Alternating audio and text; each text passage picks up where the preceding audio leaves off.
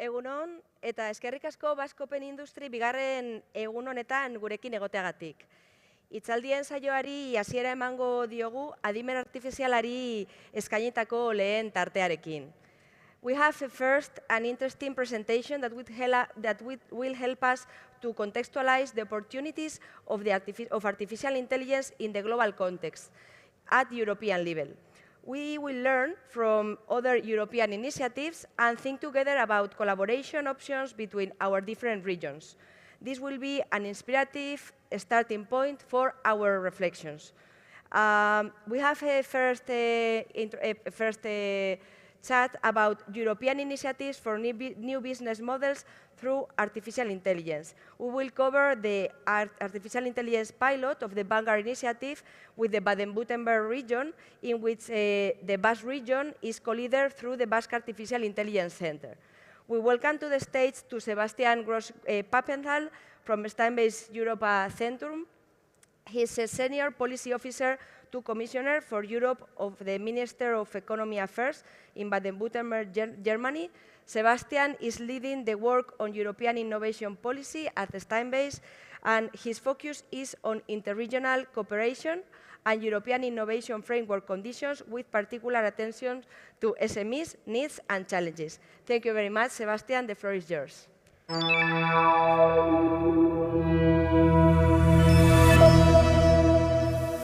Yeah, thank you very much, Laura. This was a very nice introduction. Thank you. Encantado de estar aquí. Voy a hacer la presentación en inglés, pero estoy muy contento de estar con vosotros esta mañana. Yeah, my name is Sebastian Grosse-Puppendahl. I'm from Steinbase Europa Zentrum in Baden-Württemberg, one of the important economic regions in Germany and in Europe.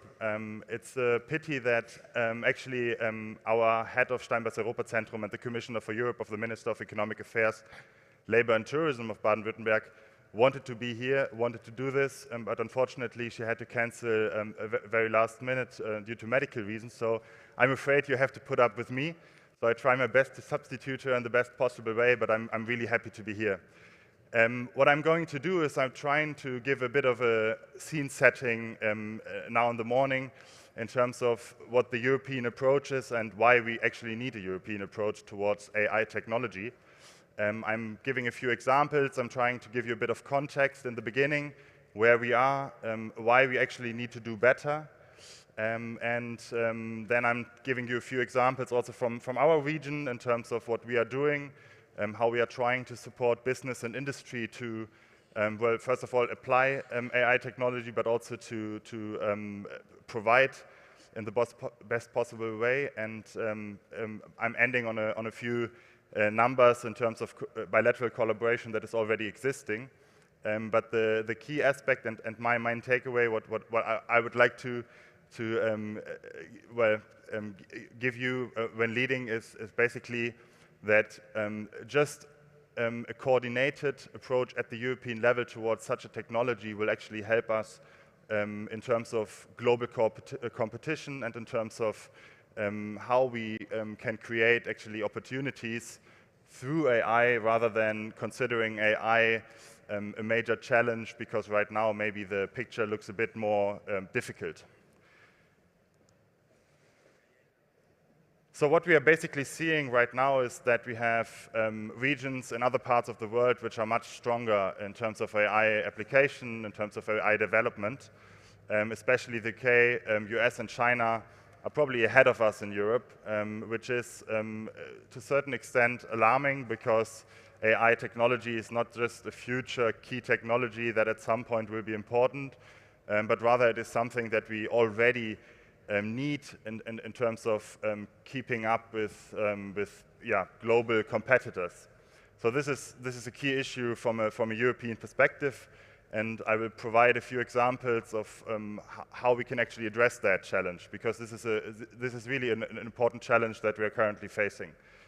The thing is that the EU is taking right now a rather regulatory approach. So there is this question of how to reconcile on the one hand regulation and on the other hand incentives, because I guess that from an industrial point of view, the incentive approach would be actually much more appealing. And I'm arguing that basically the current approach that you're taking, although it is from a regulatory point of view, provides lots of incentives to actually develop and apply AI in a much more structured way than we are probably currently seeing, especially when we are comparing the EU to Asian competitors, China, and then also to the US. What I mean by better coordinated, better structured. So I'm going to talk a bit later about how in practice this approach looks like, but what I mean by better coordinated, better structured is basically the need to talk to each other, to make regions have a voice in that, and to also have an industry have a voice in that. And by that I mean that you have frequent exchanges, that you think AI deployment, AI application right from the start when designing policy. And this is probably being done right now in a way that is already positive, let's say, but we can do better. And here the EU AI Act, the Artificial Intelligence Act that the EU has been working on for the last 3 years, could be actually a game changer. And what we are interestingly seeing right now is that the White House and also the G7 countries have, in the last couple of weeks, published guidelines, initiatives on AI. So the EU has been kind of setting the scene to a certain extent 3 years back when they started working and developing the AI Act. So it's kind of safe to say that the EU has taken an initiative right at an early stage from a regulatory point of view, and now major groups of countries and other countries are basically catching up on that. And this is actually a positive sign, because there was always this question whether a regulatory approach and having a regulation in place which basically requires industry to fulfill certain criteria, to also have this bureaucratic thing in the back that companies and industry have to fulfill, might hamper innovation and industrial application of AI. But we see that in other parts of the world they're actually now doing the same, and they're coming up with guidelines. And this is also a question of basically how to reconcile this sense of security, of data privacy and protection, and well, making AI actually a tool for industry and making it a leverage in terms of economic development, and especially for industry to be able to apply it in the most efficient way, and also the best way in terms of profits and benefits for both the company but also then societies as a whole. So there are lots of questions to that. But one of the key issues, and there are certain preconditions, let's say, that need to be fulfilled for that to happen successfully, I'm going to mention now. So one thing is definitely, and this is also what Laura was already referring to, is how regions can cooperate to do so. So I think one precondition to make this approach, this European approach towards AI a successful one, is that regions cooperate amongst each other, that they are trying to use basically their comparative strength, the different advantages that they may have, and that they complement each other.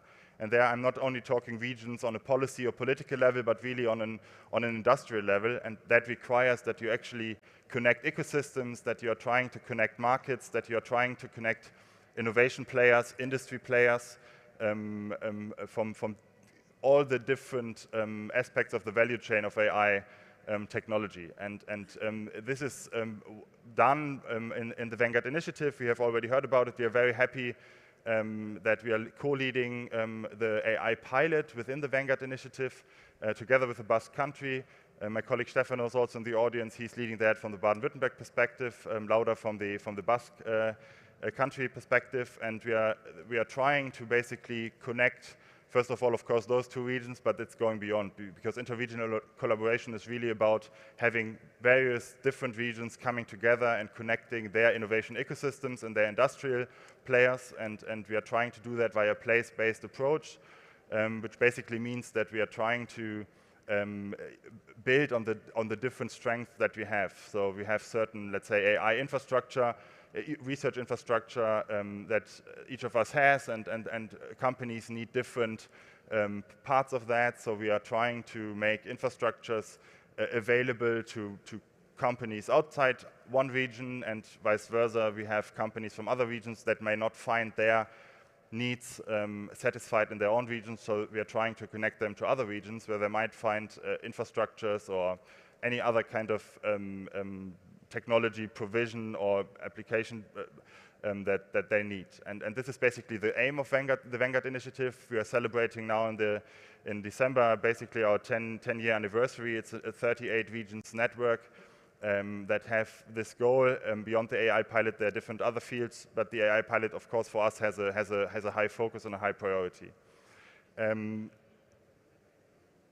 One thing that is definitely needed in terms of the European approach when we want to advance AI technology is this common approach that I already talked about. And there I'm really talking about, although it is a regulation, to see that as an opportunity. I'm German, so I know what I'm talking about. We are sometimes very skeptical, very critic, a bit of, very difficult to convince that that might be a good thing, and etc.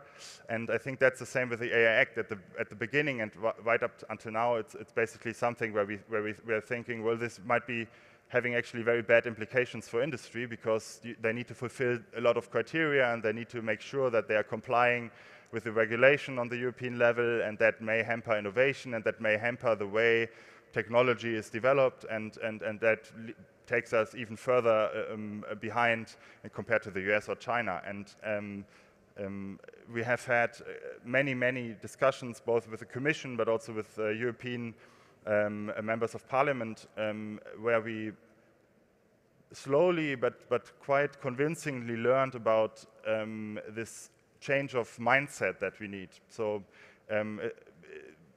that means that you need to have a kind of open mind towards such a regulatory approach, that you have to have confidence also in the way it is being designed, and that you need to basically have a very strong industry inclusive approach right from the start. And that is being done, and therefore I'm very positive that this is actually an approach that is taking us forward, and that is making AI development in the EU and in Europe actually much more advanced, and a key change compared to what we have probably been seeing in the last couple of years. Why am I positive about this as well is because we have a very large powerhouse in Europe that we have at our hands, and that's the single market. I think both, especially Germany, but also Spain, has benefited a lot from the single market. As the EU, we benefit from the single market in terms of global competition, because only by combining our economies and having that market, we're actually able to, well, basically put up with bigger markets like in the US. So this is really the key issue that we need to leverage on. And I think having this in the back, and knowing that we have a single market that is able to provide technology developers but also applicants the chance to do that across the EU with the same type of requirements that they need to fulfill is really important, because we are a 500 million people market, and therefore this is a key factor for having leverage, and it's also a key factor to make this common, coordinated, more structured approach towards AI in the European Union a success. So I've mentioned the EU AI Act. It's this regulation that is now in the final stages of being negotiated on the European level. We have had discussions in April and September with parliamentarians in Strasbourg and in Brussels, and they were very concerned that it might take longer, etc., etc. Now it seems like that at the end of December they might have a final outcome. There's still a few key issues that are being tackled, especially on the foundation models, on governance, and then also on law enforcement. I think law enforcement is a key issue, because this is at the end something which is quite important for industry, in the sense that if they are not complying, they have a problem. And the way they're going to do that and enforce that regulation is, of course, then also quite important for the perspective of developing AI in the EU, because we've heard from many companies already that, well, it's kind of difficult, we are leaving Europe, we are going in the UK, or we're going to the US, or we're going to China, because there it's easier and we don't have to fulfill with a lot of things, and now the EI Act at the horizon, they are very afraid that it's becoming even more difficult. So actually, what I find most interesting from an industrial perspective on this AI Act are the opportunities that arise from that for industry and for economic players.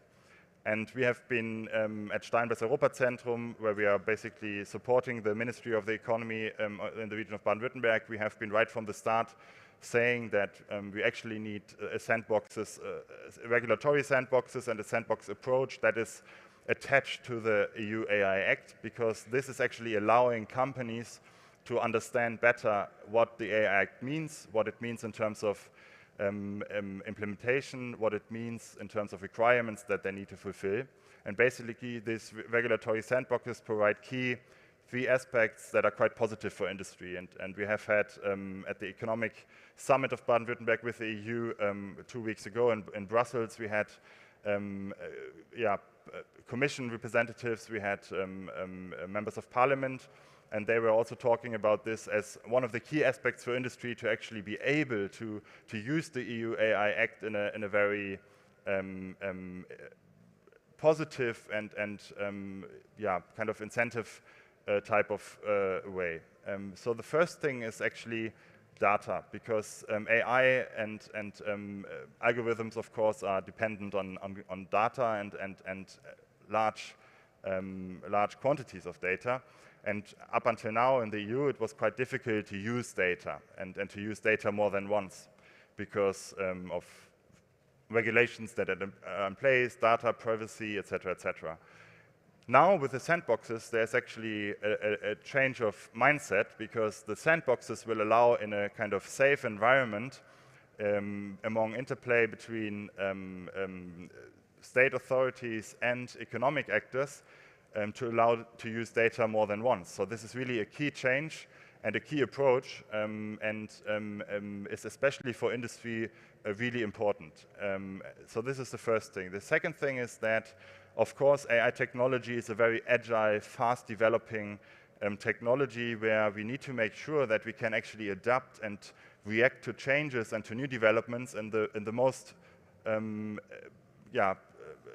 responsible and in the fastest way. And this has always been a key issue with the AI Act, because the AI Act takes so long to develop, and it has many years in terms of what is being regulated and how it's being regulated. So the key concern that industry always had was, well, we are a small player, let's say. We are quite fast developing. We need to adapt quite quickly to new things. So what if we realize that we have a technology that is probably high-risk technology, we have to comply, but actually we cannot do that here in the EU, and we are going somewhere else. And this is just because we don't have a possibility to react and to then also change some of the regulation if needed. Because if there are many industrial players that are realizing that the regulation to a certain extent is hampering in terms of AI development, what they're doing, then of course we have a problem. So the sandboxes are actually trying to tackle that to a certain extent. They are trying to, first of all, have this inter-exchange with companies, so that regulators, authorities, and those that actually enforce the regulation understand what might be a problem, what might be a challenge for companies. And this is basically then directly transferred into a feedback loop, and through the sandboxes, the Commission and other state authorities are informed that this is an issue. And this is, of course, a major change, because this makes sure that companies do have a word when it comes to the regulatory side of things, and that their business model is not affected in a negative way on the long term. At the same time, via this regulatory learning, we have the possibility to basically support companies in the implementation of the EU AI Act. So they have support at hand when it comes to understanding the regulation. The regulation, and I've gone through it, is really complex. It's 100, I don't know what pages. It's a complex thing, quite legal. So I guess, like me, not all of us will understand it immediately. So you need experts that understand the legal aspects of it, that understand what it actually means when it comes to complying with the regulation. And these sandboxes will provide this space where you have experts that especially help small and medium-sized enterprises, startups that are currently developing a certain part of AI technology, and like this, there is kind of, they're not left alone, and that is a good thing. Then at the same time, through this regulatory learning aspect, the Commission has always the chance via delegated acts to make changes. I mean, that's going to be done on a monthly basis, but you can have delegated acts once per year, and like this, you can also adapt to changes that are required. And the third thing, and that is also quite important, especially for enterprises that probably don't have right from the start this large financial means, is in the case that you don't comply with the regulation. That might happen, but the good thing is that the sandboxes provide that space where basically companies have a chance to talk to the authorities and say, we didn't know that we are not complying. We didn't know right from the start when we developed our AI that this might be a high-risk AI, high risk in the sense the UI Act defines high risk. And now we are faced with not compliance, and basically we have fines. And of course, for small companies that don't have those resources, that might be an issue. And it could quite soon lead to the fact that the company is not able to continue. And here we have the chance that via exchanges and via speaking to each other, and they're trying to find a solution. So the problem of paying fines will then probably disappear because there was an unintentional non-compliance issue, and the authorities basically grant a permission to be not compliant for a certain amount of time. They have to comply, of course, as soon as possible, but you don't have to pay fines. So these are really three aspects of the UI Act where I think in the context of regulatory sandboxes, these are benefits for companies and benefits for industry, and that make me actually quite positive. When we were at the Economic Summit of Baden-Württemberg and the EU 2 weeks ago, there were lots of associations, chambers of commerce, of industry, representatives from the economy, from different parts of the economy, and they were all saying, or many of them were saying, that it's the AI Act might be, or this regulatory approach might be counterproductive, and that is not the way to go, because companies will definitely be hampered in terms of their innovation and AI technology development potentials. But when being asked about concrete examples where they feel that the regulation might have an impact on their business model or on the way they are doing business, there were up until now very little examples. We have heard that from different rounds of exchanges, from different feedback loops, that a number of concrete examples where the regulation at this point is already safe to negatively impact developers or applicants is very low. And the AI Act is also not applying to all the aspects of AI technology. So that is why me as a German have come to the conclusion that it's actually quite important to change this approach in the mind, and to be open, and to be taking this as an opportunity, and having this coordinated, structured EU approach where you think, of course, also data privacy and data protection at the same time as providing the right incentives to industry and to providing a safe space for industry to do that is actually really important. We have talked about this EU structured approach also in terms of interregional collaboration, and how do you make regions to complement each other and to work together when it comes to AI development. At the Baden-Württemberg level, we have had a very strong focus on AI for many years, both on the policy side but also on the political side, and also on the industry side. I've listed a few initiatives here. I would like to name 3 of them because they are really at the interplay between economy, politics, policy, and society. The first one is the Cyber Valley, where you have currently 50 AI startups. It's one of the biggest ecosystems, they call it, in Europe. It has 165 million euros of investments, both by public and private actors. You have also very big players, large companies that are part of that. But it's really, it's kind of a campus where you incentivize AI developers, AI applicants to come together and think about new ways of working together, but also finding partners. And Cyber Valley is also very interested in having an international type of approach and working with partners from all over Europe. And so this might be very interesting also for the Basque Country and thinking about AI from an industrial application perspective. The second initiative is the AI Alliance, which is a 5 million euro funded initiative, which is really focusing on data via AI innovation clusters. They're trying to bring actors together that have a big focus on data and how to use data in the most efficient way to make AI actually a positive means for economic development. And the last one, and that's probably the most interesting bit also here when we think about the Basque Artificial Intelligence Center, is the Innovation Park AI, which has been agreed upon 2 years ago.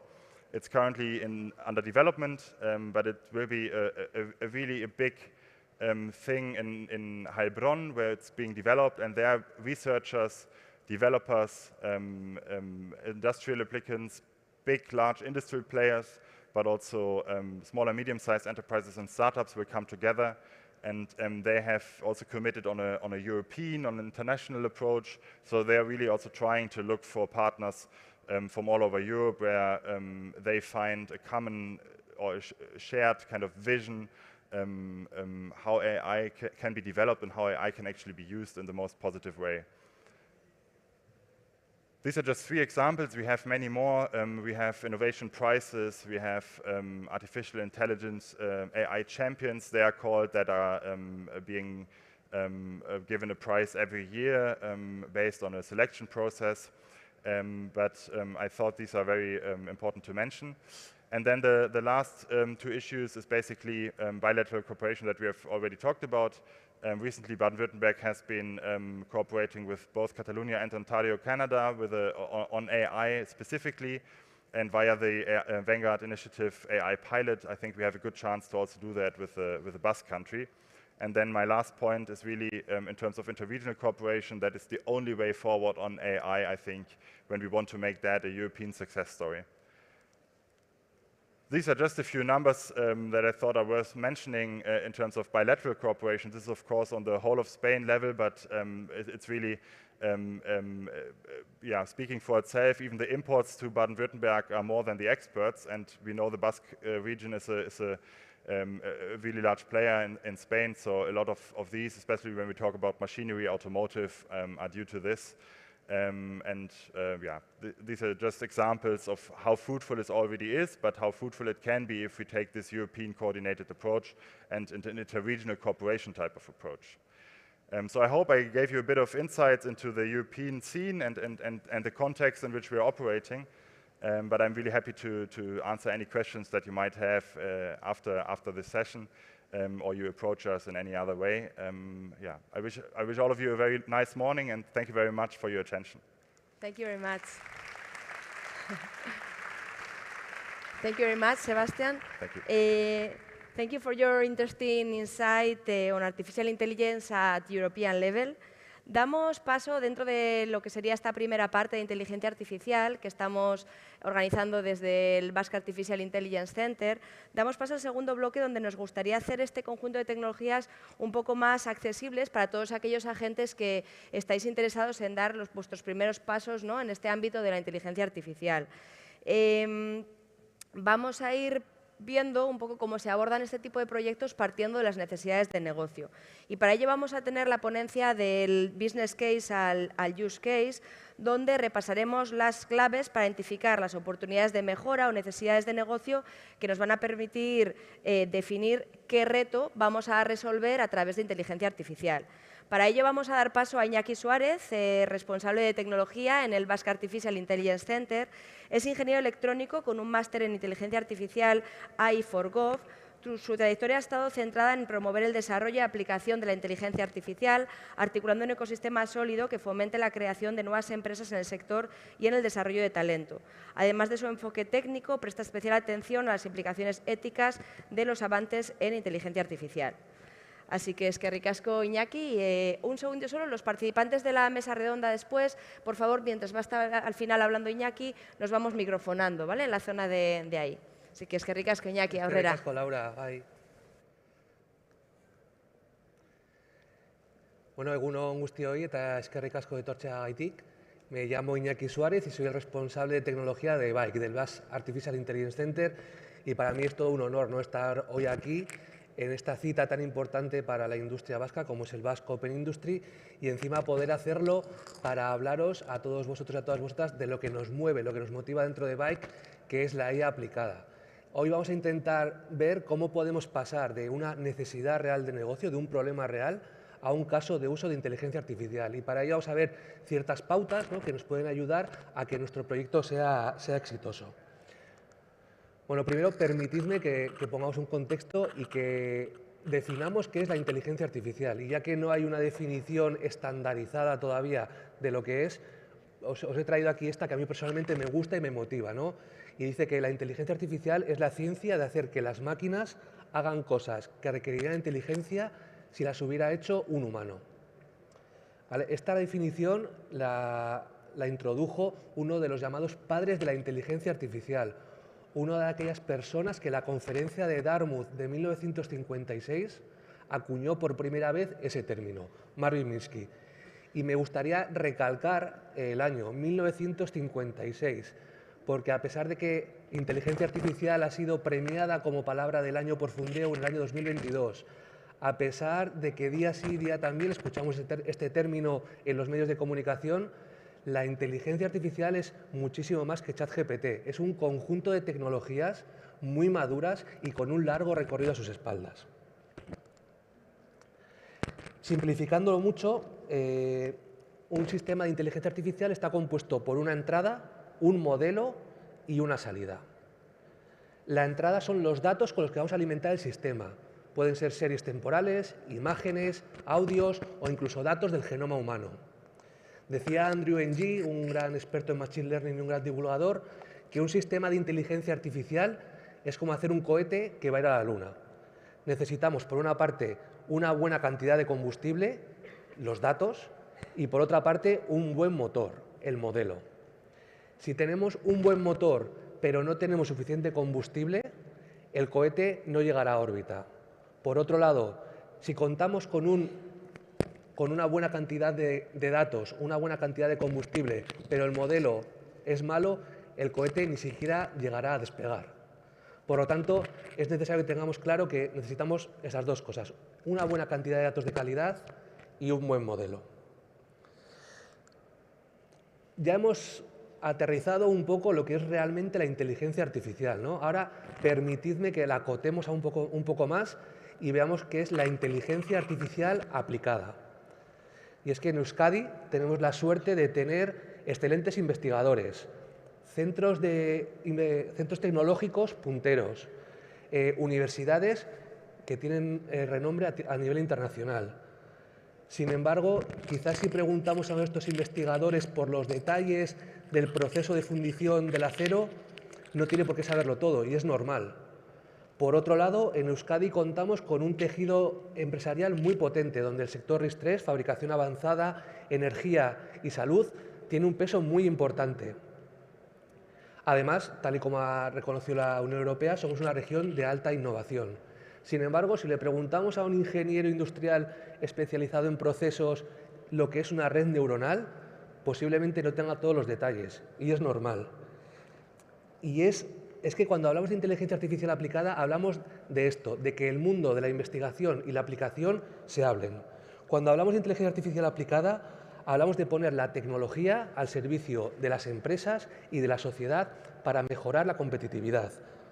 Hablamos de tener un impacto real en la economía, aumentando la eficiencia de todo el tejido empresarial vasco.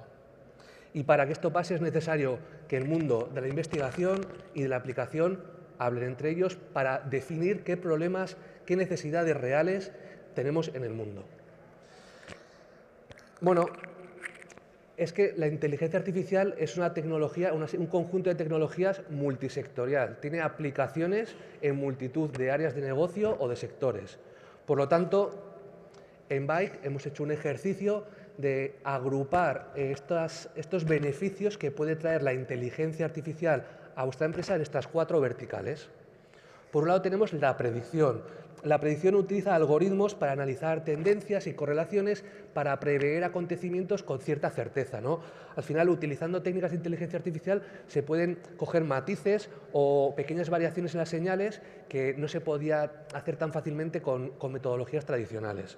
Y algunos ejemplos, cuando os voy a poner ejemplos, a mí me gustaría que hicierais el ejercicio de abstraeros y de llevar estos ejemplos a vuestro sector, a vuestro negocio o a vuestra área, ¿vale?, de expertise. Al final vosotros sois los que conocéis mejor que nadie vuestro dominio y al final la inteligencia artificial es una herramienta que os va a permitir potenciar vuestro negocio. Entonces, este tipo de ejemplos que os voy a ir dando, abstraerlos a vuestro dominio.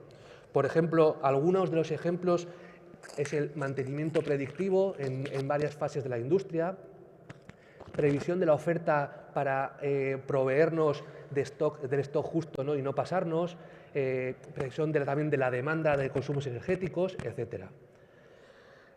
A continuación tenemos la optimización. Bueno, la optimización se refiere a la aplicación de algoritmos que son capaces de analizar una gran cantidad de variables y una gran cantidad de datos para encontrar la configuración más eficiente, ya sea de un sistema o ya sea de un proceso de fabricación, ¿no? Al final, ¿con esto qué conseguimos? Bueno, ahorrar tiempo y reducir desperdicios. Ejemplos muy claros son la optimización de rutas de distribución. Por ejemplo, podéis utilizar inteligencia artificial para encontrar cuál es la ruta óptima y que menos kilómetros haga nuestra flota. También procesos de producción, podemos ordenar de la manera más eficientemente posible y que consuma menos energía, que genere menos desperdicios una línea de fabricación, ¿no? En tercer lugar, podemos hablar de calidad. Y cuando hablamos de calidad, hablamos de monitorear y evaluar la calidad de un producto o un proceso de forma continuada. En la industria se generan ingentes cantidades de datos, ya sea series temporales o imágenes, y gracias a técnicas de inteligencia artificial podemos hacer esa monitorización de forma continua, de manera que si encontramos una no conformidad podemos dar una voz de alerta temprana, ¿no?, antes de que llegue al final del proceso de fabricación. Y ejemplos pues son inspección visual de no conformidades en piezas, mejoras, por ejemplo, en el sector sanitario, mejoras en el diagnóstico para que el personal sanitario luego dé un valor añadido a los pacientes, etcétera, etcétera. Y por último nos encontramos con asistencia. Cuando hablamos de asistencia nos referimos al uso de sistemas inteligentes que potencian las capacidades y las facultades que tenemos las personas, ya sean los trabajadores o ya sean los clientes. Son esos chatbots o esos asistentes que nos ayudan en el día a día en las tareas más tediosas y que nos hacen más eficientes y mejorar nuestro rendimiento. Algunos ejemplos son estos chatbots, por ejemplo, para la puesta en marcha de maquinaria, lo que antes se tardaba días y personal muy cualificado en poner una maquinaria en marcha, ahora gracias a los chatbots o a los asistentes, quizás una persona con menos cualificación y en menos tiempo va a poder poner en marcha la misma maquinaria. Además, se utiliza mucho para la satisfacción de los clientes. Tenemos una primera barrera de entrada a los clientes y les podemos dar cierta información de manera rápida, mejorando su percepción de la calidad del sistema. Bueno, espero que os haya convencido de las bondades que tiene la inteligencia artificial en distintas áreas del negocio, pero bueno, ahora la pregunta es ¿por dónde empiezo, no? Bueno, lo primero es tener una visión empresarial, y la visión de la IA respecto a la IA de una empresa establece los objetivos de alto nivel de cualquier aplicación o implementación de inteligencia artificial dentro de una empresa. Es necesario conocer dónde estamos en nuestro sector, dónde está nuestra competencia e incluso qué cambios de modelo de negocio se están implementando gracias a la inteligencia artificial, incluso qué tecnologías se están ya dando por hechas, lo que antes era un valor añadido ahora es la base, entonces tenemos que ponernos al día. ¿Y esto para qué lo tenemos que hacer? Bueno, para tener la capacidad de analizar dentro de nuestra organización qué productos, qué procesos, qué servicios puedo mejorar o incluso basar en aplicaciones de inteligencia artificial.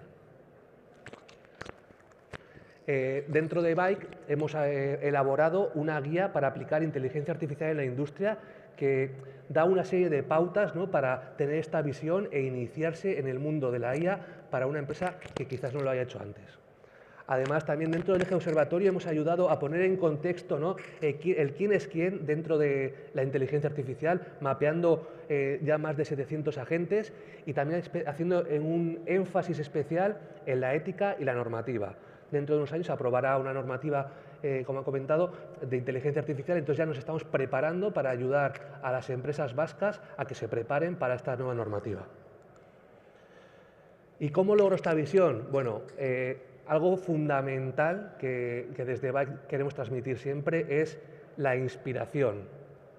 Es necesario inspirarse, ya sea de manera, en casos de uso, ya sea internos o externos, para poder encontrar un catálogo en el que priorizar e identificar qué casos de uso me va a dar un mayor retorno de la inversión dentro de mi organización.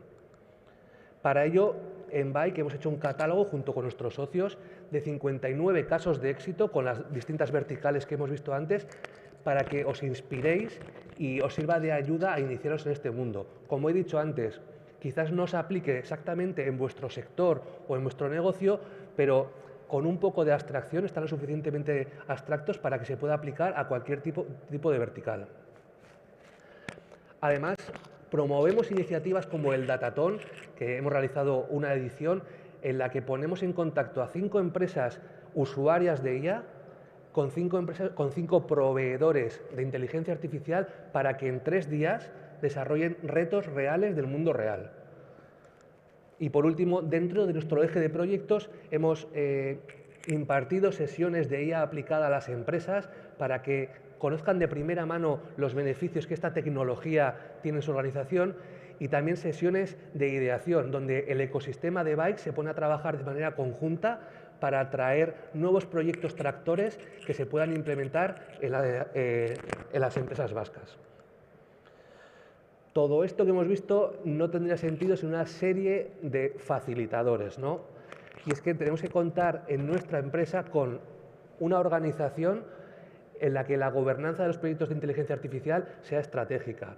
Y esto muchas veces no es tan obvio, ya que los proyectos de inteligencia artificial no tienen por qué tener un cronograma definido en el que desde un principio sabes qué resultados vas a tener al final. Se suele utilizar metodologías ágiles en las que se hacen sprints y se evalúa cada cierta frecuencia cómo va el proyecto. Esto en realidad es una ventaja, ya que desde etapas tempranas del proyecto puedes detectar desviaciones y minimizar los daños, ¿no? En segundo lugar, las personas. Es importantísimo hablar de personas y de talento. La inteligencia artificial nos ha traído una nueva serie de roles y de perfiles que antes no existían. El Data Scientist, Data Engineer, Data Architect, Data Translator, son ciertos perfiles que antes no existían, pero que ahora es necesario no tenerlos en nuestra organización de manera interna, pero sí conocerlos para, en cierta manera, poder externalizarlos o, si nos interesa, tener alguno dentro de nuestra organización. Aquí es importante que sepamos evaluar bien qué impacto va a tener la inteligencia artificial dentro de nuestra organización. Quizás si somos una pyme de 15 personas que nos dedicamos a la manufactura de chapa, no tiene sentido incorporar un equipo de 5 Data Scientists. Igual con un Data Translator, luego veremos un poco más esta figura, nos sirve para externalizar ciertos servicios.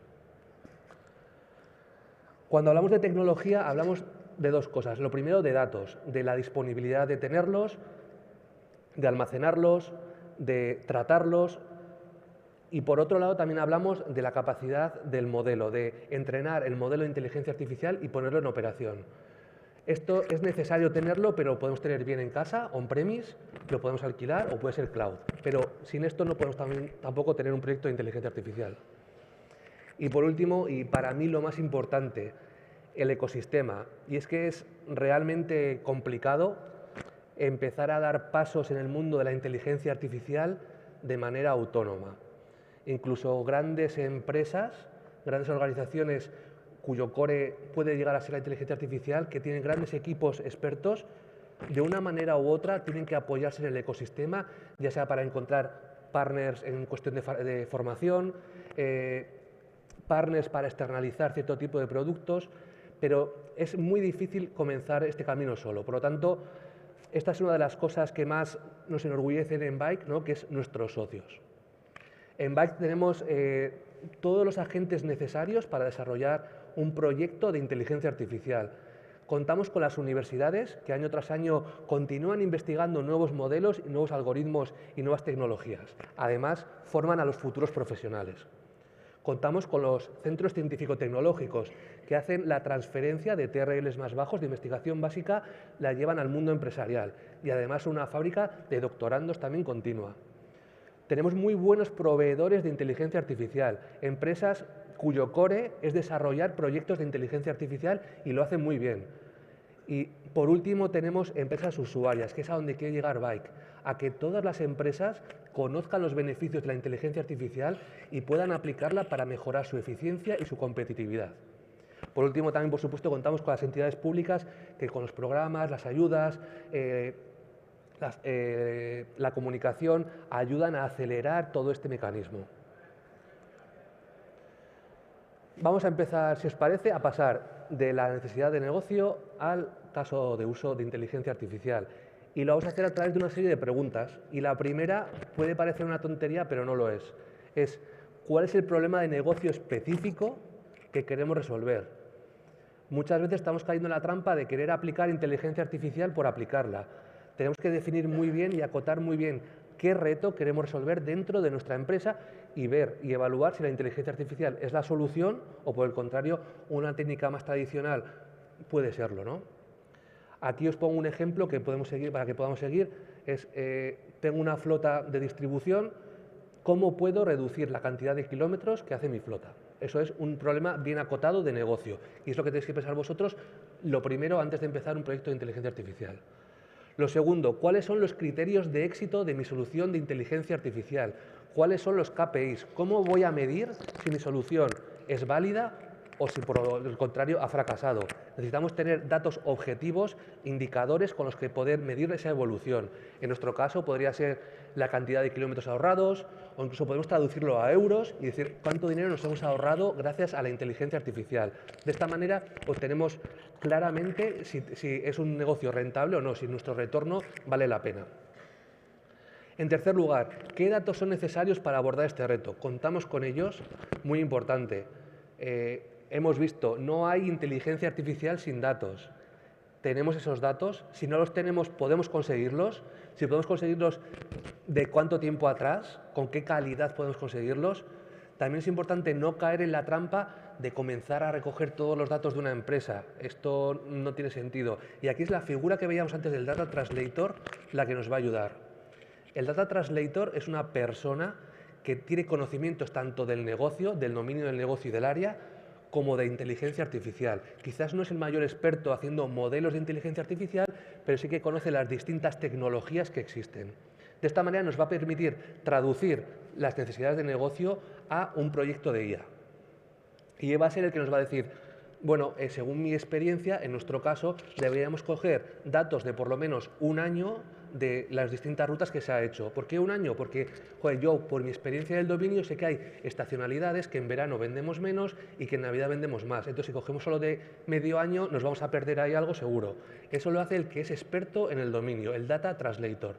Y luego también nos va a permitir darle sentido a los datos de salida. Quizás sin su interpretación, un científico de datos hemos visto que no tiene por qué ser experto en el dominio y puede darnos unos datos que sin esa interpretación no tienen ningún tipo de validez.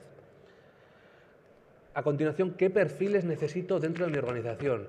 lo hemos visto. Existen dentro de un proyecto de inteligencia artificial de ciclo de vida, existen diferentes roles que puedo necesitar o puedo externalizar. Nosotros hacemos mucho hincapié en la figura del Data Translator precisamente por eso. Por último, ¿cómo vamos a abordar el proyecto desde el punto de vista tecnológico? Hemos visto que la inteligencia artificial es un conjunto de tecnologías. Si tenemos series temporales, podemos utilizar Machine Learning, Deep Learning. Si tenemos imágenes, Computer Vision. Si tenemos palabras, NLP. Hay que conocer qué distintas tecnologías existen para comenzar a definir un proyecto de IA.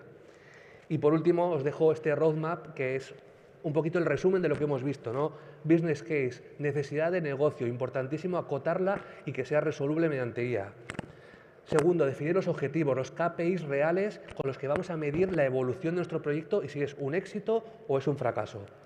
Recopilación y preparación de los datos, importantísimo, no hay IA sin datos, tenemos que ser capaces de obtenerlos y seleccionarlos. Talento, ¿qué perfiles tengo dentro de mi organización y cuáles puedo externalizar? Y por último, el enfoque de IA, ¿qué tecnologías de inteligencia artificial puedo utilizar para resolver mi proyecto? Bueno, por mi parte espero que os haya servido para sobre todo entender un poquito más qué es la inteligencia artificial real que se está aplicando en las empresas vascas y por supuesto que os animéis a utilizarla. Estaremos ahí en el stand de Bike, si tenéis cualquier duda os podéis acercar y os atenderemos con mucho gusto. Eskerrik asko.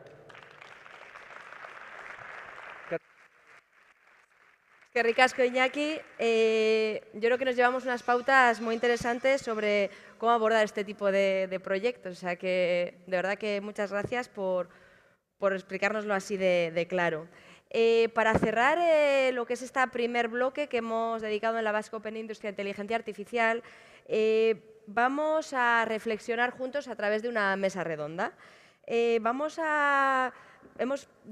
partido la mañana con lo que sería el Estado a nivel europeo, qué pasos podríamos dar a nivel interregional, qué retos se están acercando con tema de normativa de la IACT. Hemos seguido un segundo bloque, gracias a Iñaki Suárez, que hemos podido aterrizar un poco más en nuestro ecosistema de Euskadi, cómo lo abordaríamos, cuáles son los retos, cómo es el roadmap, cómo es el camino. Y ahora vamos a contar con la presencia de miembros con gran experiencia en este ámbito, que precisamente son miembros de la Junta Directiva de Bike, con lo que nos acompañan, de hecho, mensualmente en las reflexiones internas sobre la inteligencia artificial en nuestra industria. Con lo cual vamos a abordar la mesa del estado de la aplicabilidad de la inteligencia artificial en Euskadi, retos y oportunidades, y voy a ir dando paso a los compañeros de mesa. Nerea Aranguren, si queréis ir viniendo y os voy presentando así. Nerea Aranguren es Innovation Manager en Danovat Group y Managing Director en IDECO. Es doctora en Innovación Estratégica por Mondragón Universitatea e Ingeniería Industrial por Tecnum, Universidad de Navarra.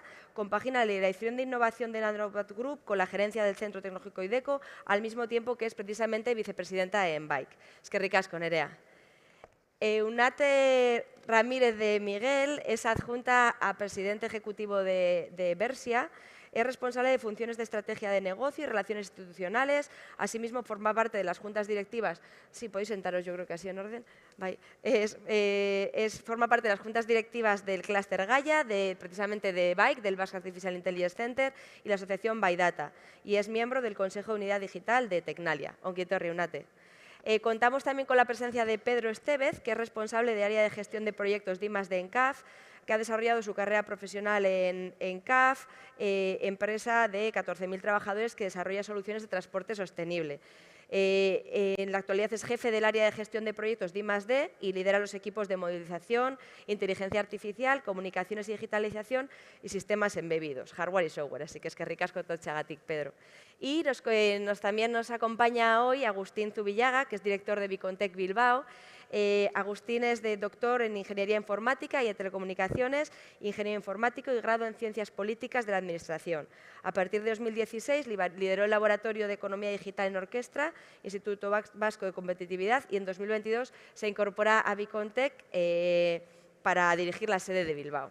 Así que, ongi etorri, bueno, un placer contar con con vosotros y vosotras en la reflexión de hoy. Vamos aquí un poco a pensar en alto, ¿no? sobre la IA en Euskadi. Así que, pues si queréis, primero vamos haciendo una pequeña vuelta también para posicionarnos y ver un poco también cada uno de vosotros un matiz interesante. Cada uno de ellos, claro, tiene un conocimiento muy particular porque es de o nivel de centro, o nivel de proveedor de software, o nivel de gran corporación. Digamos que tenemos un poco todos los puntos de vista. Entonces, sí me gustaría saber cómo veis vosotros el estado de la inteligencia artificial en Euskadi, desde el punto de vista de cada vuestra tipología de agente, y cuáles serían los puntos fuertes que podemos tener en Euskadi y qué nos hace diferenciales, ¿no? Ahora que estamos aquí poniendo en común. Así que, no sé, como vayáis viendo, podemos compartir. Venga, pues empiezo yo. Bueno, lo primero, muchísimas gracias por dejarnos formar parte de esta reflexión y de esta mesa, y nada, un placer. ¿En qué punto estamos? Bueno, yo creo que estamos en un punto bueno porque estamos en movimiento. Y creo que eso nos da un valor diferencial. Cuando hemos escuchado antes al primer ponente que hablaba de la colaboración, yo creo que tenemos un ecosistema potente y, sobre todo, tenemos músculo colaborador, sabemos colaborar. Porque ahora estamos hablando de inteligencia artificial, pero también estamos hablando, fuera de esta sala, de ciberseguridad. En el pasado hemos hablado de otros temas, de calidad. Entonces, bueno, yo creo que somos una sociedad y un ecosistema y un tejido industrial y tecnológico que está acostumbrado a colaborar, y eso es un plus. Y igual cuando estamos dentro no somos tan conscientes, pero cuando sales te das cuenta de que el tema de la colaboración no es algo tan evidente. Tenemos capacidad, tenemos conocimiento, tenemos esa inercia por la colaboración.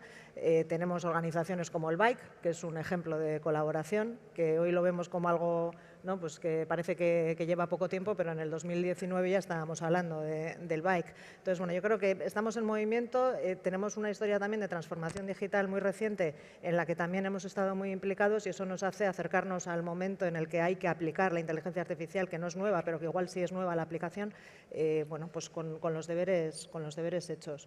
Yo creo que eso es importante. Yo, desde mi perspectiva, en el grupo de Anovat y también en la Corporación Mondragón, que tenemos empresas de todo tipo, yo creo que el reto está que esto cale y que no se quede en la gran empresa, ¿no? Pues en la charla anterior nos explicaba un poco cuál es ese roadmap que puede seguir la empresa para ir identificando ese caso de uso, ese business case, y dar todos los pasos. Bueno, yo entiendo que cuando eres una empresa de 6 trabajadores todo esto da miedo. Da miedo y da mucho respeto, ¿no? Entonces lo vuelvo a enganchar a lo de antes, hay que colaborar. Hay que buscar a alguien que te ayude a ir de la mano, a identificar ese business case y a dar esos pasos. Para mí el reto está eso, en que eso no se quede, que no se quede todo lo que pueda dar de sí la inteligencia artificial en un nivel empresarial demasiado alto, sino que vaya calando en el tejido empresarial, y eso se hace, creo, pues bueno, pues con muchos actos como este, difundiendo mucho, quitando miedos, formando mucho, y también desde la formación en etapas tempranas en la gente que se va incorporando a las empresas, que venga ya con este chip de la inteligencia artificial metido en la cabeza, con lo cual será mucho más fácil que la inteligencia artificial también, ¿no? Inteligencia artificial o digitalización, Yo creo que formación desde abajo y colaboración con los que ya estamos metidos en el terreno, creo que son las dos claves. Es que ricasco. ¿Cómo lo veis el resto? Comparto con Nerea, ¿no? Añadiría a ese elemento de la colaboración como elemento facilitador para la transformación, añadiría el realismo, ¿no? Lo estamos planteando no desde la perspectiva de la inteligencia como algo que meramente está de moda, ¿no? Sino que es algo muy pegado a nuestro tejido productivo eminentemente industrial. Y eso tiene sus exigencias, sus limitaciones, y por lo tanto nos obliga a ser muy pragmáticos, muy realistas respecto a las expectativas, a lo que podemos esperar de la inteligencia artificial, que más allá de bolas de cristal que nos llegan de muchísimos otros lados, ¿no? Este enfoque yo creo que es muy del país, ¿no?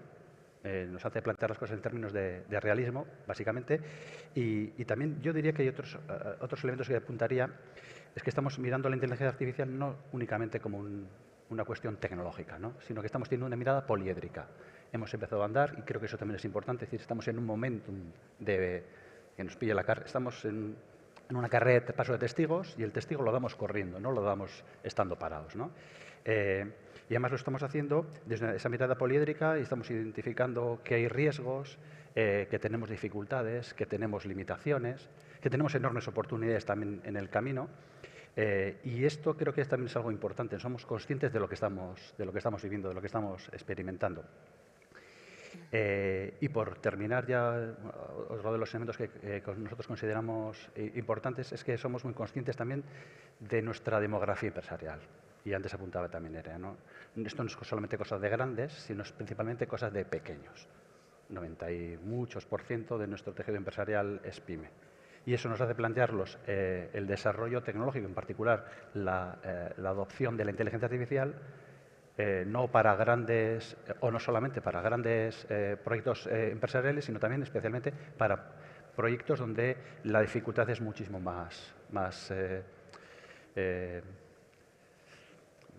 menos poética, digamos, muchísimo más exigente, ¿no? Muchísimo más pragmática también, ¿no? Y yo por mí lo dejaré dando palabra a mis compañeros. Sí, ricasco. Creo que yo voy apuntando, luego hacemos un recopilatorio, pero sí, podéis también completar vuestra visión, fenomenal. A ver, yo desde el sector tecnológico, mi esker Laura, y sobre todo por la visión que me aporta el hecho de trabajar en Bersa, en una empresa tecnológica, y poder participar de la junta directiva del Clúster Gaia, ¿no? La visión un poco del sector IT, del sector tecnológico, bueno, pues es dual, ¿no? Hay una visión dulce y hay una visión amarga de todo esto, del ámbito de la inteligencia artificial. No dulce porque en este sentido estamos en el centro del aporte de valor de estas tecnologías, ¿no? Las empresas tecnológicas entiendo que vamos a ser claves, ¿no? para poder implementar, para poder dar soluciones, aterrizar soluciones que verdaderamente resuelvan los retos de negocio de las empresas, ¿no? y faciliten esa competitividad global que necesitan. Por otro lado, la parte de inversión en innovación. Nunca ha habido un despliegue tan ingente de inversiones en el ámbito tecnológico, ¿eh? Y esto al final nos está posibilitando a empresas como la nuestra y a empresas incluso del clúster poder plantearnos incluso el desarrollo propio de productos de IA. Cuidado, que esto es importante.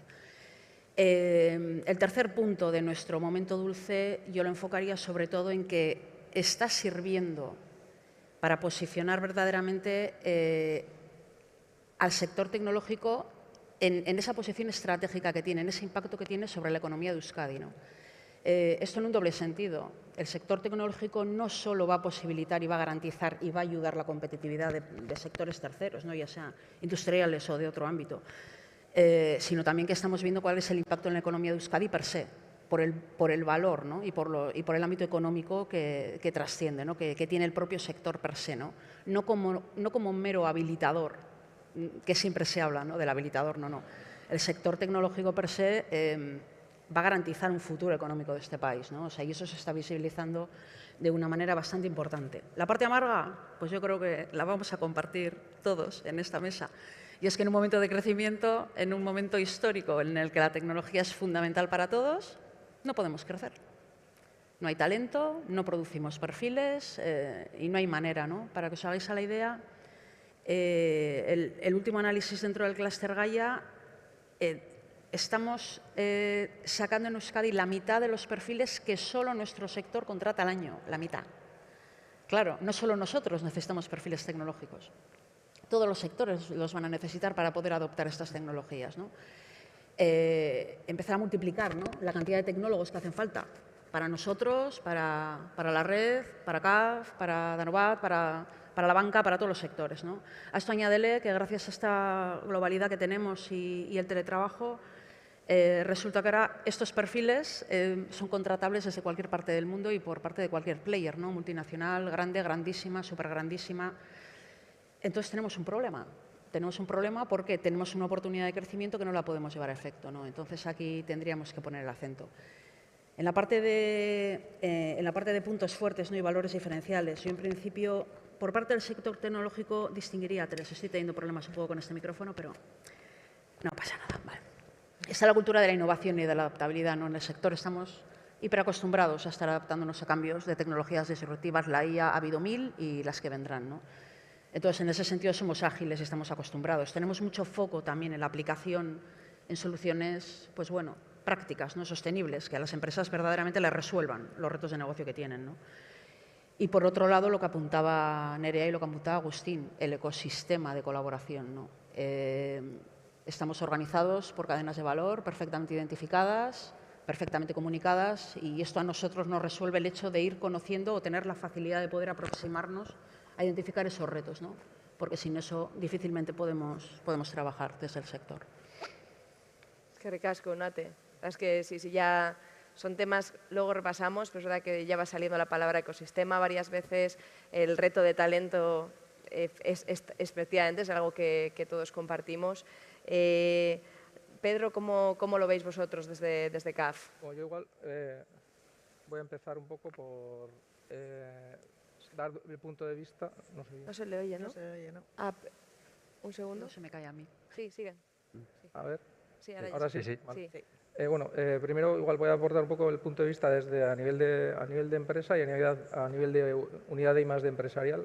En CAF tenemos lo que es la empresa que fabrica trenes, es un grupo empresarial que hace otro tipo de productos y servicios relacionados con el sector ferroviario, bueno, también autobús, pero también tenemos una unidad de I+D empresarial que nos permite profundizar o hacer investigación un poco más a otro nivel, un poquito más lejano del producto o servicio, aunque siempre hay que alinearlo, ¿no? Entonces, bueno, pues la inteligencia artificial da una oportunidad tanto a nivel empresarial para ser más eficientes, más competitivos, tanto a nivel de propios procesos soporte de la empresa o productivos, pero también te permite crear nuevos productos y nuevos servicios en torno a la inteligencia artificial que te puede abrir otros campos, otras oportunidades de negocio. Dentro de ese contexto, Nerea ha hablado antes de colaboración, pues en Euskadi yo creo que tenemos una oportunidad, un ecosistema que nos permite precisamente colaborar en diferentes frentes o en diferentes niveles de la tecnología.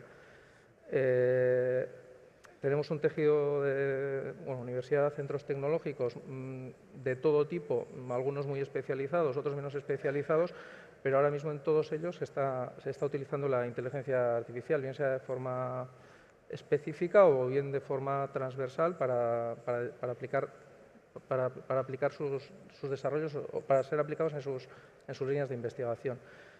Entonces, pues además dentro del ecosistema tenemos la posibilidad de programas de ayudas que fomentan la colaboración, ¿no? Pues desde colaboración entre los propios centros tecnológicos para avanzar en TRLs básicos, en líneas de investigación más o menos básicas, centros tecnológicos y universidades, que a su vez se generan otro tipo de programas que permiten colaborar esos centros tecnológicos y universidades con las unidades de I+D empresariales, y vamos elevando ya el nivel de madurez de las tecnologías, y ya finalmente hay otro tipo de programas que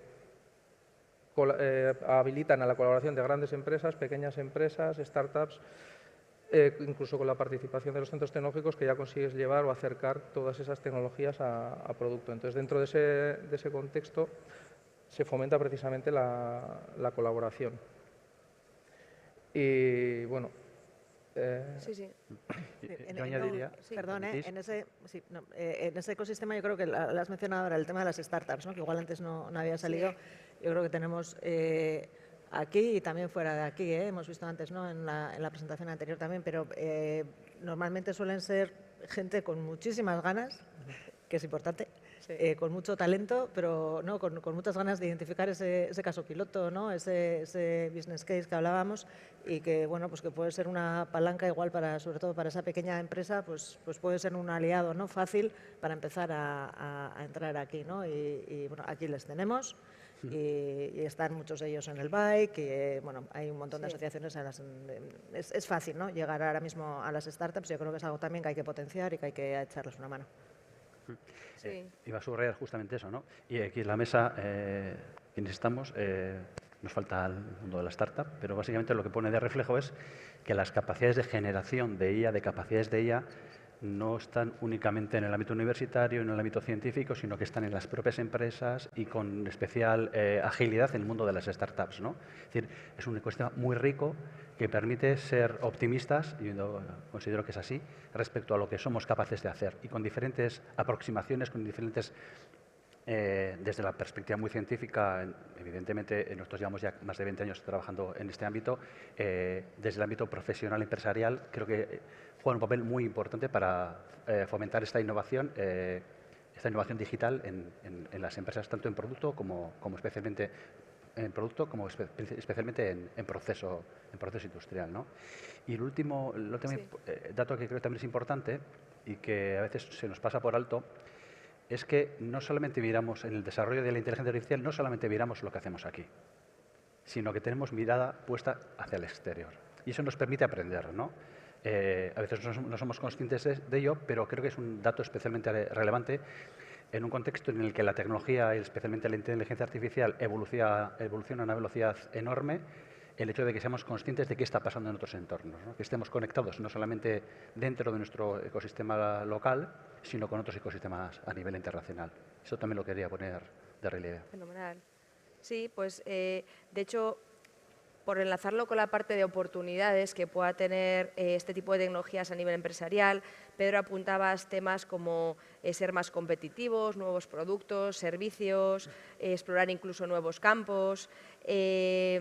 Habéis traído también el tema de esa inversión que hay en innovación, que nos permite a veces hacer ese tipo digamos, de afrontar esos proyectos, pero también traía Agus la parte de expectativas, la gestión de expectativas de realmente qué sí y qué no se puede hacer, ¿no? Entonces, quizás, Pedro, Nerea, desde la parte del negocio final, ¿cuál es el potencial transformador que veis en los modelos de negocio más habituales de nuestro ecosistema? Yo creo que en la presentación antes, ¿no?, de Iñaki sobre cuáles eran las aplicaciones o los campos de aplicación, es que lo ha dejado ahí perfectamente reflejado, ¿no? Nosotros, en el ámbito más ligado a máquina, hemos desarrollado ya soluciones de inteligencia artificial que ya están en el mercado, que van enfocadas a mantenimiento predictivo. Para que nos hagamos una idea así de a grandes rasgos, una máquina igual de 500.000 euros, 400.000 euros, el cabezal puede ser 50.000 euros y es la parte más crítica de la máquina. Pues todo lo que sea predecir cuándo el cabezal va a fallar, ¿no? Pues además son máquinas igual que están dentro de líneas productivas, pero que se para esa máquina para toda la línea productiva, con lo cual empiezas a poner ceros, ¿no?, de lo que supone esa parada no prevista. Entonces, eso ya lo estamos haciendo y eso al final es nosotros generamos más valor porque estamos vendiendo más valor a nuestro cliente, pero nuestro cliente también tiene un retorno de la inversión clarísimo porque evita, ¿no?, que en un momento dado se le pueda parar. Entonces, yo creo que de cara al mercado, desde nuestro mundo de fabricación, todo lo que tiene que ver con mantenimientos predictivos, pues está siendo, ¿no?, un ámbito de negocio clarísimo. Dentro de la empresa, pues hay un montón de ámbitos, ¿no?, desde el financiero, recursos humanos, en los que pequeñas soluciones pues también hacen que seamos más eficientes. Y también desde IDECO hemos trabajado en temas de predicción de la demanda, ¿no?, empresas de otro tipo que tienen que organizar sus líneas productivas y, bueno, pues todo lo que pueda ser pues eso, trabajar con infinidad de datos de diferentes tipos y poder tener modelos de predicción de demanda que al final te hagan, ¿no?, pues o tener menos estocaje o optimizar tus procesos, pues todo eso al final revierte en ese business case. Entonces, lo fundamental son casos o son ejemplos todos que tienen detrás un retorno de la inversión muy clara. Temas de visión artificial también, en líneas en líneas de fabricación, donde las soluciones de inspección artificial, pues lo que de visión artificial, bien sea inspección o defectología, pues te están haciendo evitar que la pieza siga o la paras antes de que entre en otro terreno. Y luego estamos dando cada vez más ámbitos de servicios avanzados, yo llamaría, de monitorización de procesos. Cómo somos capaces de, gracias a la inteligencia artificial y a todos los datos que estoy recopilando continuamente, ahí sí que aparece una persona, que es el científico de datos, que sabe muchísimo de ese proceso, ese es lo primero, pero además sabe de análisis de datos y aplicando estas tecnologías de inteligencia artificial es capaz de mejorar el proceso de nuestro cliente. Y quería decir esto de la persona y que sobre todo conoce el proceso porque estamos todos en una situación, yo creo que un poco de ansiedad para captar estos perfiles, ¿no? Y a veces pongo el ejemplo que es como si quieres hacer un edificio y quieres 100 arquitectos. Bueno, pues igual no te hacen falta 100 arquitectos, hacen falta albañiles, te hacen falta electricistas, ¿no? Hace falta un poco de todo. Entonces estamos todos, como escuchamos además que no hay perfiles, porque es cierto que no hay perfiles, pues todavía genera más la ansiedad. Y hay ciertas empresas igual, ¿no?, que todavía no sabemos o no saben cuáles son esos perfiles que realmente necesitan dentro, pero lo que estamos buscando es captar, captar y captar. Y yo creo que hay que captar, por supuesto, pero sabemos que no salen de las universidades perfiles suficientes, hay que esperar a que esos perfiles se vayan creando, pero también hay que trabajar mucho en el upskilling de las personas que tenemos dentro de la organización. Y ahí hemos tenido algunos casos de gente que venía más del mundo mecatrónico, que no sabía tanto del mundo de data analytics o de inteligencia artificial, y te das cuenta que les llevas un poco hacia ese terreno y los formas y les metes en ese círculo, y resulta que están haciendo un trabajo realmente bueno. Entonces, yo creo que esa vertiente, ¿no?, de también trabajar el talento que ya tenemos y ese ir llevándolo hacia este mundo también es un vector que hay que trabajar. Muy interesante. Yo creo que sí, porque hemos combinado aplicaciones, pero hemos vuelto un poco a esa parte de talento, pero con una visión aterrizada de realmente qué podemos hacer. Pedro, vosotros en vuestro caso, ¿cómo lo veis? Bueno, pues en nuestro caso, la inteligencia artificial, voy a tratarlo un poco de exponer a nivel por diferentes tipos, vamos a decir, de inteligencia artificial.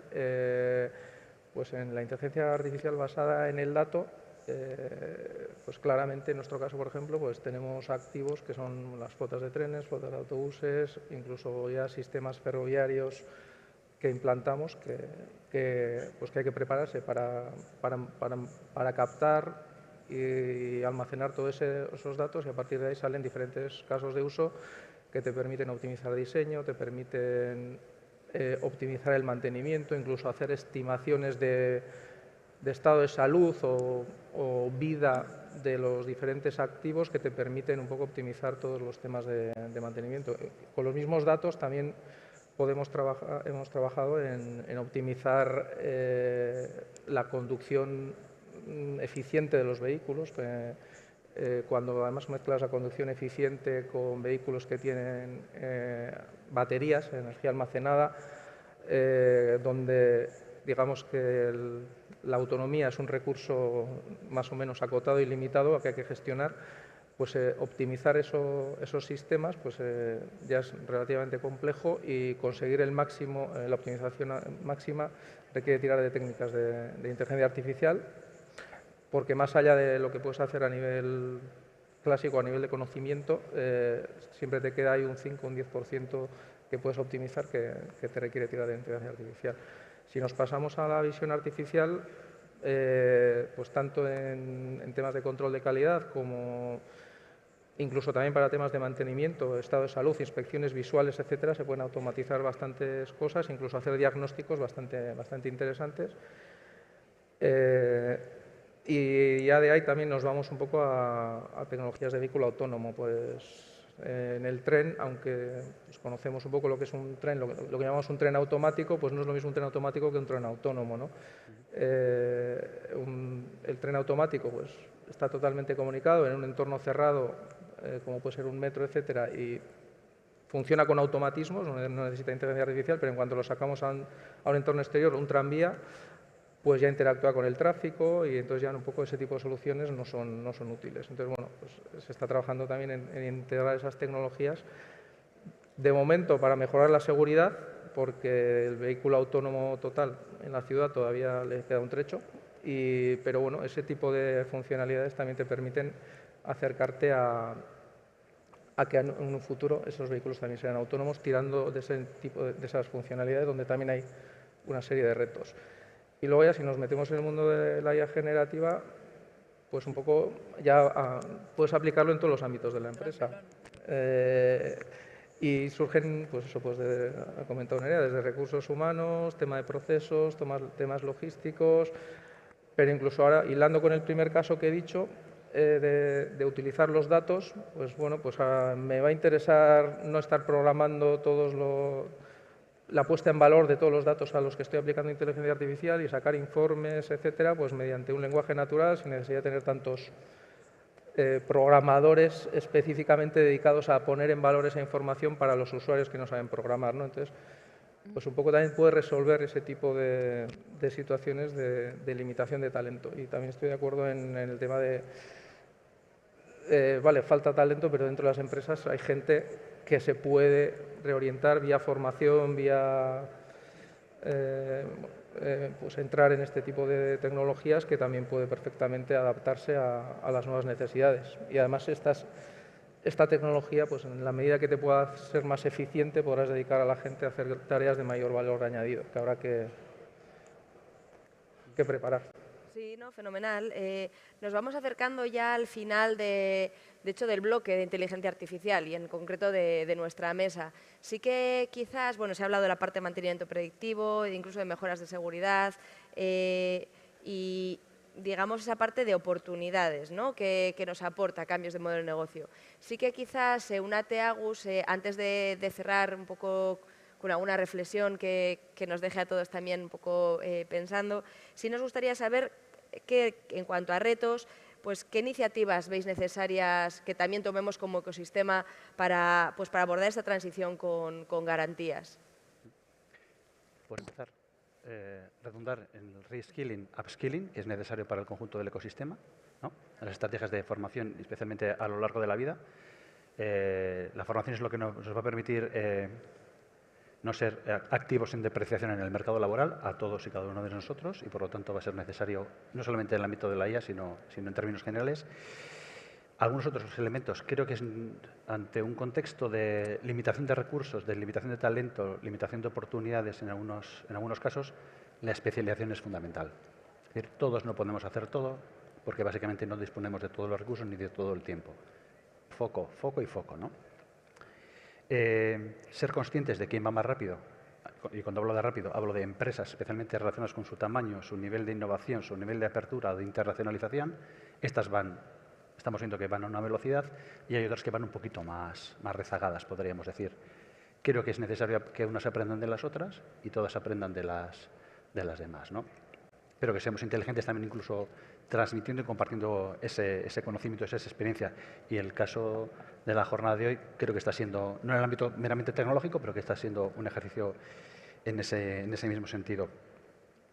A nivel de empresarial, lo que hemos ido viendo nosotros después de 20 años, antes señalaba, ¿no?, la inteligencia artificial, lo que todo el mundo reconoce como central son los algoritmos, ¿no? Y parece que solamente tenemos que dedicarnos a los algoritmos. Los datos son cada vez más importantes, ¿no?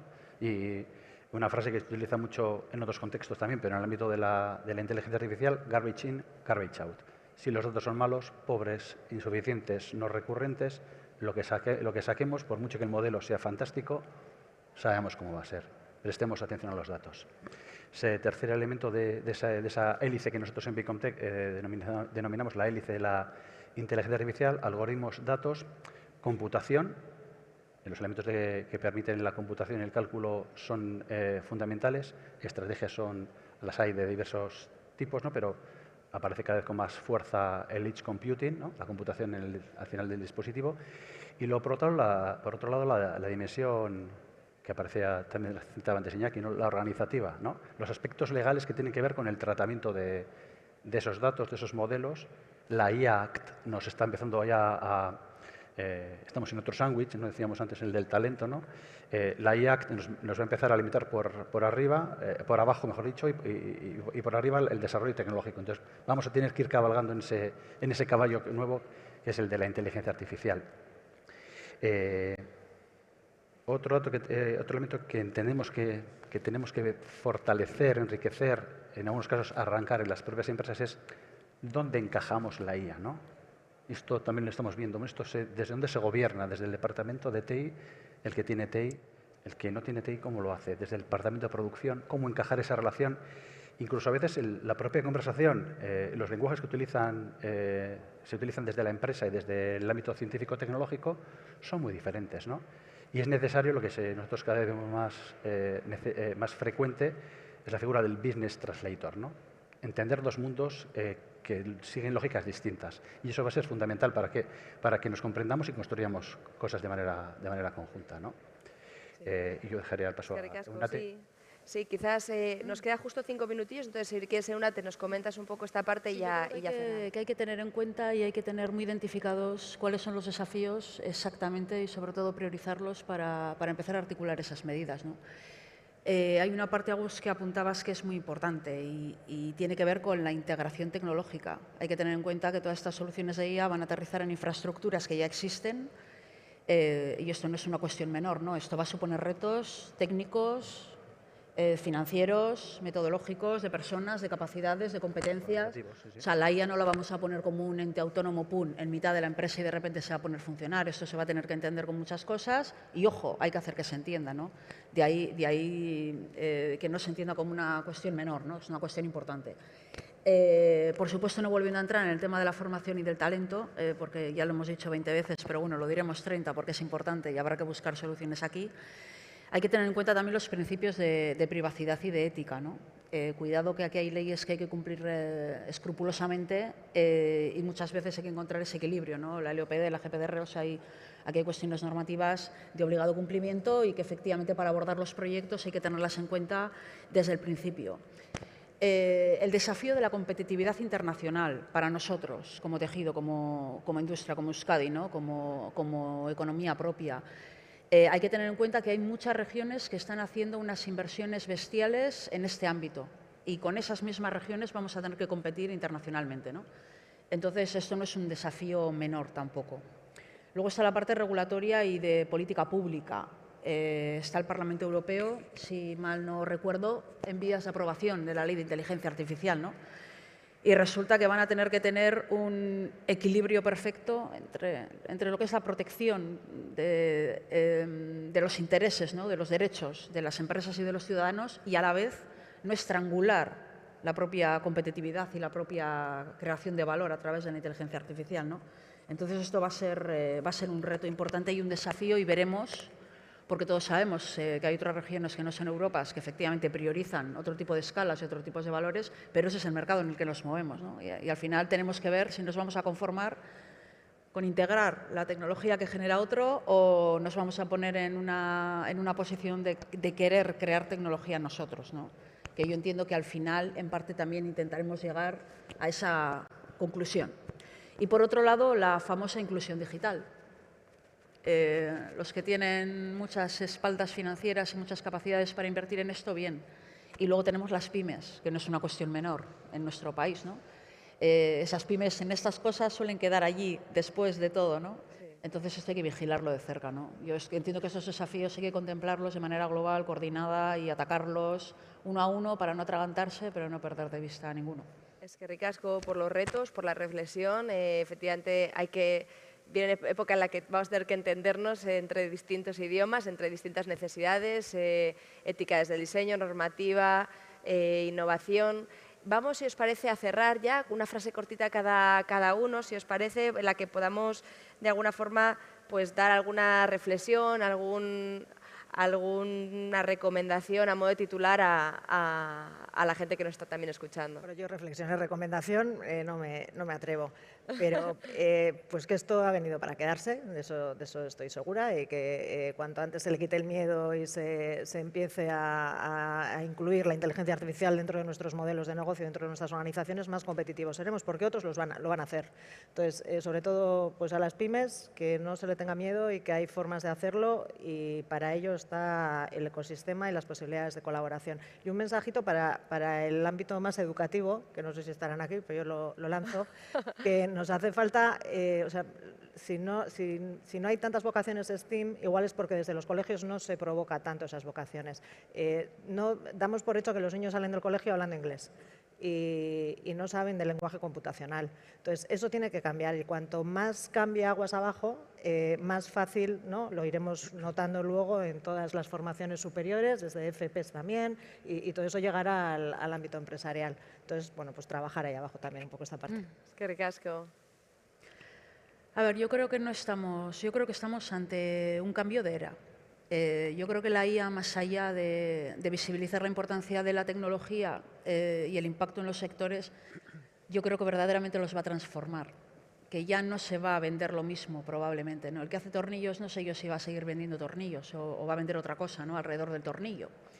es una era de transformación y esto lo ha hecho posible y lo ha impulsado la tecnología. Yo creo que va a depender de nuestra capacidad de adoptarla, de dominarla, de adaptarla, de crearla, el futuro de la economía de este país. Yo no creo que sea una cuestión menor, ¿no? Entonces yo creo que va a haber que coordinar esfuerzos entre instituciones educativas, por supuesto, entre empresas y entre la sociedad civil, para que lleguemos todos a puerto, ¿no?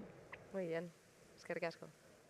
Bueno, pues de entrada igual comentar, ¿no?, que sí que la inteligencia artificial es una oportunidad para la mejora de la competitividad de las empresas en todos los ámbitos. Ya he comentado antes, no tanto a nivel de propios procesos y producción, como también en generar nuevos productos y servicios o mejorar los productos y servicios que tenemos para ser más competitivos. Hay que identificar los casos de uso, pero casos de uso que mejoren la competitividad o la eficiencia de las empresas o de los negocios. Pero no vale solo con definir los casos de uso, hay que prepararse. Y sin hacer inteligencia artificial hay una primera fase en la que igual hay que poner orden o identificar qué datos tienes que guardar y hacer un esfuerzo en digitalización. Y en esa parte, pues quien todavía no ha empezado, pues yo les recomendaría que empezaran casi por esa parte, ¿no?, de poner orden y digitalizarse para estar preparados para dar ese salto. Muy bien. Eskerrik asko. Cerramos contigo, Agus. Yo, para terminar, voy a ser muy poco original. Voy a acudir a una frase de alguien que la dijo hace casi 2 siglos, ¿no? No son los más fuertes, ni los más rápidos, ni los más listos los que sobreviven, sino los que mejor se adaptan. Esto lo dijo Charles Darwin, ¿sí? Para adaptarse, la mejor estrategia y la más inteligente, a mi juicio, es la de colaborar. Y tenemos ingredientes en el ecosistema que nos permiten dar el siguiente paso. No se trata de pensar, sino de dar justamente ese paso con nuestros compañeros de viaje.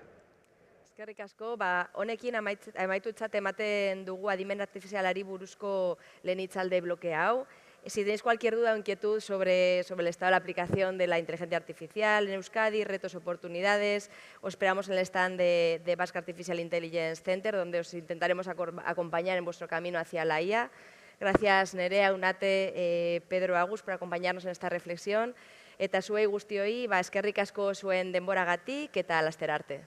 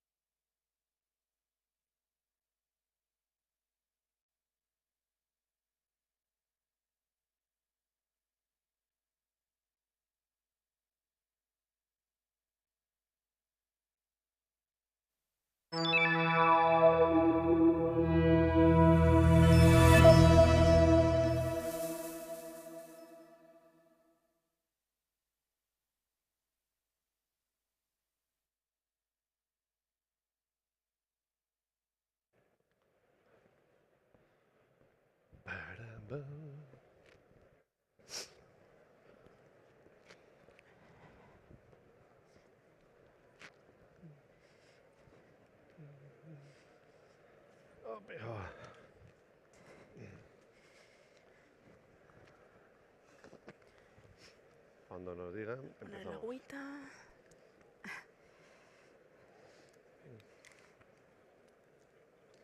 Ya, venga. ¿Te pongo un poco?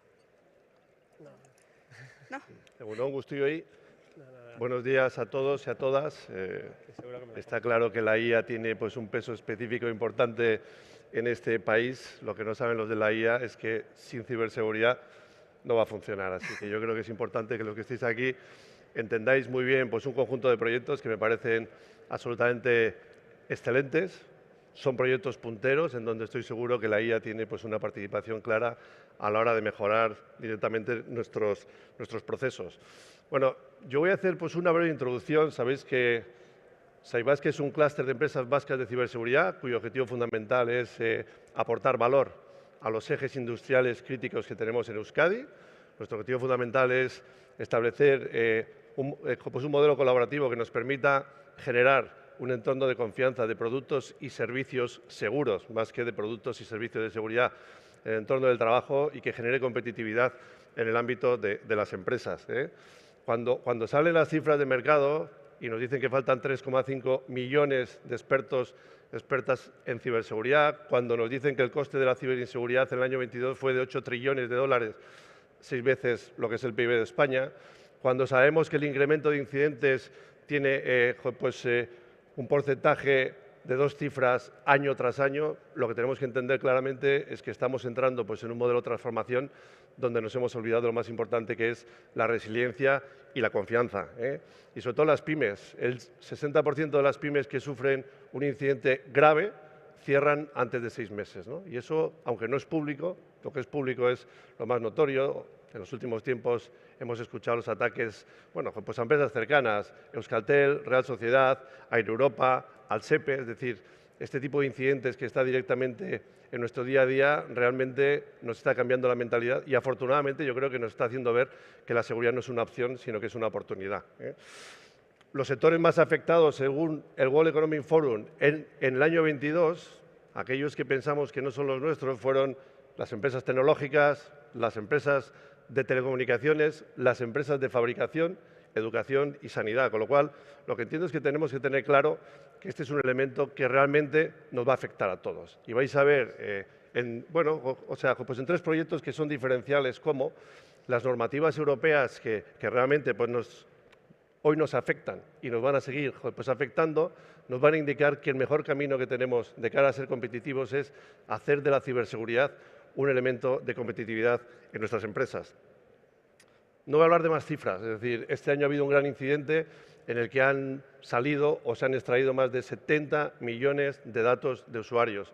Un incidente en la cadena de suministro, un software de transmisión de datos que se llama MOFIT, el cual hoy está afectando directamente pues, a las empresas, a los gobiernos y a cualquier tipo de plataforma. Así que tenemos que entender que en todo este concepto de la cadena de suministro, de la cadena de valor, la seguridad va a ser clave en nuestro entorno de confianza. Aquí probablemente en Euskadi tenemos ya la experiencia del ámbito de calidad. Hace ya muchos años que todos tomamos el rumbo de aplicar la calidad pues, en el concepto de la competitividad en nuestros productos y nuestros servicios. También en ciberseguridad yo entiendo que es un proceso de calidad que tenemos que embeber directamente en este tipo de entornos. Y pensar en lo que dice Europa. Cuando estamos pensando muchas veces en la regulación y lo que es el impacto de la regulación en las empresas, siempre pensamos en las grandes empresas.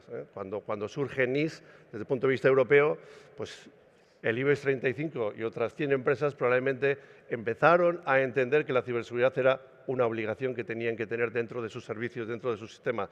Hoy con NIS 2 ya entendemos que las pymes, sobre todo las MES, vais a estar dentro de lo que es el modelo de cumplimiento. Aquellas empresas de más de 250 trabajadores o más de 50 millones van a tener que cumplir con una serie de características que hasta ahora solo eran obligatorias en el ámbito de la gran empresa. Y yo os diría que la ciberinseguridad es un elemento que está encima de la mesa, pero sobre todo que la innovación es una de las claves que tenemos de cara pues, a poder resolver las situaciones que hoy tenemos. La nueva ley, el Cyber Resilience Act, lo que va a hacer es exigirnos que todos los productos y todos los servicios que se conecten o que se den pues, en el ámbito digital van a tener que estar certificados en un conjunto de regulaciones, de componentes, de normas, con el objetivo fundamental de competir. Así que, si no estamos certificados, no podemos competir en nuestros mercados. Y dentro del ámbito de Saibasque hay pues, un conjunto de empresas que innovan, hay pues, un conjunto de centros que innovan.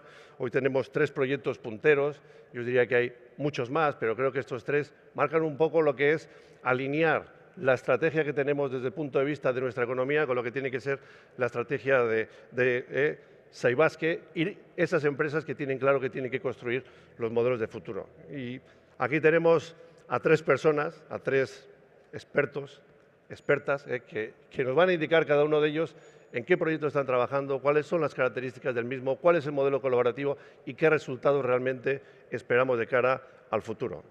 A mi izquierda está Ainara García, de Bárbara IoT.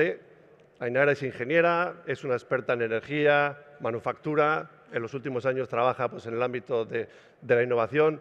Bárbara IoT es una empresa que tiene una plataforma pues, en el Edge Computing, cuyo objetivo fundamental es aportar un concepto de seguridad en base a la IA, a la inteligencia artificial. Y este proyecto, el Sec2Grid, yo creo que es emblemático. Es emblemático porque se basa sobre todo en las redes digitales, en lo que son pues, los nuevos conceptos del Smart Grid, donde se descentraliza la generación de energía, se descentraliza lo que es el concepto del acceso directo a este tipo de energía y a la vez que digitalizamos este tipo de infraestructuras empezamos a generar un conjunto de riesgos adicionales. Sabéis que toda innovación tecnológica siempre tiene pues, un concepto de riesgo. La ciberseguridad es un elemento clave y creo que Sec2Grid es uno de los proyectos punteros que se está generando desde el ámbito de Euskadi que va a marcar un antes y un después. Y para ello, yo creo que Ainara nos va a introducir en qué retos tiene este proyecto, en cuáles son los objetivos fundamentales y cuáles son las características del mismo que hace que sean diferenciales. Ainara, Egunon. Egunon, pues nada, muchísimas gracias antes que nada por esta oportunidad. La verdad que Sec2Grid es un proyecto con el que estamos trabajando con mucha ilusión.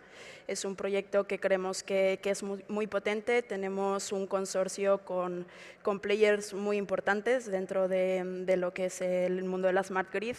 Tenemos, bueno, voy a presentar primero al consorcio del proyecto para que pongáis un poco el contexto de lo que es. Tenemos por una parte fabricantes de equipamiento, de subestaciones y de centros de transformación, como puede ser Ingeteam. Ingeteam es el líder del proyecto. Y tenemos a otros fabricantes de equipamiento, como es Ormazábal, ZIV, Sigor y Arteche. Entonces, como veis, son players importantes dentro de este mundo. Luego tenemos, por otra parte, a Ikerlan, como el centro tecnológico que nos está ayudando en la parte de investigación y desarrollo, y a Gaia y Saibasque como dando pues, esa parte de difusión y esa parte de project management. Y luego tenemos PwC como un proveedor de servicios de ciberseguridad. Estamos también en Bárbara como proveedores de soluciones de ciberseguridad, ya que, como bien has dicho, lo que nosotros tenemos es un producto centrado en el Edge Computing, que es ciberseguro por diseño. Estamos enfocados a la ciberseguridad en ámbitos críticos. Y luego tenemos como operadora a AIDE, Iberdrola, dándonos pues, ese caso de uso y esas necesidades y esas especificaciones. Como bien has dicho, pues es un proyecto que con esta nueva Smart Grid, con esta nueva entrada de tecnología digital, pues se abren ciertos riesgos, ¿no? de ciberseguridad y de amenazas de incidentes de red. Entonces, es realmente clave trabajar en cómo las empresas, en cómo todos los agentes de la cadena de valor puedan dotar, o este proyecto lo que busca es dotarles de esas herramientas para que puedan realmente gestionar esas vulnerabilidades, hacer una gestión integral de esas vulnerabilidades y hacer optimizar cómo se actualizan los dispositivos que están desplegados en campo. Como todo proyecto de I+D, pues tiene varios retos tecnológicos que no son fáciles de afrontar. Por una parte, como sabréis, la Smart Grid, claro, tiene un mix tecnológico importante, tiene pues equipos de diferentes fabricantes con diferentes funcionalidades, son dispositivos muy heterogéneos que claro, actualizar todos esos firmware pues tiene su complejidad. Luego, por otra parte, también están los equipos legacy. Los equipos legacy que puede ser que no tengan capacidad o la posibilidad de actualizarse. Y finalmente, también la criticidad de las funciones que tienen esos equipos en campo, que no se puede desplegar una actualización y que ese equipo deje de funcionar porque pues tienen funcionalidades críticas también. Entonces, realmente este proyecto lo que busca es investigar en cómo dar solución a esos retos y cómo hacer una infraestructura que por una parte busque esas vulnerabilidades y permita actualizar su firmware para dotar de ciberseguridad a esos elementos. Muy bien. Esto no es fácil, o sea, yo entiendo que estos proyectos requieren muchas veces de aplicar tecnologías, no solamente conocimiento. Antes estábamos hablando de la IA como un factor diferencial, pues en el nuevo entorno de lo que tienen que ser los negocios, pues en las mejoras, en lo que es la respuesta.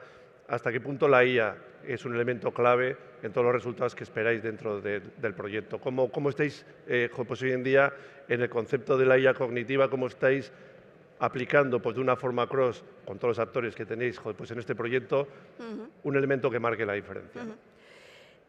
Bueno, como bien dices, la IA es un factor diferencial también en este proyecto, ya que lo que buscamos también es, por una parte, tener un servicio federado, es decir, que esté realmente colaborando con los diferentes IEDs, los dispositivos electrónicos inteligentes que hay en campo, para realmente ver aquellos activos que son críticos en sus vulnerabilidades hacia la ciberseguridad. Y con esto se pueda desplegar un agente que pueda detectar realmente dentro de ese espacio colaborativo, ¿no? qué vulnerabilidades tiene un activo en concreto, en base a un modelo de amenazas colaborativo. La IA juega un papel muy importante y también la parte, como bien decía, ¿no? en esa descentralización en la que ahora mismo está el sector energético, ¿no? en la descentralización de la generación eléctrica, también es importante cómo actuar sobre esos dispositivos descentralizados. Entonces, también una infraestructura que, por ejemplo, nosotros que estamos enfocados en la parte de Edge Computing, ¿no? Una infraestructura que vaya hacia donde están esos equipos y pueda posibilitar, por ejemplo, el tiempo real, la alimentación de estos algoritmos en tiempo real y ese despliegue masivo también de actualizaciones. Entonces, la IA en general juega un papel también muy importante para este proyecto y este modelo de amenazas. Genial. No te voy a preguntar por esos conceptos de la IA, de quién chequea el algoritmo, quién certifica el algoritmo, porque entiendo que eso es un proceso que llegará. Desde el punto de vista de los resultados, lo que entiendo es que es un proyecto colaborativo.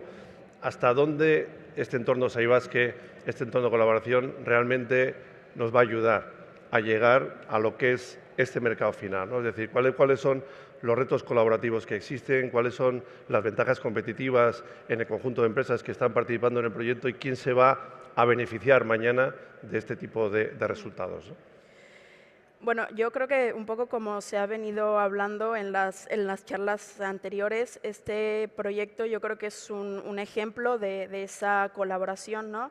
En donde hay pues empresas que están moviendo sus modelos de negocio también a un mundo pues más digitalizado, y luego hay nuevos players como por ejemplo puede ser Bárbara, en donde somos una pyme pues que tenemos una tecnología tecnología, que claro, nos ayuda muchísimo que nos puedan plantear este tipo de casos, casos de uso, casos de, donde se pueda realmente ver esta colaboración.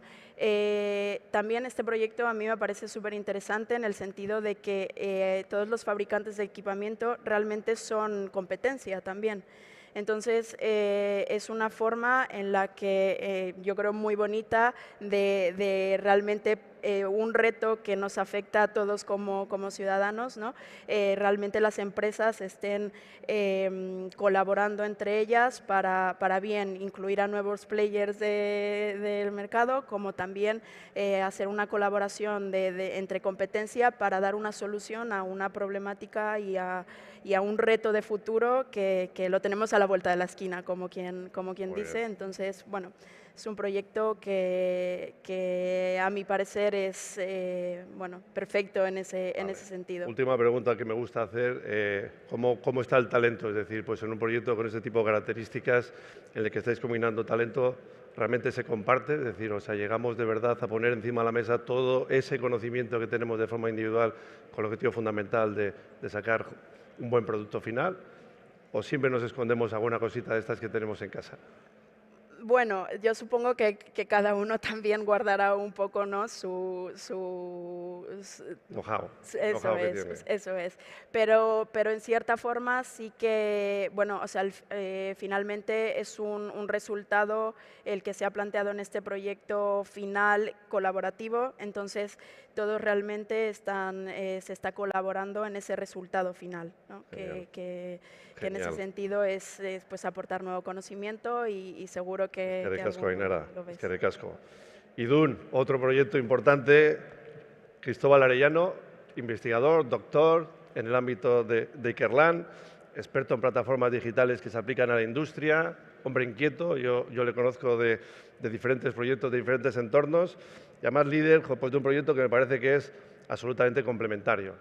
Hoy, pues, en el mundo de lo que es la transformación digital, la industria conectada, ya hablamos todos del OT, del IoT, de la conectividad directa que tenemos en los nuevos dispositivos, y los que trabajamos pues, en la parte de ciberseguridad sabemos que es más difícil el proteger directamente por los activos que pueden ser legacy o que tienen protocolos diferentes, que no son fáciles de gestionar pues, en los entornos productivos, a lo que es el mundo IT, ¿no? Y esto abre muchas puertas a lo que tiene que ser la dificultad en cómo podemos defender las infraestructuras que tenemos hoy y cómo podemos construir las infraestructuras del mañana, ¿no? Yo creo que este es uno de los proyectos en el que tenemos que entender que los ataques al ámbito industrial son cada vez más numerosos, la conectividad nos da ventajas, pero también nos aplica riesgos, y me gustaría entender mucho de lo que es el proyecto Idun, es decir, cuál es el objetivo fundamental y los aspectos claves. Es decir, cuando nace el proyecto pues, en un modelo colaborativo con un conjunto de empresas, ¿cuáles son los retos principales que os marcáis, ¿no?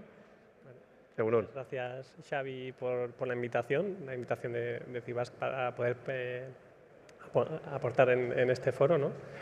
El principal objetivo de Idun es ofrecer una capa de ciberseguridad a la industria, ¿no? A la parte OT. Dicen, bueno, pues, ¿qué diferencia hay con la parte IT? Pues hay diferencias, ¿no? Ya desde la propia concepción de los propios dispositivos hay varios de los mecanismos que sí que son similares de protección, pero hay otros que no nos podemos permitir ciertos lujos, ¿no?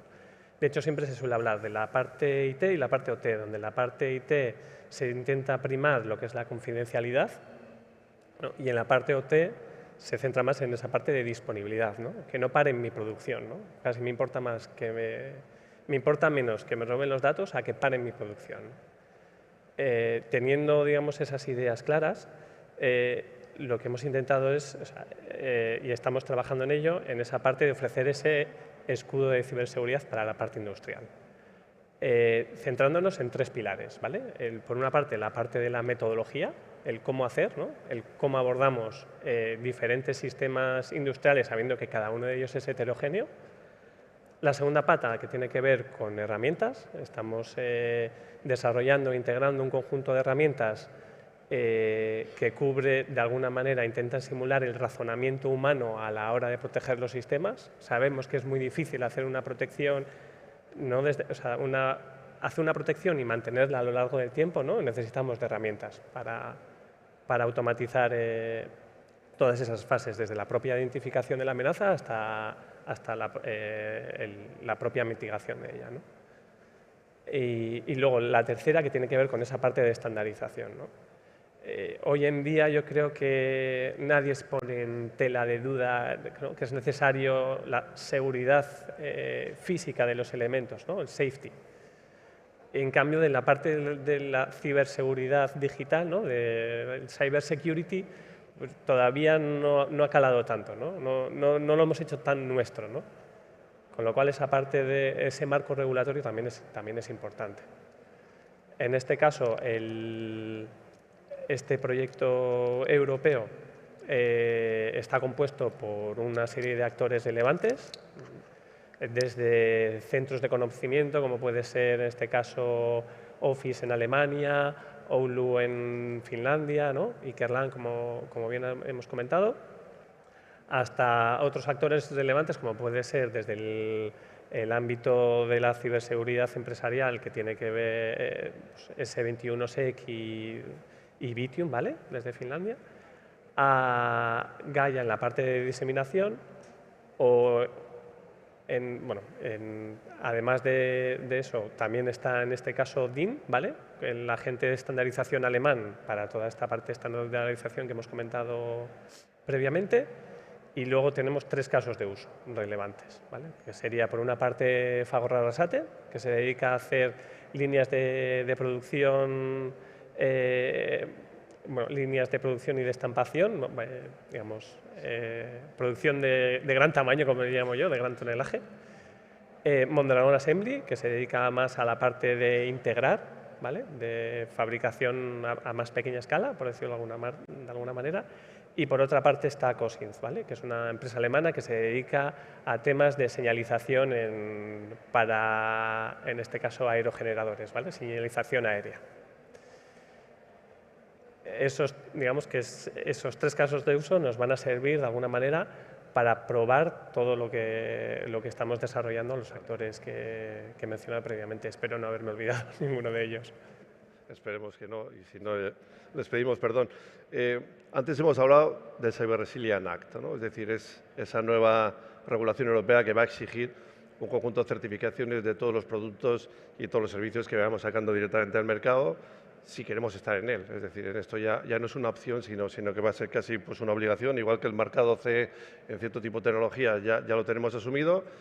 La ciberseguridad va a ser pues, un elemento adicional que va a marcar la competitividad de los productos y los servicios. Es decir, ¿cuál va a ser el impacto real de esta nueva normativa en las empresas de productos? Pues estáis hablando de cliente final, pero esos clientes finales tienen máquinas de terceros, productos de terceros. Es decir, ¿cuál es la visión que tenéis desde Ikerlan o desde el proyecto en sí mismo de IUN? ¿Cómo va a impactar esto en el futuro y qué camino tenemos que abordar, ¿no? Tal y como comenta Xavier, ¿no?, ahí hay 2 actores relevantes. Por una parte está el propio fabricante de producto electrónico industrial conectado, ¿no? ¿Por qué digo fabricante de producto digital conectado? Porque esta normativa aplica a todos los fabricantes, sean del segmento industrial o no, ¿no? Puede que luego surjan normativas que sean más sectoriales, pero si no hay una normativa sectorial, se aplicará, digamos, la normativa general, ¿no? Y esos van a tener, o sea, si estamos hablando de que seguramente esta ley entre en vigor durante el año que viene, ¿no? Sé que esto es muy queda difícil mucho. fijar fechas, ¿no? Sí. Y una vez que entre en vigor es verdad que habrá un periodo de adaptación, ¿no? Que esto no va a ser... Pero es verdad que, aun y todo, con ese periodo de adaptación no podemos esperar a que entre para empezar a hacer cosas, porque entonces seguramente no lleguemos a tiempo, ¿no? Eso por la parte del fabricante, ¿no? Pero luego está la parte del integrador, ¿no?, por decirlo de alguna manera, o del explotador, ¿no? En esta parte seguramente no haya una normativa como tal, pero evidentemente, ¿no?, pues por los efectos que puede tener en este caso toda esa parte de ciberataques y ciberamenazas, que estamos viendo que está creciendo porque se han convertido en un negocio para alguien, ¿no? Desgraciadamente es así. Sí. Pues de alguna manera esta normativa obligará a los fabricantes y empujará también, de alguna manera, a los integradores de las soluciones, ¿no? Digamos, a hacer de una manera metodológica y ordenada esa protección que es necesaria. Vale, y bajo el criterio que tenéis vosotros en Ikerland con otras líneas de acción que habéis puesto en marcha, ¿realmente están preparados los fabricantes para esta nueva normativa? ¿Dónde estamos? Es decir, del 1 al 10, ¿dónde estamos? ¿Y qué es lo que tienen que hacer si pues realmente en el futuro quieren cumplir y quieren competir pues, en sus respectivas industrias, ¿no? Pues yo diría que va por sectores. El sector eléctrico está bastante concienciado, hay otros sectores que no están tan concienciados, ¿no? Como comentábamos, muchas veces también probablemente en el sector eléctrico está más concienciado porque una de las palancas que hemos visto que es bastante efectiva es si su propio cliente ya te lo exige, ¿no? Te lo exige por contrato, pues directamente tienes que cumplir el contrato, ¿no? Y lo que ahí suele figurar en los contratos tipo suele ser, o sea, no suele diferir tanto de un cliente a otro, ¿no? O sea, que en ese sentido, si ya lo venían haciendo, es probable que cuando tenga que adoptar la normativa no va a suponer un cambio tan grande, ¿no? Pues ya están en el 7, en el 8, ¿no? Pero claro, hay algunos que empiezan desde el 2, ¿no? Empiezan con algo muy básico.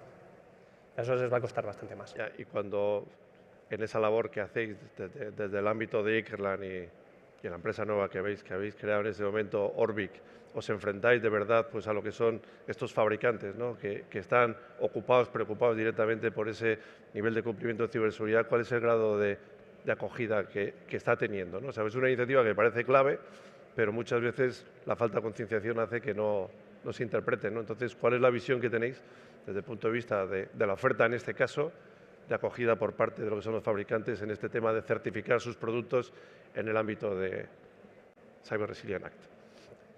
Yo creo que está teniendo una buena acogida. Siempre está con la duda de, al final, lo que comentábamos antes, ¿no? De la transformación digital. ¿Vale? La transformación digital te permite ofrecer una serie de funcionalidades, ¿no? De características nuevas. Llega esta parte de ciberseguridad y si cabe es mantener lo que hay o reducir, ¿no? Con lo cual, es un mal claim de venta, por decirlo de alguna manera, ¿no? Pero sí que es verdad que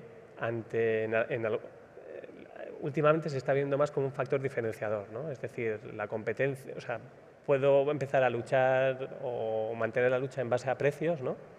Pero ya sí que se está viendo la parte de ciberseguridad como una característica más de calidad, ¿no? De calidad de producto. Correcto.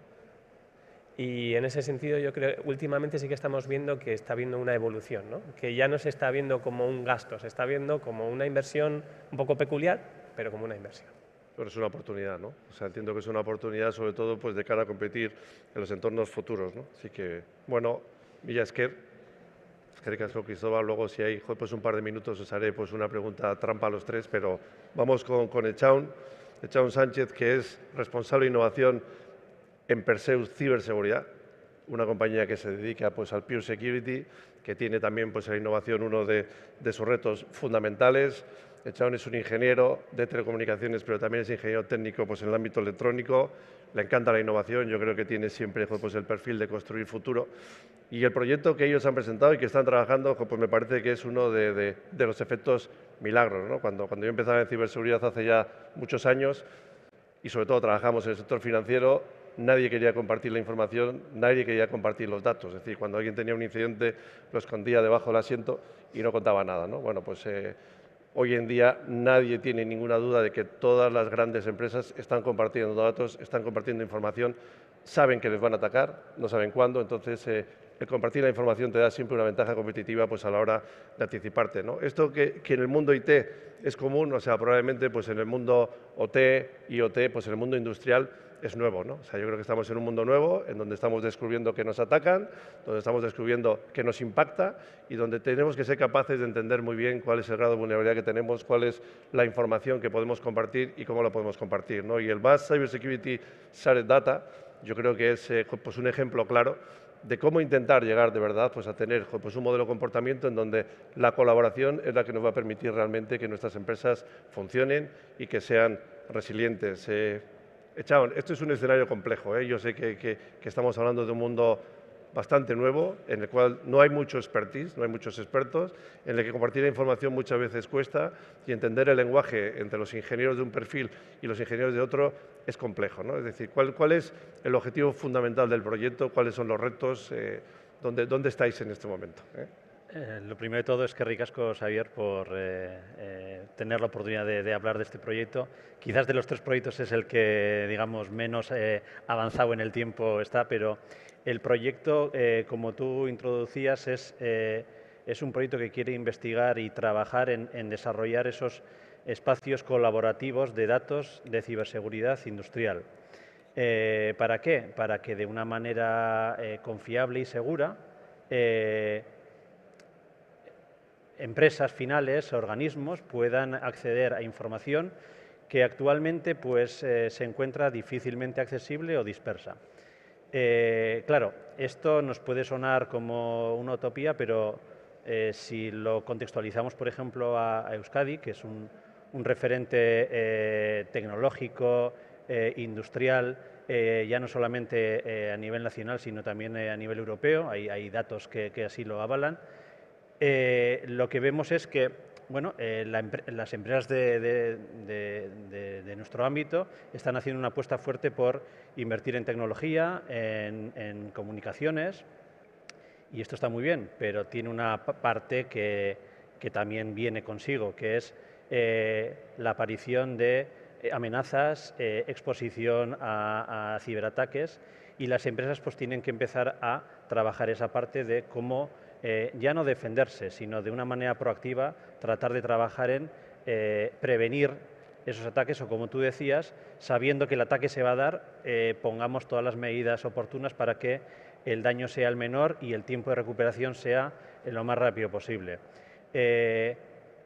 Claro, ¿esto cómo se consigue? Bueno, se consigue teniendo, digamos, mecanismos, recursos que destinar a llevar a cabo estas protecciones, pero lo que se ve es que esta información o estos recursos muchas veces no están del todo ajustadas a las necesidades de estas industrias o estos organismos, ¿no? Entonces, lo que poco a poco se ha ido viendo es que trabajar en un modelo colaborativo en el que las empresas puedan ser consumidoras y, como se dice en inglés, prosumers de datos, puede ayudar a que esa información o ese conocimiento colectivo en el ámbito de la ciberseguridad pues beneficie al colectivo común, porque si sé lo que le está pasando a las empresas de mi sector o a mi prima hermana, por decirlo así de alguna manera, bueno, puedo yo estar preparado para también abordar de una manera más concisa y efectiva para evitar que se produzcan esos ataques. Entonces, lo que se está viendo es que este tipo de espacios de datos pueden tener su utilidad, y en este caso estamos hablando de generar espacios de datos colaborativos, pero en el ámbito de la ciberseguridad y más concretamente en el industrial. Comentaba antes, compañero, que en el ámbito IT y en el ámbito OT los enfoques son diferentes. Mientras en un aspecto estamos tratando más la parte de la protección del dato, quizás en el otro lado estamos primando más la disponibilidad de los servicios, lo que es la parte más safety. Claro, esto también hay que traducirlo en cuanto a información que necesitamos obtener dentro de estos espacios de datos, que sean más ajustados a la realidad de estas organizaciones y que se ajusten verdaderamente a su día a día. Entonces, bueno, tenemos varios retos por delante. Algunos de ellos pueden estar enfocadas mismamente en el propio espacio de colaboración de datos, porque bueno, desde fuera puede parecer sencillo a priori el pensar en que todos compartimos los datos, pero todos somos un poco reticentes a qué uso se le va a dar a esa información, hasta qué punto esa información va a estar accesible por terceros que no tienen que acceder. Entonces, la propia concepción de ese espacio de datos tiene que ser, como decía, de una manera confiable, segura, que proporcione garantías a los actores que estén interactuando en ese consumo y aportación de los datos. También otro eje importante es la propia información de ciberseguridad que se va a generar en esos espacios de datos. Estamos hablando que la información disponible, información de ciberamenazas, estoy hablando todo el rato, es información que se encuentra dispersa, se encuentra muchas veces de forma estructurada, pero de forma no estructurada. Entonces, la manera que hay de procesar esta información también se realiza desde diferentes enfoques. Y lo que vemos es que es necesario siempre que la información no nos quedemos haciendo referencia a lo que se conoce como la pirámide del dolor, donde hay una serie de datos o de indicadores de compromiso que tratan datos que son, digamos, muy volátiles, que pueden cambiar fácilmente desde el punto de vista de los atacantes. Tenemos que ir escalando hacia tener información más contextualizada, más específica, y esto nos llevará hacia las partes altas de la pirámide del dolor, donde lo que estamos tratando de obtener ya es información más contextualizada de tácticas, técnicas que van a utilizar los atacantes para llevar a cabo sus acciones. Un tema importante que veo es la colaboración. Siempre estamos hablando que hay que colaborar pues, en el ámbito de los clientes, en el ámbito de la oferta también tenemos que colaborar y quitarnos los miedos. No tenemos tamaño muchas veces en las empresas para dar pues, una respuesta global. Esto es una de las oportunidades en este tipo de proyectos. Llama la atención que haya pues, un conjunto de compañías como Swiss Perseus, Bullhawk, Jack & Co, S21sec, Security, los centros tecnológicos. Es decir, esto es un ejemplo de cómo podemos colaborar y cómo podemos construir valor y llevarlo pues, a los mercados globales. Creo que es una de las cosas referentes en el entorno. ¿Y por qué es importante para Euskadi y para las empresas vascas este proyecto? O sea, yo creo que puede ser uno de los antes y después muchas veces de cómo competir con la mejor información pues, a la hora de ser resilientes y seguros. Pues sí, como decía, el tejido industrial ha hecho una apuesta por tecnología, ¿vale? Esa fase la tenemos o lo estamos trabajando bien. Ahora tenemos que estar igualmente preparados, pero seguros. Y en esa seguridad, como decía, iniciativas como la que trata de abordar este proyecto, yo creo que trata de cubrir ese gap existente entre tecnología cibersegura. Además, bueno, tenemos que pensar que también desde el lado del atacante, los últimos años lo que vamos viendo es que ya no hay atacantes que tengan un perfil más individual, más autónomo, desde su casa o más de manera aislada. También los atacantes se están organizando, hay empresas que se dedican al cibercrimen y todo esto no hace más que reforzar la idea de que tener la sensación de que van un paso por delante es ya un hecho. Entonces, tenemos que trabajar en reforzar a la industria, en tomar medidas que realmente se ajusten a sus necesidades. Y esto pasa por tener información más contextualizada, y cuando digo contextualizada puede ser aterrizada a su sector, a su ámbito geográfico, a su negocio. Entonces, claro, ¿esto cómo lo conseguimos? Y al hilo de la charla anterior de la inteligencia artificial, dentro del proyecto también estamos integrando este tipo de tecnologías porque lo que vemos es que lo que se da en ciberseguridad es un hecho que se ve a diario y es la ingente cantidad de información y de eventos que hay que procesar. Aquí el separar el grano de la paja es una tarea complicada, pero ya no solamente para utilizar técnicas de Machine Learning para que nos ayuden a acortar esos tiempos de reacción, esos tiempos de procesado, sino también el conjugar información sin contexto con información contextualizada que puede venir de fuentes no estructuradas de datos, como pueden ser informes, foros. El mix es lo que realmente le va a dar el valor a una empresa para saber que las medidas que está aplicando realmente van a aportar un valor y le van a proteger y le van a ayudar a prevenir a que sufra ataques. Genial. Bueno, hay que ir terminando el último minuto de gloria. Yo creo que estamos en 3 proyectos innovadores. La palabra colaboración es clave. Yo creo que hoy solo se puede ir innovando pues, de una forma colaborativa. A mí me gustaría saber pues, en los 3 proyectos cuáles son los aspectos de innovación que creéis que son más relevantes en el éxito futuro. Sec2Grid. El aspecto más innovador. Sí. Bueno, yo creo que... Sí, más de uno.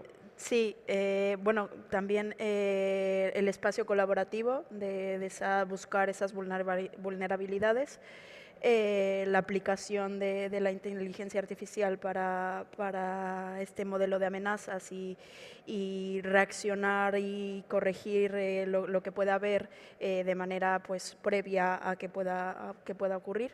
Y luego, como no, la parte de optimización en cómo enviar esas actualizaciones a equipos y a sitios tan distribuidos. Genial.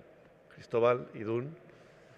La parte de detección y gestión de vulnerabilidades no conocidas, utilizando técnicas de IA o cualquier otra técnica. El escenario es cambiante, lo ha sido de siempre y cada vez más.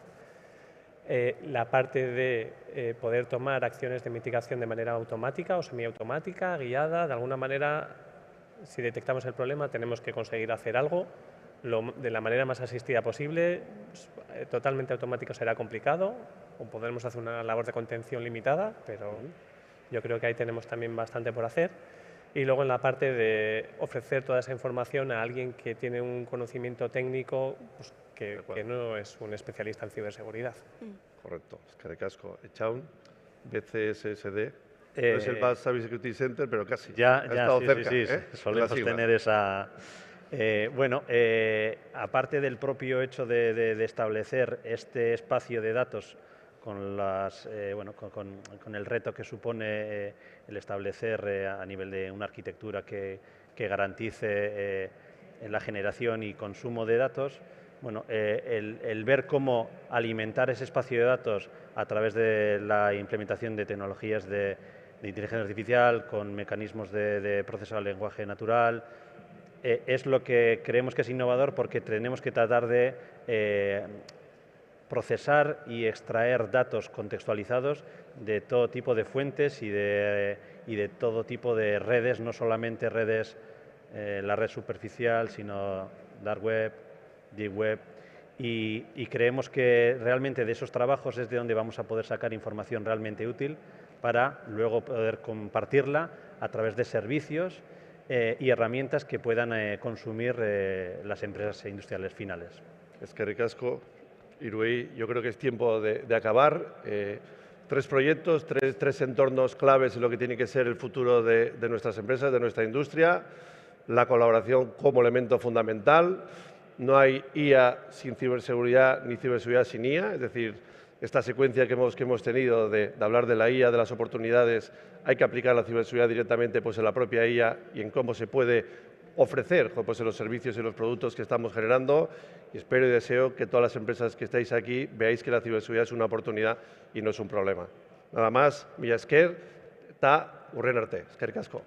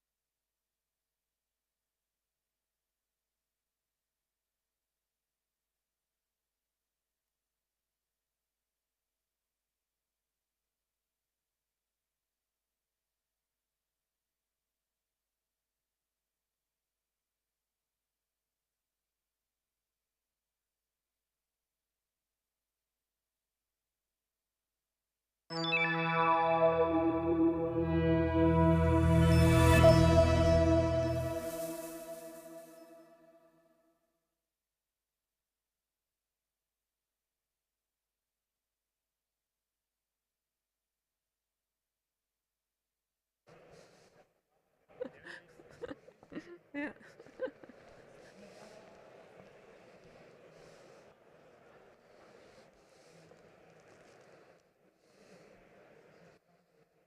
Okay.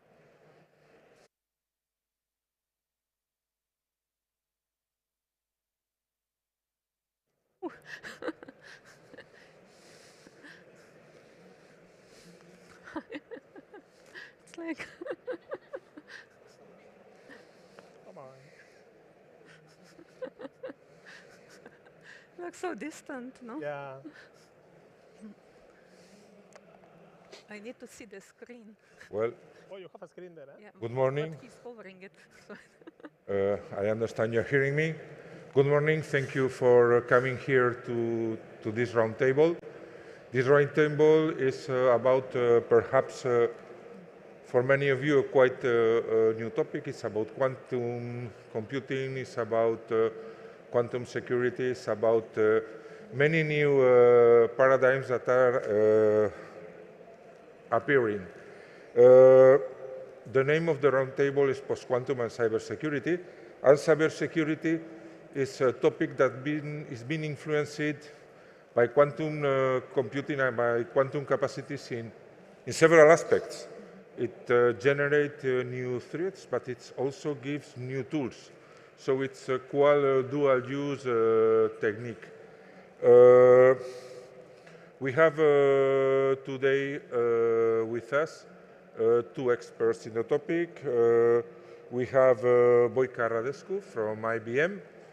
Boyka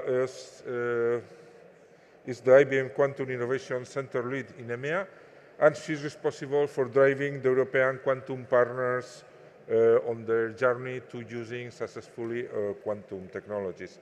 Before joining IBM in 2017, Boyka earned her PhD in high-energy physics from the University of Pittsburgh and worked as high-energy physics researcher in many places, like Fermi National Lab, the CERN, University of Oxford. She has also been working on fraud detection using quantum computation and has published a very interesting paper about the topic. Thank you, Boyka. Thank you. Also with us is Roman Orus. Roman Orus is an Ikerbas research professor at the Donostia International Physics Center and co-founder and chief scientist for Multiverse computing company. He obtaining the degree and PhD in the University of Barcelona in 2006, and he worked as a research fellow in several institutions. Together with Lizaso Mugelan Rubio, co-founded Multiverse Computing in 2019, a company which is focused on industrial application on the first prototype of quantum computers. Well, after this introduction of our speakers, we thought that it would be interesting, perhaps, just to be sure that everybody is on the topic, to have a presentation by Boyka about quantum technologies. So, thank you very much. So, okay. So, hello everyone. Thank you very much for inviting me here. Apologies that I don't speak in Spanish. I hope you can follow me in English. So I'm very happy to be here. And before I delve in a little presentation, which covers basically how we envision to build the quantum industry and the journey to quantum safe. So before I start, I want to discuss about what is our mission. So our mission in IBM Quantum is to bring useful quantum computing to the world, because we think that quantum computing will be addressing problems that are classically challenging for nowadays big problems. It's not that quantum is replacing classical technology. You should not think as quantum technology being as a replacement, but as a complementarity to the classical technologies. And second is, of course, we want to make the world quantum safe. And before I go into how we are executing on our mission, I want to pause and think about where we started. So in 2016, we put our first quantum computing available on the cloud to everyone. I think that was really a first step and critical step to drive the adoption. because we suddenly took from some researchers' mindset available to the community. Everyone can actually create an account and start experimenting with quantum computing. This is a true statement also today. So since then, we released a development roadmap, and you can see behind me a very busy chart, but this is a commitment that we did to the world in terms of the milestone that we set in order to create credibility of the quantum technology. So you can see every column, it's each year where we delivered not only a hardware chip, but all the full stack solutions. Of course, this is not something we can do it alone. We rely on our partners. This is another strategic decision on our side to work with our partners to drive the effort, because this is an international effort, and it's a global effort, and it's not only one vendor activity. I want to stress that out. As you can see, we have also a green check marks that we are delivering on each promise we made. So now it's not about if, it's about when. And we are entering now in the next wave of quantum computing in 2023, where we are already starting thinking of how do we scale, how do we actually rely on the modern and modular architecture, orchestration workflows, on how we are actually using communication to scale the compute capacity, and how we are actually develop a hybrid workload between classical and quantum compute. So with that in mind, we need to think, of course, how do we get now to quantum advantage? So we are focusing in IBM Quantum not only just to experiment with this technology, but we really want to identify problems where quantum can actually address problems that classically is hard. Not all problems that classically are hard can be addressed by quantum, and that's why it's an effort together with our network to identify those problems. So with that, I want to also emphasize that we are entering right now in the era of quantum utility. I talked about quantum advantage. Quantum advantage, in simple words, is where advantage means you can run cheaper, faster, or more accurate results with quantum technology compared to the classical technology for the relevant topics. So it's not for every problem. So you can also imagine that multiplication and how the advancement of the classical technologies are today. So we can do a lot of interesting and advanced activities with classical technology, but we are also stuck in some certain problems that we need support.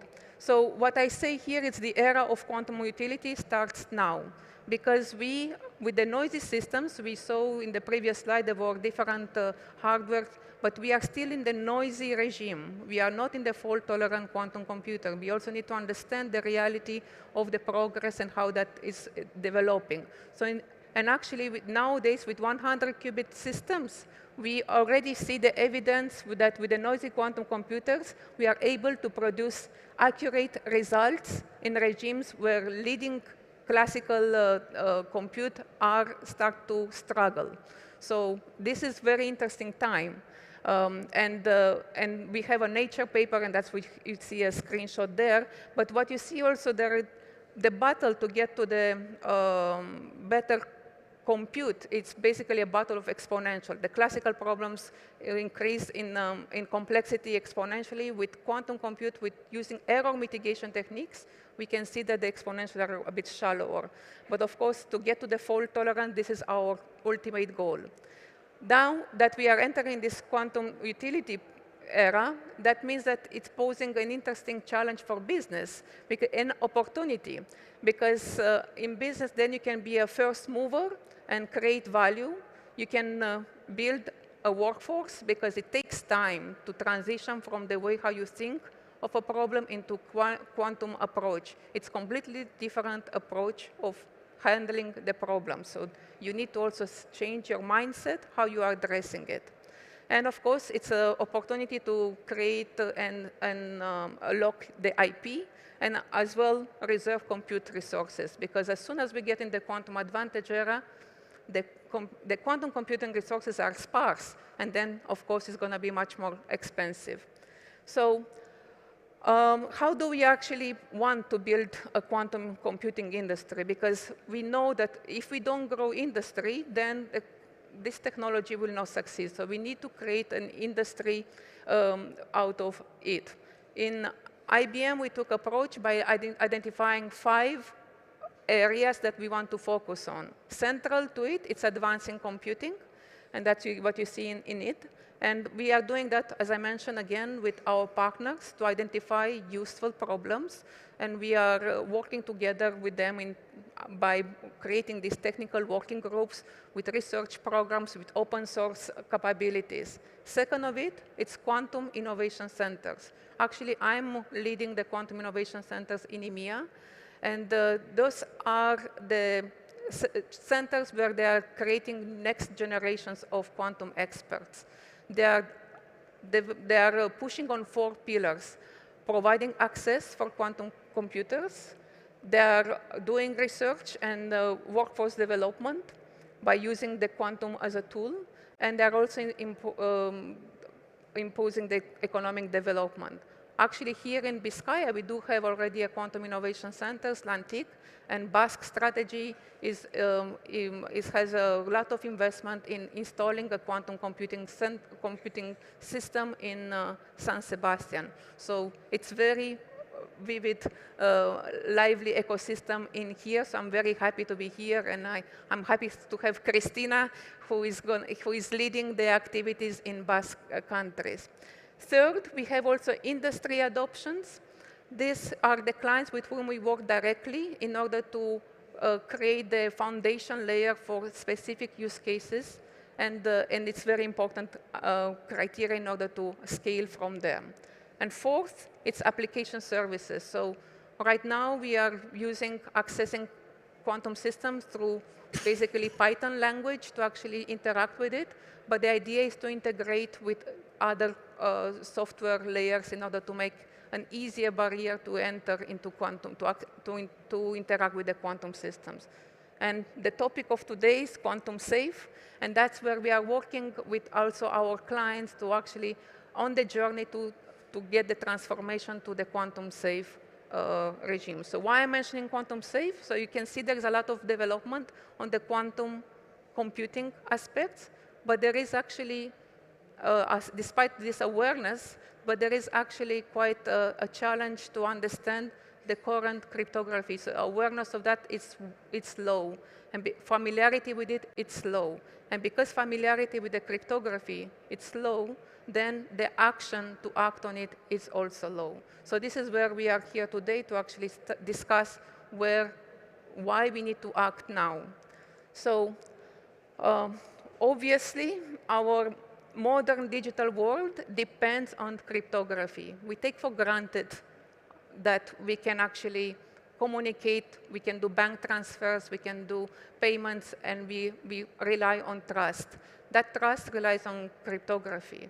But imagine that you are losing the data, you are not worried because you know it's encrypted. But with the quantum computing, you actually can start breaking this encryption. So the threat is there that the people will harvest the data today and decrypt it later.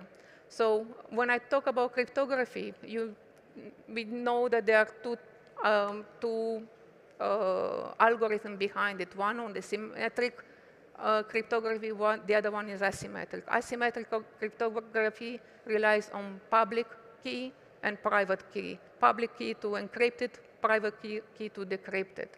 The public key, basically, behind it, it relies on a mathematical problem that it's easy to do, but hard to undo. That's the simple concept behind it. And factoring is one of the examples. It's easy to do. You easily can multiply two numbers, which are prime numbers, but it's very hard to identify these prime numbers. And this is what takes for classical compute millions of years to actually crack it, but with the Shor algorithm, which has been in 1995, a theorem relying on the ideal quantum computer, that takes hours. So, of course, that relies on ideal quantum computer. We are in the noisy quantum computer. But the reality has a time frame. It's a matter of some years to actually get to that ideal quantum computer. So the examples of the public key and cryptography, they are the public key encryption, the digital signature, key exchange algorithms, so internet, digital signature, files, your payments. It attacks almost every aspect of the daily life that we are working on it. So this is a real threat. This is a real threat. So what can be done? So first of all, there are national strategies, initiatives to actually address it, but this is an international problem. We have here an example of algorithm that has been identified by NIST, the National Institute of the Standardization Technologies, but this is, as I mentioned, it's an international problem, so it's not only for US or Europe, it's worldwide.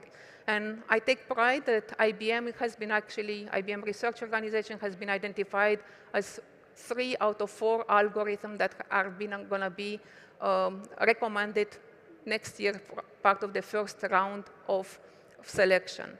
That selection takes time. It started in 2016 when the call for proposal was launched. And it takes time because it takes time to evaluate, to have researchers trying to break it. And actually, out of these 4, one of them has been already broken. They are relying on problems that are hard to crack them with quantum computers, but not only with the quantum computers, also with the classical compute. So they are relying on these ones which were selected on the lattice-based approach. I'm not going to go into details of that, but there are different approaches that are believed to be hard to be cracked with the quantum computers. There are no proof, so that's why you need to be prepared to be able to actually replace this algorithm as knowledge advances. So what can be done? On this slide is actually an end-to-end journey to quantum safe proposed by IBM. But the steps are to be applied.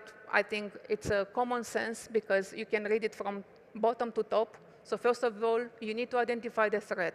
Not all data has time sensitivity in terms that you harvest the data today, maybe that data has no meaning in the future. So you need to discover what is the threat, what data is in the system, what makes sense, and to classify, to do inventory.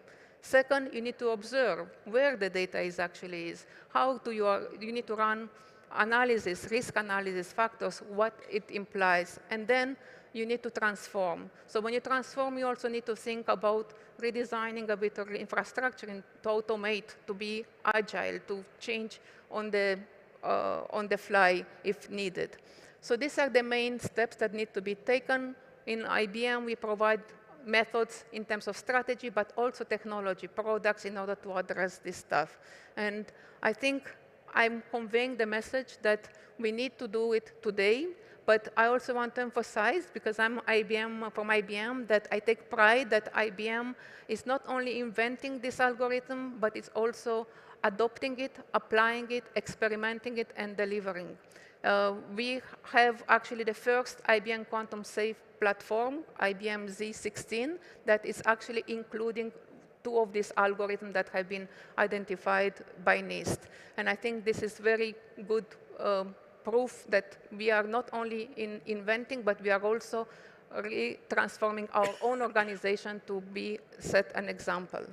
And the time to start is now, so we need to understand the quantum risk, identify cryptography, and begin transformation. With that, I think it's a good moment to let Roman also to build on top of what I said.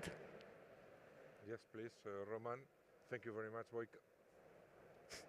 Yes, Boyka, thank you very much.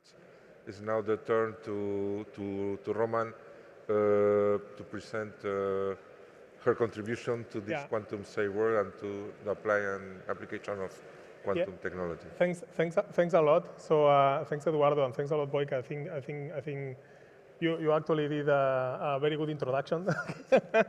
So you actually explained many of the things that I also wanted to say. But let me just stress that this was a great introduction because this is also telling that you know, essentially the impact of quantum technologies on cybersecurity is huge. to the point that all the systems that we are using nowadays are under threat. Okay, they are going to be vulnerable against quantum attacks eventually.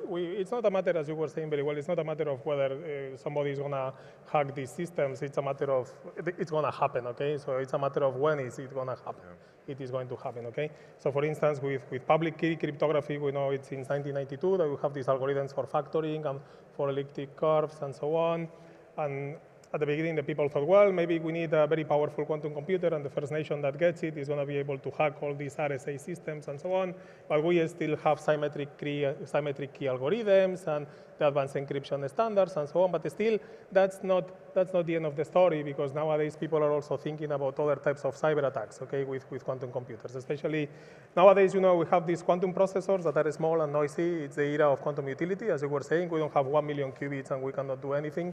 But we have these limited machines, and the people are building and coming up with algorithms for cyber attacks with these limited machines. And it turns out that these machines, they are not so limited, okay, as people originally thought, and you could even launch quantum attacks on symmetric key cryptography. I mean, for instance, this is something that we have been working on Multiverse recently. We even got a paper out that it's actually possible to run attacks on this type of ciphers using these limited quantum computers already. So the future may be closer than expected, okay? It may be, we cannot be too relaxed in the sense that you know, all our cybersecurity has to change, because we know that the systems that we are using now, they can be hacked eventually in some way or another by a quantum computer. No? So what can you do? I mean, the only thing that you can do is to change your standards, as Wojciech was saying. Okay, you have to go for these new algorithms that are published by NIST, that have been developed by IBM, and so on. But even in this case, this is the best thing you can do, because there is no formal mathematical proof that there is no quantum algorithm for hacking these systems either. No, but that's the best you can do. So this is what the people call post-quantum cryptography. You have to change your cybersecurity standards to methods, okay, and encryption algorithms that are actually, or we believe they are resistant against quantum attacks. This is the best thing we can do. And we have to do it now. We cannot wait 20 years until quantum computers are out there. We have to do it now because we are encrypting the data right now, okay? Now imagine that you go 20 years into the future and somebody is able to decipher what you are saying today. Okay, so there will be some situations in which this probably doesn't matter, but I can imagine that there may be other confidential conversations that you don't want the people to know also in 5 or 10 years. No? So we need to implement that right now. Okay, and obviously this is a boost of the cryptographic sector. So we need to go for this post-quantum cryptography, or even for quantum standards such as quantum key distribution directly to quantum cryptography and so on. Yeah. Yes, but. In fact, what we find is that the new post-quantum algorithm, the quantum-safe algorithms, for example, in the 4th round of NIST, one of them retired itself. After passing 3 rounds, he decided he was not able to comply with the requirements, it retired myself. So I think that there will be a transition between quantum-safe algorithms, which are not very trialed, very examined, and you have also RSA, ECC, which are susceptible to quantum attacks, but are, if properly implemented, very secure. So I mean, there will be a transition in which both technologies will coexist, and we can add even a third one, which is the quantum key distribution. I mean, symmetric ciphers are not so widely, I mean, they reduce the complexity by a square. You can doubling the key size, you can improve again the security. So I understand there will be a world in which 3 technologies more or less coexist as the time passes in the future. There will be only quantum safe. How do you foresee this coexistence? Because sometimes it's as easy as replacing a library in some software, but at the same time there are very complex processes, like the one probably running on the quantum-safe computers. So I think that you are right. There's going to be a period of time that it's actually starting now, where we don't really know what's going to happen. Okay, so we are going to have to be changing our cybersecurity standards maybe every year or so, because as you said, you know, there is this list of algorithms, and right now they look secure. but maybe in 1 month, in 1 month there is somebody that comes with an attack. It can be classical, or it can even be quantum, okay? But as soon as you have a quantum attack on something that runs for few qubits, how can you trust it, okay? So you have to immediately change it, no? So there's going to be a period of time that is going to be, I don't know how many years, but where these cybersecurity standards are going to be organically changing. I mean, I don't think there is no other way. Yeah. Yes. Yeah, I concur to that, because that's why I emphasize that when we think about transformation, you need to be agile. You need to think of automation, modularity, plug and play in a way that you can take an algorithm, put it back in without disrupting the infrastructure. And that's the challenge, because actually to change, imagine the passports. It takes years to actually change the systems behind the roadblocks. It's the airplanes. That infrastructure is built for future. In order to change it, it takes actually 10 to 15 years minimum to actually change an existing infrastructure. So we need to think of how we're going to be reusing the existing tools rather than just ripping off, because that will not go by, because it has been already a lot of investment into the current infrastructure. So it requires a lot of effort to actually do that transformation, even if you have the maybe best algorithm, you are sitting with the best algorithm that it cannot be cracked. In order to implement it and being able to actually use it, it takes time. And that's why I think it needs to be, we need to think of it now, because we know the quantum computers, you can see the advancement, it's tremendous. It's something we are doing in last 6 years, what we've done with classical compute 60 years. So the advancements are very fast. And changing infrastructure, it's very slow. So that's why we need to think about already, understand what is the threat, what data, how we classify the data, level of confidentiality, what is actually put at threat. We need to understand our data that needs to be protected, because not everything will be falling in this category. And that's, I think, the challenge, because it just takes time, and it needs to, decision makers need to already consider it right now. We are discussing a lot about this, but the action is to do it today, because, as I mentioned, you can harvest the data today and decrypt it later. And it's a real threat. Yeah. Yes, thank you. Normally, when we speak about cybersecurity, many of the people think, I mean, depending on the side of the table, some think as an expense, others as an investment. What do you think would be the best reasons for a medium-sized company? We know that banking, that financing really understand the problem. Perhaps some governments also start to see the problem, but when we're dealing with going to post-quantum, which is the good reason you would give to small or medium-sized company? Why they should move to post-quantum or to other security standards? Well, because otherwise your company is going to be hacked very soon. Okay, I think that's a good reason. I mean, we know that if companies don't move to a post-quantum, let's say, a cryptography standard, it's simply not safe. It's simply not safe. It's just like this. And you, I mean, depends. It's up to you. You want the secrets of your company to be open now or in 10 years. So some companies may decide, well, it's okay maybe for the time being, but some others don't. I mean, I personally would prefer to go for the safer, okay? So that's obviously a competitive advantage with respect to other people. I mean, you cannot trust algorithms that you know that they are not secure. I wouldn't do it, okay? This is like my neighbor, you know, connecting to my Wi-Fi. So then I will change the algorithm, okay? So I think that's a very good reason. So companies have to transition to post-quantum cryptography, to quantum secure, let's say, protocols, okay? Because that's the only way to go. That's the only way to go. Otherwise, we'll have to reassess whether you want your data to be private or not, okay? Yeah. I understand it applies to most of the cybersecurity-related technologies. Yeah. Sometimes it's not deciding if yes or not, but deciding when to start as soon as possible and how much you can Yeah, that's why you need to understand what data, I mean, that's why depend in which business you are, you need to understand, but it affects basically everything. Yeah. That's the danger there, because it affects, I mean, even from your own Wi-Fi, from wallet payments, day-to-day life, it's affecting everyone. So even in a business, HTTP, file transfer, FTTP, internet domain email addresses, it's digital signature, the trust of the signature that we do with the PDF sign-on, it's all being attacked, can be attacked. That's the problem. Yeah. Well, in a certain way, the title of the roundtable was Post-Quantum and Cybersecurity.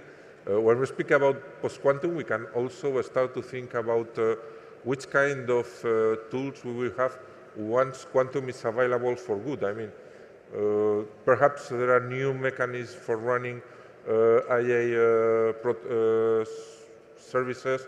We are perhaps able to detect attacks. We are able perhaps to run machine learning. What is your opinion on this subject?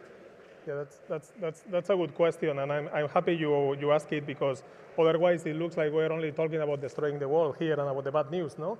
So it turns out that quantum also gives you the good side of the story, which is that you can actually detect attacks and intrusions and so on much more efficiently with quantum AI. Okay, so we have already quantum machine learning algorithms that are, that they are more precise, they are faster, they are more efficient energetically and so on, and they can detect intrusions in systems with much more precision, okay, than just standard machine learning algorithms, okay? And we are actually at Multiverse working with other companies in the cybersecurity landscape, where we are doing intrusion detection systems. We are using also this type of systems. I think they are called adversary-generated threat intelligence, okay, where we do quantum machine learning actually to be able to detect intruders much more efficiently, okay? So this is on the good side of the story, okay? There are different, and this is actually happening now. I mean, we are implementing it already with the machines that you guys have, okay? That they are still small, imperfect, and so on, but they can already be used for this type of applications, okay, in combination with some classical pre- and post-processing, okay? So on the good side, yes, there is more efficient and better AI to actually detect intruders and attacks, of course, yeah. And this is happening already. Yes. Yeah, well, I started my presentation saying that quantum computing can address many problems that classical problems cannot, and we are facing such problems. And imagine, I mean, we live in the world where COVID really blocked us for more than 1 year, that we could not do anything because there was no vaccine. It took more than a year to actually create a vaccine. And that's why we are thinking with quantum computing, you can actually do simulation of the nature. Nature is quantum in itself, and we will be able to actually speed up all that developments because we will be able to simulate how a virus is interacting.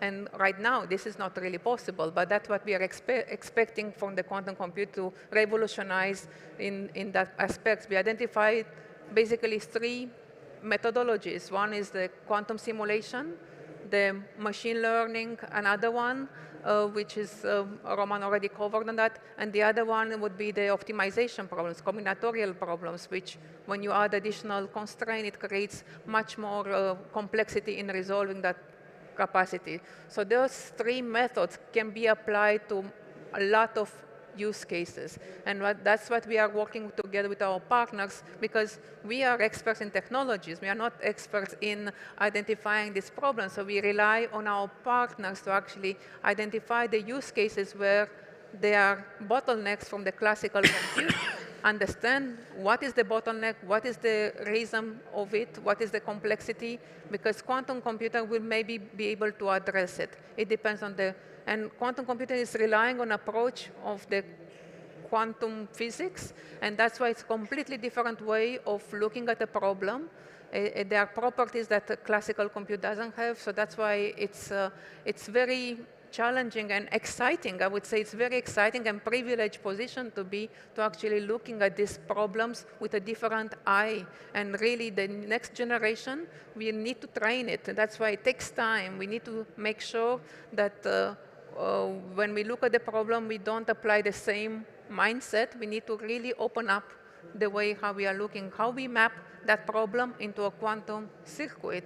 How do we map that problem into quantum circuit that can be run on a quantum hardware? This is a challenge, and that's why we are invested in training and education in workforce development, and we're relying on the Quantum Innovation Center on our partners to actually do that amplification, because it takes really time, and we are looking at the studies and the courses put in the universities to actually make sure that the understanding on how to interact with the quantum systems it's digestible. Yes, you spoke about training and education. I work at the university. I did remember some years ago when the boom of machine learning was starting, there was also the question if this would be something very specific to computer science studies. And now we are seeing that many careers are studying machine learning. What do you think about quantum computing as a method to solve problems? Do you think it will be perhaps something very specific to a career to study? Or do you foresee that perhaps it will broaden?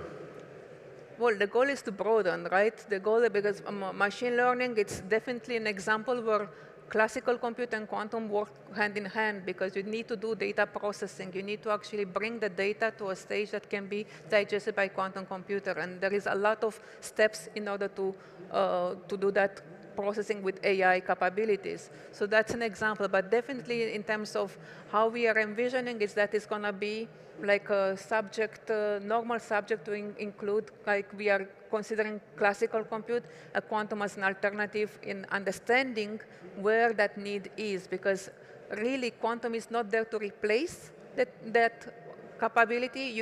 We have in universal quantum gate computers. In principle, you can do 1 + 1 on the quantum computer, but the overhead is so large, it takes hours to actually get that result when you actually can do it easily on a classical computer. So this is where we need to understand where the payback in a way, what is overhead to build that versus what is outcome, it's worth it. Because as I said, quantum computers are universal. You can build any problem and execute it, but is it fast enough? And we are looking at the problems that are actually do bring advantage compared to the classical compute. And that's why I think it needs to be really studied in understanding what problems make sense, what problems don't make sense. Because right now, I think people don't really know, and that's why we're in the interesting time that we are exploring ourselves. I fully agree with your point of view. I think we are in need of more quantum experts. Okay, so there is right now in the landscape of quantum companies, we notice that there is really a war for talent. Okay, there are not so many. The quantum field is booming. Okay, and there are not so many qualified people, let's say, to work on all these companies. Okay, and the previsions is that since the number of companies is going to grow and the impact is also going to grow, we are going to need more, let's say, quantum engineers. Okay. And it's interesting to see that there are different initiatives popping out, okay? Around there are, for instance, different master's programs on quantum technologies. There is even one here in Bilbao. There is one in Barcelona. I'm just talking about the ones that I know from Spain, no? There are also initiatives in San Sebastian from the computer science department and so on. And you can see what I've seen directly with the students, okay? Is that nowadays, quantum computing is not something that comes out, traditionally this came out from physics departments, okay? But nowadays what I see is that it's actually also getting inside computer science departments, okay? So you go to a computer science faculty and they have a different way of understanding things and so on compared to physicists, but more and more people are really very interested into quantum technologies and quantum computing and quantum AI and so on, and you can see that the thing is also booming from that side. And I think it's very interesting because we are really in need of more people that have a sound and good knowledge of quantum computing, because this is not something that you can learn just by watching a couple of YouTube videos. Okay, this is something that I've told to many people in industry. Okay, that I want to learn about quantum. Well, this is very good. Okay, but take into account that this is a science that has more than 100 years of existence. No, so you really need to sit down, understand what is going on, and for the people that have companies and they want to get into quantum computing and start to assess problems, they have to identify inside of their companies, because I've seen that also in several industries, that they have to identify what are the people inside of the company that actually know something about quantum, the physicists, the mathematicians, and so on, build their own quantum team and be able to assess the problems that they have, okay? And this is not easy, okay? We need more people that know about this technology, okay? Yes. And I think that perhaps, unless there is some questions from the audience, I think I also went in communications department, so I see that there are several technologies that go together hand by hand, which is the quantum computation, the post-quantum cryptography. There is also the quantum key distribution, which also implies at a certain point quantum communication infrastructure. Yeah. So, do you believe this is a winning team? Do we really need to start investing also in other technologies, quantum communication infrastructures, something like that? There are different approaches to the quantum cryptography. As you mentioned, the quantum key distribution, which is focused on the confidentiality and the communication A to B. With the post-quantum cryptography, it's more, so cryptography is not only confidentiality, it's also authentication, integrity, and so on. So yeah. With post-quantum safe, we are focusing IBM on that more because we are thinking of actually addressing all problems at once in a way by understanding what is the mathematical problem, how to crack with quantum computer. But we do use quantum communication for actually scaling our quantum compute power capacity.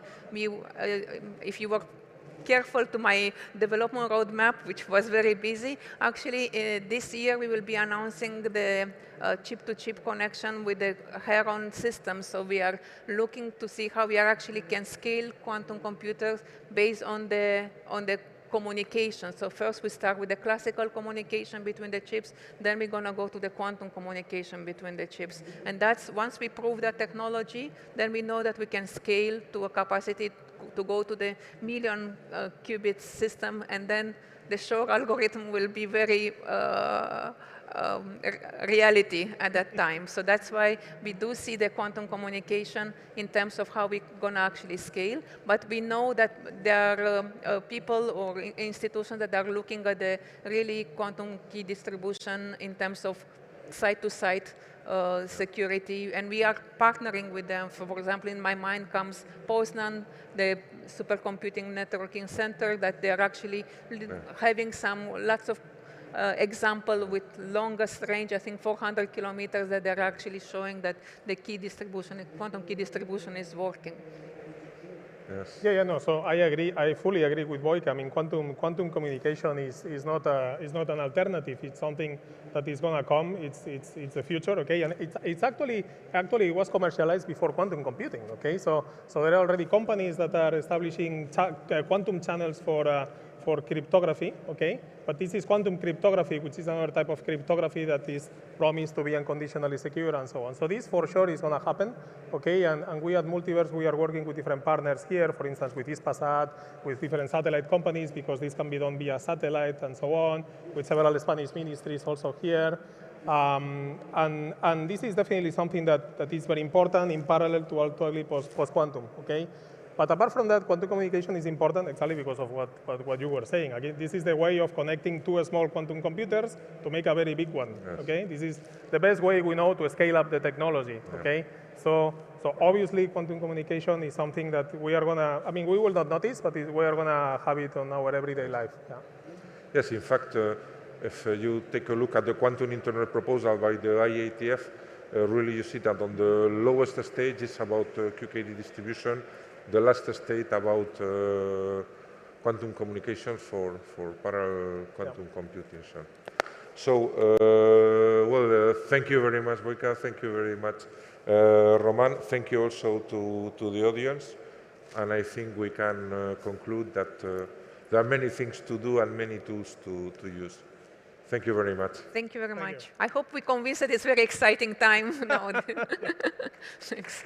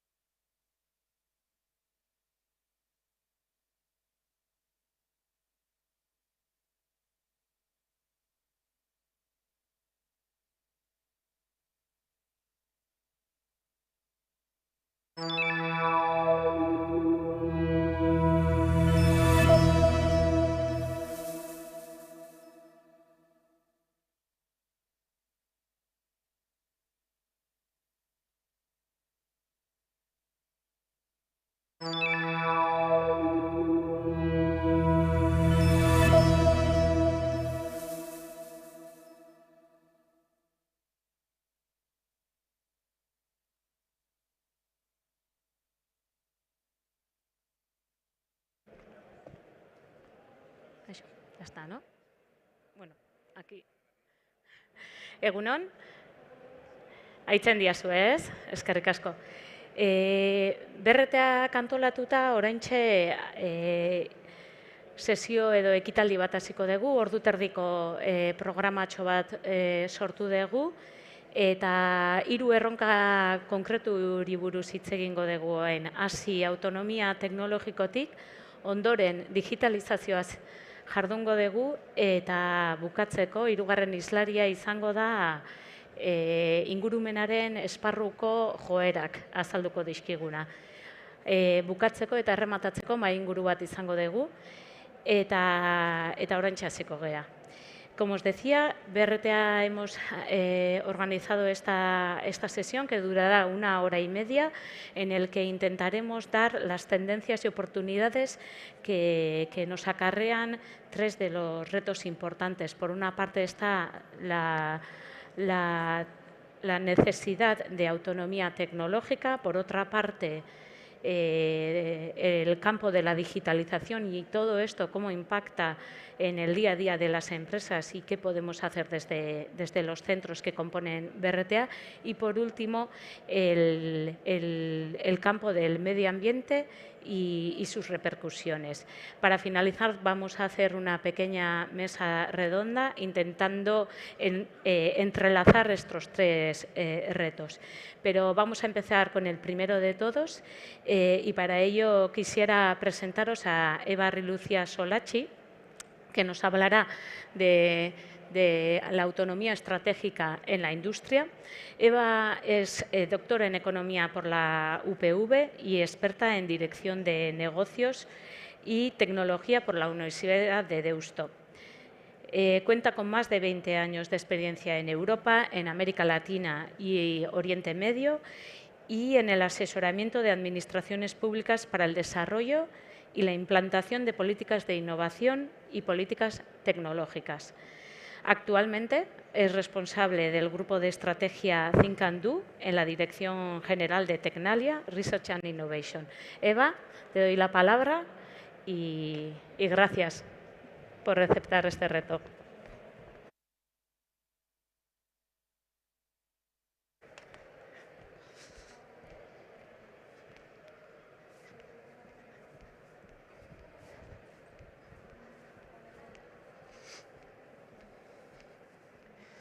Buenos días.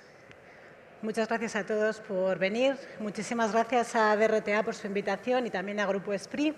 Como ha comentado Garbiñe, yo os voy a hablar de la soberanía, de la autonomía estratégica y especialmente de cuál es el papel de la investigación y de la tecnología en esta autonomía estratégica. Tenemos un problema. Pero en realidad tenemos un montón de problemas. Les llamamos objetivos de desarrollo sostenible porque llamarles catástrofes apocalípticas potencialmente destructoras de la humanidad era muy largo y era un poco melodramático y entonces les cambiamos el nombre, pero en realidad estamos enfrentando problemas muy serios.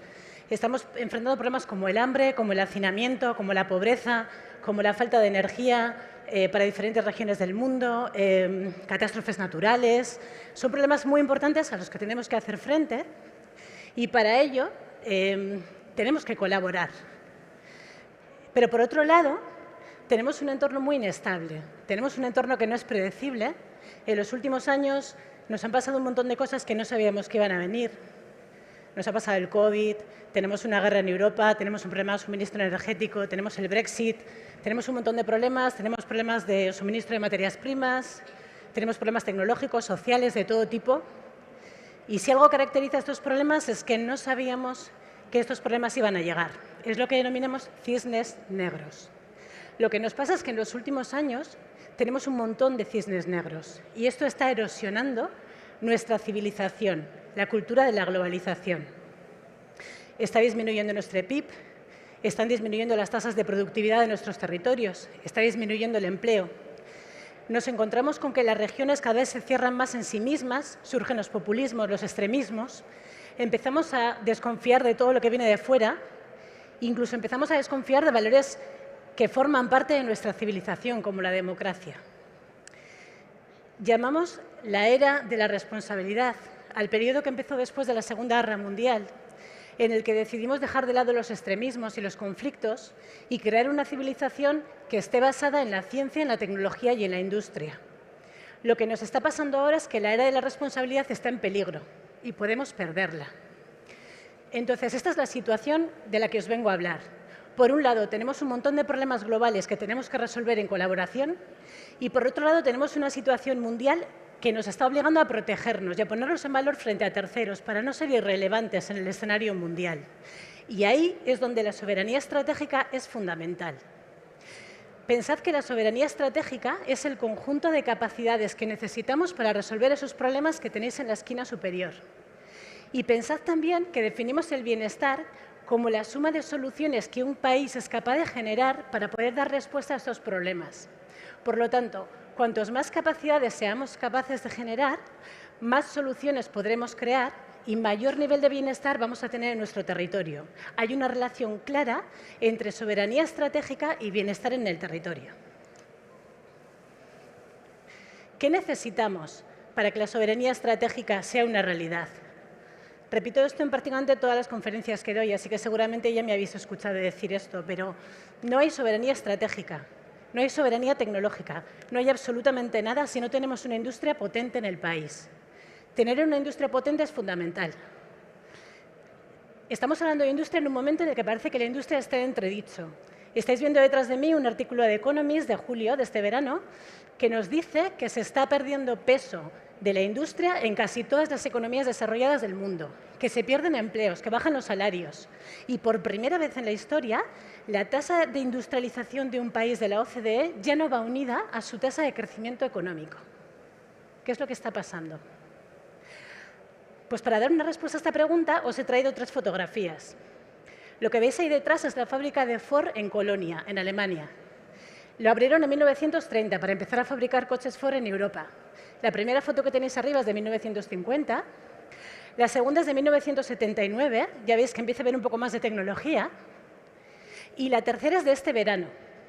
La planta que veis abajo es una planta que acaban de abrir, que produce solamente coches eléctricos, es una planta que está completamente automatizada, con sistemas que permiten que los automóviles, las máquinas y los operarios puedan comunicarse entre ellos, con una gestión de datos completamente automatizada.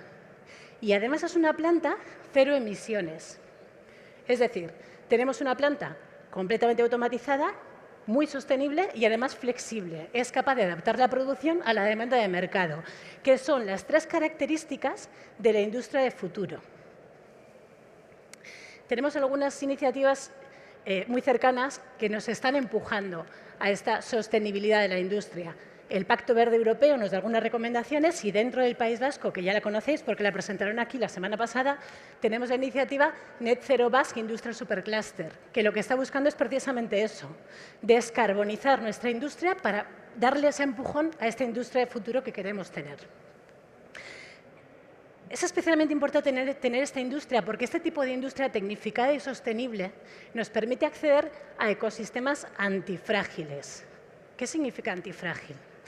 La antifragilidad es un concepto que fue acuñado por Nassim Taleb, seguramente os sonará a todos, tenéis la fotografía detrás de mí, y lo que está diciendo es que hay algo más fuerte que la resiliencia. Un ecosistema no se rompe cuando es antifrágil, pero no solamente no se rompe, sino que se hace más fuerte cuando lo sometemos a estrés. El ejemplo que pone Nassim Taleb en su libro es un músculo. Si os habéis empezado a apuntar al gimnasio este año, sabéis lo que pasa cuando empezamos a someter a estrés al músculo. Vemos que cada vez se va haciendo más fuerte y que cada vez es capaz de aguantar un nivel de estrés más alto. Ese es el tipo de ecosistemas antifrágiles que surgen cuando tenemos este tipo de industria, tecnificada, sostenible y flexible. ¿Qué necesitamos para avanzar a este tipo de industria y para tener este tipo de ecosistemas? Claro, me diréis, esta que viene de Tecnalia, ¿qué va a decir? Tecnología. Pues sí, necesitamos tecnología. La tecnología es la principal demanda de la industria del futuro. ¿Y sabéis por qué? Porque la tecnología es una demanda social. La mayor parte de los problemas que hemos puesto en la primera diapositiva tienen una solución que pasa por tecnología y no por cualquier tipo de tecnología. Hablamos de tecnología Deep Tech, tecnología que tiene un componente importantísimo científico y de investigación. Estamos hablando de inteligencia artificial, IoT, robótica, tecnologías de vehículo eléctrico, hidrógeno, energía solar, bueno, todo este tipo de tecnologías. ¿Por qué es importante? ¿Por qué os vengo con esto? Estáis viendo detrás de mí un informe de 2023 que nos dice que el 30% de las publicaciones científicas en estas tecnologías no están en Europa.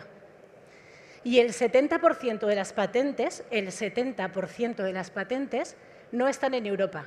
Están en China y en Estados Unidos. Concretamente, China tiene el 50% de las patentes de las tecnologías que asociamos a Industria 4.0 y el 56% de las patentes de las tecnologías que asociamos a vehículo eléctrico, a hidrógeno verde y a solar fotovoltaica. Os dejo estos datos porque nos tenemos que dar cuenta que estas tecnologías, en muchos casos, ya empiezan a tener cadenas de valor estables y no va a ser fácil meterlos en los eslabones en los que queremos entrar. Y es fundamental que entendamos algo. La mayor parte de estas tecnologías están asociadas o a la transición verde o a la transición digital. Lo que significa que cuanto mejor preparados estemos para las transiciones, será más fácil que tengamos un nivel alto de soberanía estratégica. La preparación para las transiciones y la soberanía estratégica también tienen una relación muy clara. De entre todas las tecnologías, hay un consenso muy claro en afirmar que la inteligencia artificial va a ser la tecnología que tenga un impacto mayor en el crecimiento empresarial en el corto plazo, entre 3 y 5 años.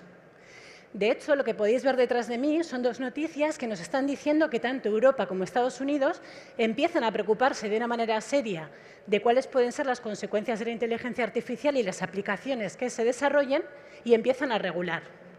La regulación europea se espera que llegue aproximadamente para finales de este año y hace un mes que Estados Unidos ya sacó una orden obligando a las empresas que están haciendo IA a informar al Gobierno de Estados Unidos de qué desarrollos tienen y cuáles pueden ser peligrosos o atentar contra la seguridad del país.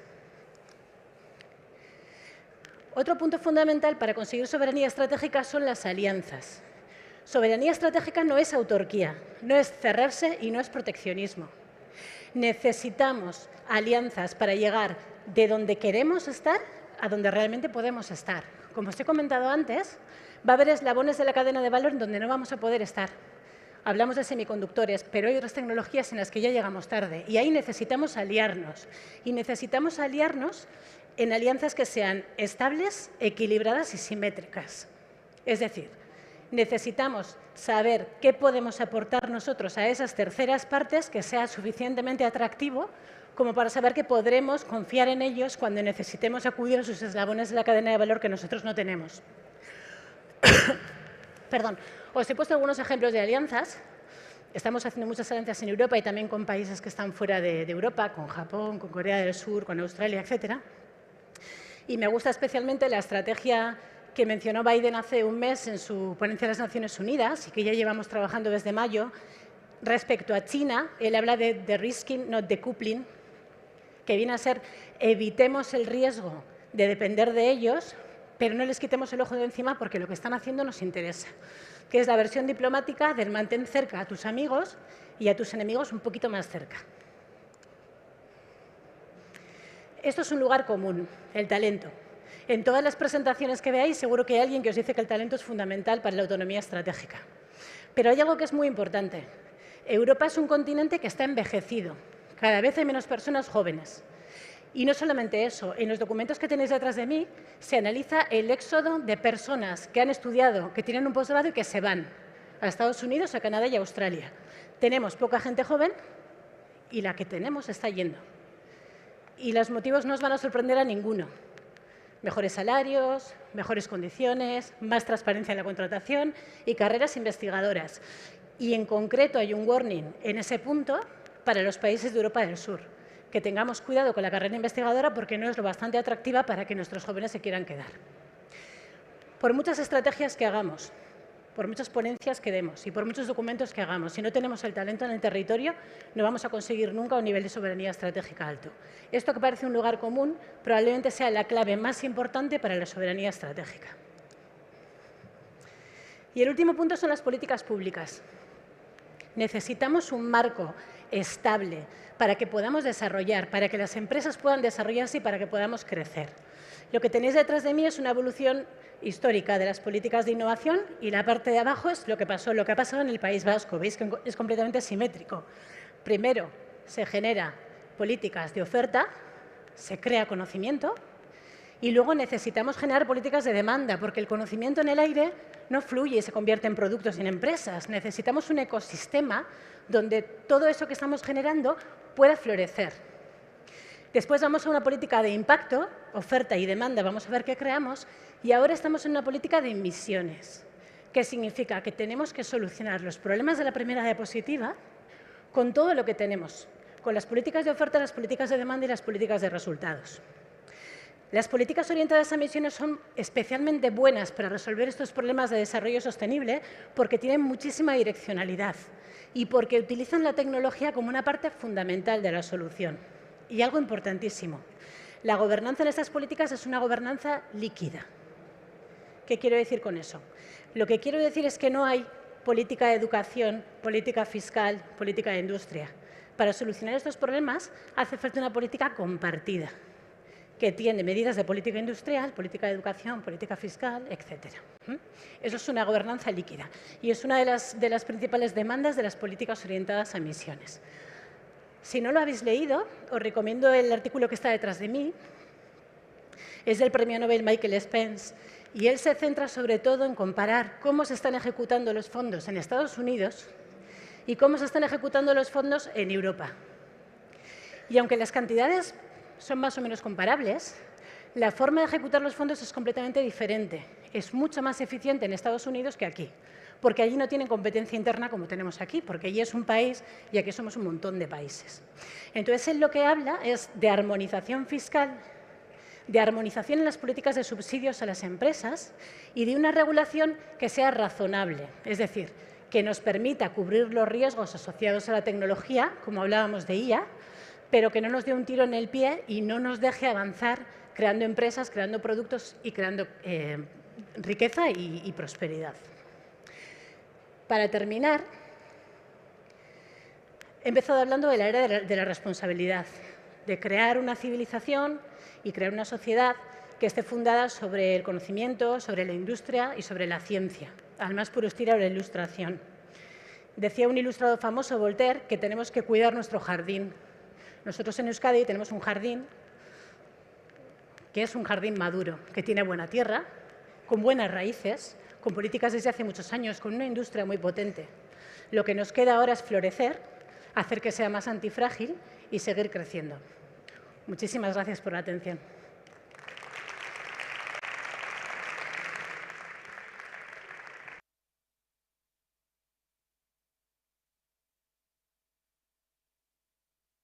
Eba.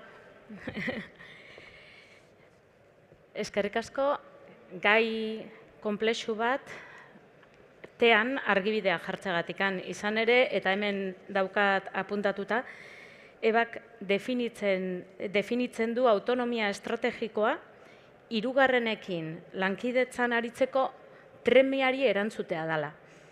Arazo globala konpontzeko, eta aldi berean gure bakartasunean edo lehiakorrak izateko.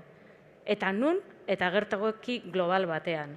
Definizioa esan bezala konplexua da eta argibidea jarri dizkigu, ez? Horretarako aipatu digu anti-auskortasuna. Aurka egin behar diogu auskortasunari. Eta hiru hanka nagusi ere esplikatu dizkigu. Bata talentua edo pertsonak erakartzea. Erakartzea bakarrikan ez, baizik eta mantentzea, ez? Bigarrena, eta asko gustatu zait, aliantzai buruz azalpenak eman dizkigu. Eta aliantza horiek izan behar dutela malguak, izan behar dutela egonkorrak era berean, eta nola ez, ekilibratuak, ekitatetik sortuak.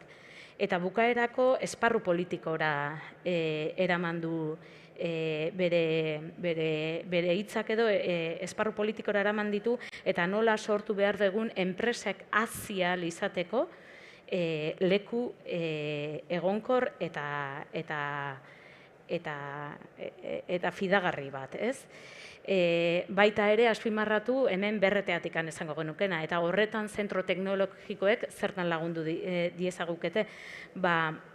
Azken finean zentroak emango dizkigute askotan eta askotan enpresek lehiakortasunerako behar dituzten teknologia horiek eta azpimarra adimen artifizialean jarri du, eta nola ez enpresei ere sareak sortzen laguntza eskaini dezakete. Beraz, hoxe da autonomia estrategikoa, bere konplexutasunean eta argitasuna jarriz, eta orain beste bi ponentzia izango ditugu, eta aurretikan Ebak aipatu ditu. Eba nos comentaba que para la soberanía estratégica tenemos que tener sí o sí en mente la transición tanto digital como la ambiental. Y estas dos siguientes ponencias nos hablarán de ello. Quiero darle la palabra a Josu Bilbao Galde. Josu es ingeniero de telecomunicación y a su vez tiene un doctorado en Ingeniería de Telecomunicaciones.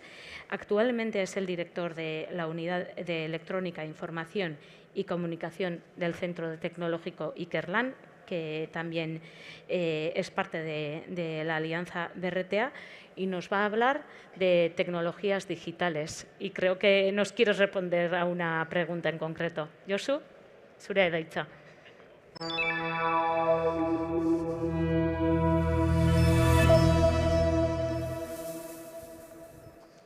Kaixo entzuten da? Bai, ezta?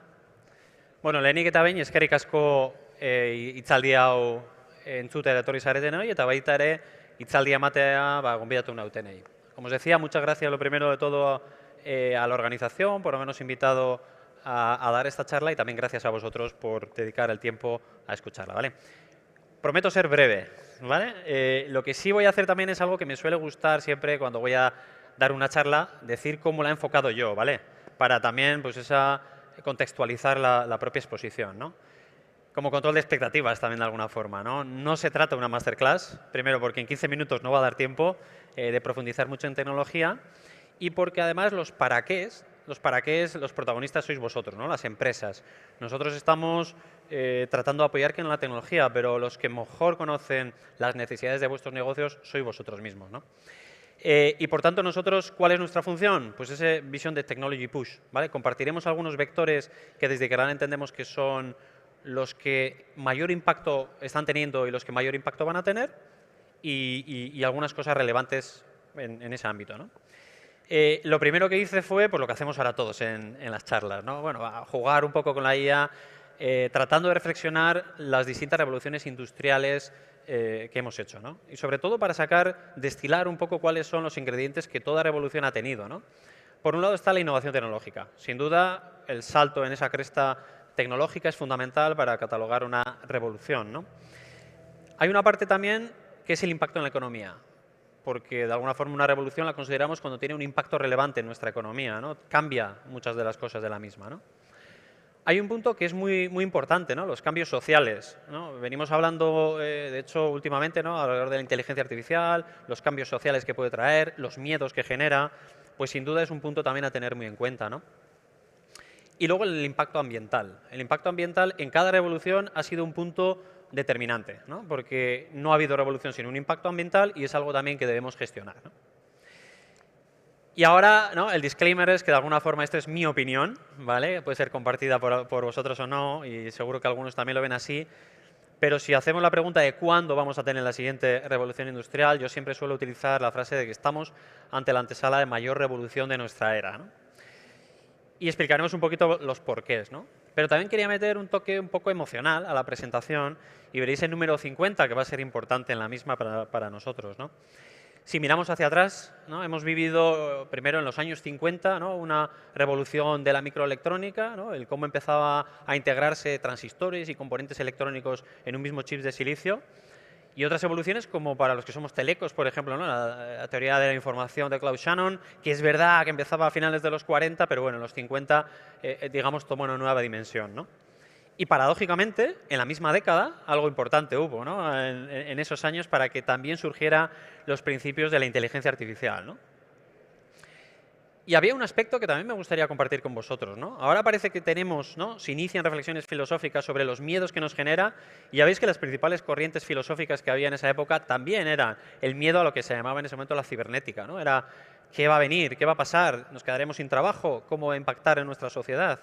¿Nos van a dominar estas tecnologías?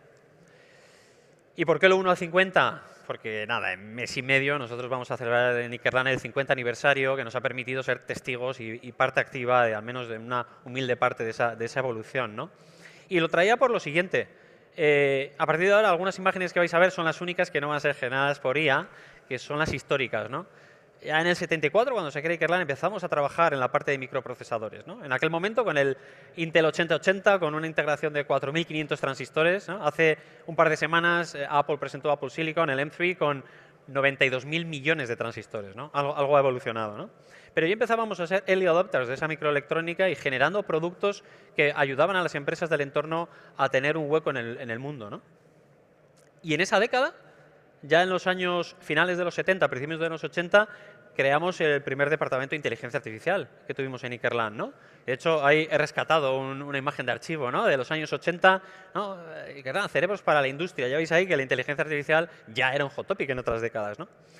Pero es verdad también que, bueno, llegan distintas oleadas tecnológicas, llega en los 90 Internet para cambiarlo todo, pero sin embargo la inteligencia artificial sufre una desaceleración, ¿vale? Surge el invierno, ¿no? Uno de los inviernos de la inteligencia artificial, hay muchas empresas que acaban no pudiendo explotar esa tecnología y, bueno, en esa desazón, ¿no? Acaban muchas desapareciendo, ¿no? Por tanto, yo me suele gustar centrarme en qué es lo que va pasando en los últimos años para la antesala de esa revolución que os comentaba, ¿no? En la última década se han desarrollado numerosos proyectos de Industria 4.0, seguro que todos habéis estado involucrados en proyectos de ese estilo. Se han dado grandes avances en el mundo de la electrónica, en la conectividad, en el mundo IoT, en la ciberseguridad. Y es como, bueno, parafraseando a Steve Jobs, es como de alguna forma los puntos se estuvieran uniendo hacia atrás, ¿no? ¿Por qué digo esto? Porque de alguna forma ahora consideramos que confluyen tres factores fundamentales, ¿no? El primero es los datos. Desde el Hannover Messe de 2011 venimos trabajando mucho, proyectos de Industria 4.0, todas las empresas, todas las verticales industriales han generado datos, ¿vale? Es verdad que muchos todavía no se sabía un poco el para qué, pero sí nutriendo de datos, ¿no? Y eso ha sido un primer vector que va a ayudar a este cambio. Segundo, la computación, ¿vale? La capacidad de cómputo se ha democratizado, se ha abaratado. Ahora, tener electrónica para hacer una inferencia en local es algo asequible, algo que no lo era en la anterior época, digamos, ¿no? Y el tercer punto, la inteligencia artificial, que efectivamente está evolucionando, ¿no? Yo pondría el foco quizá en 2018 y por ahí empezamos a hacer un poco los primeros trabajos con el concepto de Transformers, que han venido a cambiar un poco el mundo de la IA generativa, ¿no? Y sin duda ahora tiene un nuevo momentum, ¿no? Pero digamos todo lo que tiene que ver con Transformers, explicabilidad, etcétera, está permitiendo que esos tres ejes confluyan para dar este nuevo momentum, ¿no? Y luego quería hacer también una analogía con una pregunta que surgía en la preparación de la charla, ¿no? Esto es una oportunidad, es más para la hormiguita, ¿no? O sea, ¿quién es más fuerte, no? ¿Es la hormiguita que es capaz de levantar 1000 veces su peso o el elefante que es capaz de levantar 1/3 de su peso, ¿no? Si hacemos esa analogía y sin querer entrar un poco a las comparaciones, ¿no? Pero yo creo que estos puntos que he mencionado antes confluyen en que estamos en un momento en que una pyme puede ser igual o más innovadora que una corporate, lo cual no significa que las corporate o las grandes empresas no estéis jugando también un papel fundamental, porque no solo se trata de que vosotros avancéis en vuestras soluciones, sino que estáis permitiendo que vuestros proveedores, que esas pymes que trabajan de alguna forma en vuestro ecosistema, les estéis permitiendo también poder eclosionar esos factores, ¿no? Y el otro punto que pondría importante es el atributo de Open, ¿no? El Basque Open Industry, ¿no? Es un punto que me gusta mucho porque la verdad es que el concepto de Open va, o por lo menos yo lo entiendo, muy ligado a empoderar el talento frente a los recursos económicos, ¿no? Si si una organización dispone del suficiente talento y un ecosistema como el que tenemos en Euskadi, que yo creo que es un ecosistema para estar muy orgullosos, pues permite lanzar esos procesos de innovación en empresas independientemente, diría yo, casi de su tamaño, ¿no?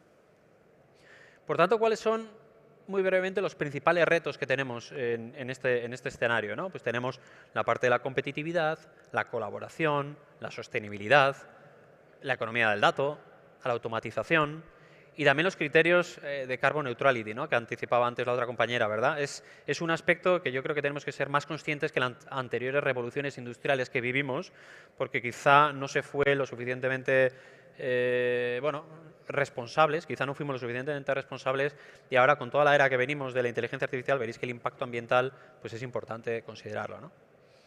¿Cuáles son las condiciones de contorno de esta revolución? Yo citaría, por citar algunas al menos, por un lado la adaptación a las normativas y la regulación, ¿vale? Nos vamos a encontrar en un escenario donde tenemos que abordar los derechos de uso de los datos cogenerados, ¿vale? En estos escenarios en los que en una cadena de valor distintos agentes van generando datos y consumiendo datos, ¿cómo vamos a gestionar eso?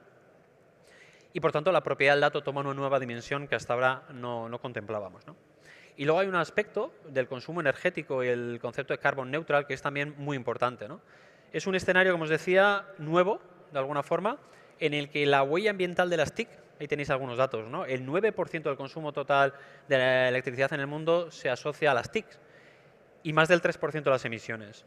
Pero quizá lo más trascendental es que se estima que los consumos provocados por la era de inteligencia artificial superarán la huella ambiental del transporte aéreo para dentro de muy poquito, ¿vale? Entonces es algo que tenemos que tener también en cuenta en todos los desarrollos que hacemos y hay agradecer también a las estrategias como las que está impulsando el Gobierno vasco alrededor de la Net Zero Basque. ¿Y qué tecnologías creemos que nos proyectan en este futuro? Yo os voy a mencionar algunas desde nuestra visión, desde los proyectos que estamos desarrollando con empresas y también desde los proyectos que estamos lanzando en la investigación para tratar de vislumbrar cuáles van a tener mayor impacto a futuro, ¿vale? Por un lado, destacaría el concepto del Edge to Cloud, que se está haciendo tan popular, ¿no? Para ello, contemplar que hay algunos datos que indican que el 80% de los datos actualmente se están procesando en entornos centralizados. Entornos centralizados puede ser en la nube, ¿eh? Pero es un entorno, un elemento de cómputo que está procesando esos, ¿no? Y el 20% en los objetos inteligentes conectados, ¿vale? Pueden ser cualquier sistema embebido. Bueno, se espera que en un par de años precisamente esas proporciones se inviertan. Y esto va muy favorecido también por lo que he comentado antes, la democratización o el abaratamiento de esa capacidad de cómputo.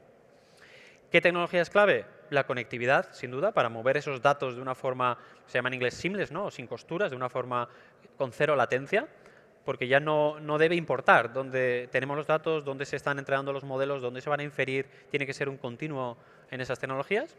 La orquestación que hay que requerir para esas capacidades de inteligencia también.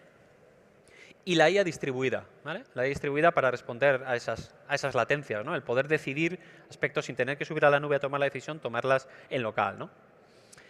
Segundo punto serían los espacios de datos, ¿vale? Los espacios de datos son uno de los puntos claves de la nueva Data Economy y de la estrategia europea del dato. Se está hablando de compartir datos, ¿vale? A mí es un concepto que no me gusta mucho, aunque es el que se utiliza, porque compartir parece como si fuera un balance energético en la que todo el mundo gana lo mismo, ¿no? Y eso es bastante utópico. Yo creo que hay que hablar del comercio, del negocio de los datos. Se trata de buscar transacciones de esos datos, se trata de hacer negocio de los datos. Por supuesto, como contexto, pues está claro que en todos los sectores se está hablando, ¿no? En industria, en innovación, en ferroviario, en automoción, en todos los ámbitos, el volumen de datos es un claro crecimiento exponencial, probablemente, ¿no? Se habla ahí de cuántos, ¿no? Os pongo ahí alguna predicción de zettabytes, que si empiezas a hacer números son trillones de gigabytes. Son estimaciones que básicamente lo que vienen a representar es lo que todos estáis viendo al día a día, que está creciendo muchísimo el volumen de los datos, ¿vale? Ahí os pongo un ejemplo, ¿no? En la industria de automoción, un informe reciente de Porsche que habla de un vehículo moderno generaría 25 gigabytes a la hora y un vehículo autónomo generará terabytes por hora, ¿no? Por tanto, todo lo que tiene, recordad lo que os decía, ¿no? De la huella y del impacto ambiental que va a traer todo esto. Y ligado a esos espacios de datos, muchos estaréis oyendo ya, todas las cadenas, un poco los ecosistemas que se están fundando alrededor de los data spaces para distintos verticales, ¿vale? Para automoción, energía, movilidad y transporte. pero sobre todo enlazando tecnológicamente con cómo vamos a unir esos espacios de datos, ¿no? Eso es lo que se llaman conectores, cómo se va a gestionar también la gobernanza de ese dato y las arquitecturas federadas del mismo, ¿vale? El tercer punto lo denomino la inteligencia artificial colaborativa, ¿vale? Ya hay datos, estimaciones que hablan que entre el 60 y el 75% de los datos son datos que generan las máquinas para ser consumidas por las máquinas, ¿vale? Aquí el humano no estaremos, espero, en el aprovechamiento del uso, pero no formamos parte de esa cadena, ¿no? Por tanto, es un escenario en el que nos encontramos, y es muy habitual además en Euskadi, en la que una empresa que haga un componente a la que quiere dotar de inteligencia se integra a su vez en otro producto que también va a adoptar de inteligencia, ¿no? Por tanto, esa inteligencia artificial colaborativa es un punto importante. Como tecnologías clave, todo lo que tiene que ver con la productivización de la inteligencia artificial, los MLOps y ese tipo de tecnologías, los temas ligados al aprendizaje federado, el concepto de transferencia del conocimiento de un sistema a otro cuando queremos acelerar los entrenamientos de la inteligencia artificial, o incluso saber cuándo hay que realizar un reentrenamiento de un sistema. La ciberseguridad es ya y va a ser un aspecto crítico, tanto para la resiliencia como también para el cumplimiento normativo. Antes he hablado, ¿no?, del movimiento de datos en los espacios de datos. Obviamente, sin ciberseguridad eso no puede darse, ¿no? No puede crearse un mercado de esos datos, ¿no? El proteger también el despliegue de esa inteligencia artificial, de esos modelos de inteligencia artificial que tenemos que mover en ese espacio también, ¿no? Y luego, dentro del paraguas del adversarial AI, que es cómo hacer menos vulnerables, ¿no?, o evitar la vulnerabilidad de los modelos de inteligencia artificial. Y por último, ¿cuáles son algunos vectores en los que estamos trabajando con una línea un poquito más de futuro, ¿no? Por un lado, la IA generativa, que ahora tiene como el escenario mainstream en el que todo el mundo habla de la IA generativa para usos cotidianos. Como os decía, la IA generativa ya se venía trabajando desde hace mucho. Por ejemplo, cuando teníamos que generar escenarios de inteligencia artificial entrenados con datos, escenarios no balanceados, es decir, lo típico que pasa en cualquier sistema que diseñamos, ¿no?, que funciona el 99,99% del tiempo bien y hay pocos datos de los fallos, generábamos ya con IA generativa datos de errores para hacer estos entrenamientos, ¿no?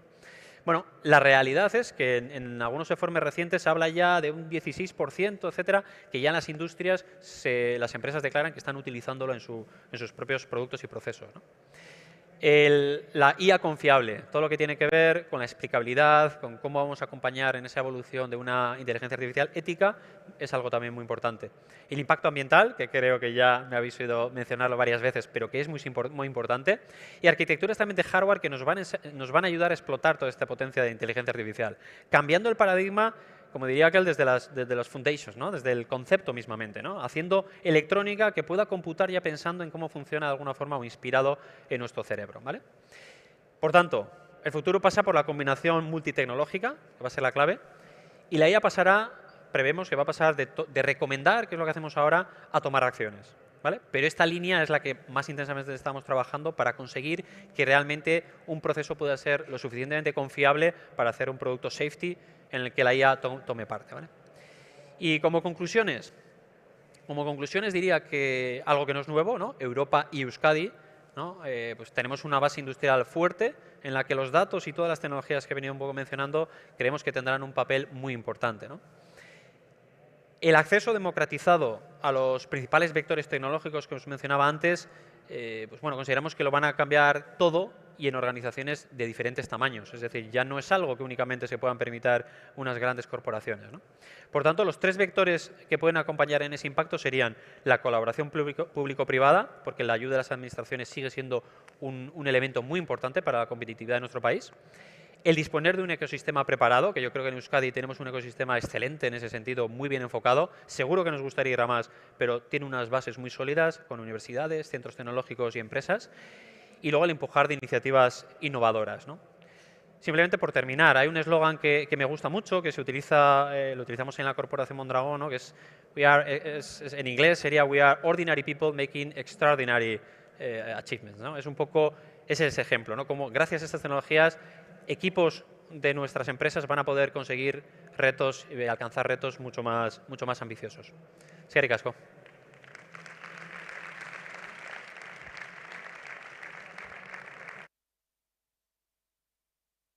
Eskerrik asko, Josu. Beno, eta zer esan Josu aurkeztu digunaz, ez? Poliki-poliki, esplikatu digu azkenengo 50 urtetan iraultza teknologikoak izan dituen pausu ezberdinak. Eta jauzi ezberdinetan teknologia digitalek izan duten garrantziaz ere jardun digu. Eta esan digu garai edo aro baten aldaketaren aurrean gauden, nik ez dakit bidean gauden, bertan gauden edo aldaketa gertatu den. Baino, 3 puntu identifikatu ditu horretarako. Aldaketa horretan gaudela azaltzeko. Alde batetikan, aipatu digu datuen eskuragarritasuna. Eskura ditugu gaur egun. Bestia, zenbatzeko edo konputaziorako gaitasuna ez badugula bakarrik baizik eta demokratizatu egin dela. Eskura jarri dela baita ere, ez bakarrikan datuak sortzeko, baizik eta hoiek zenbatzeko gaitasuna. Eta bukaeran adimen artifizialetan gertatzen ari diren totun revolutun hau guztiaz ere jardun digu 3 hanka beraz.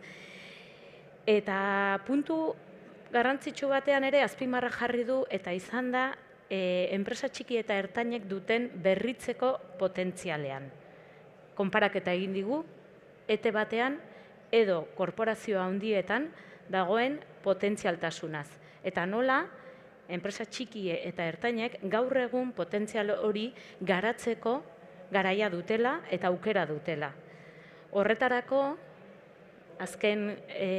azkeneko transparentzian azaldu digun bezala, bide ezberdina jorratzeko aukera jarri digu, ez? Kolaborazio publiko-pribatua zitzein digu, ekosistema mailako erakunde eta agente ezberdinen konpromesuaz eta kolaborazioaz, eta besteak beste, hainbat teknologiaetan eduki ditzakegun gaitasunak eta haien erabilgarritasunaz jardun digu.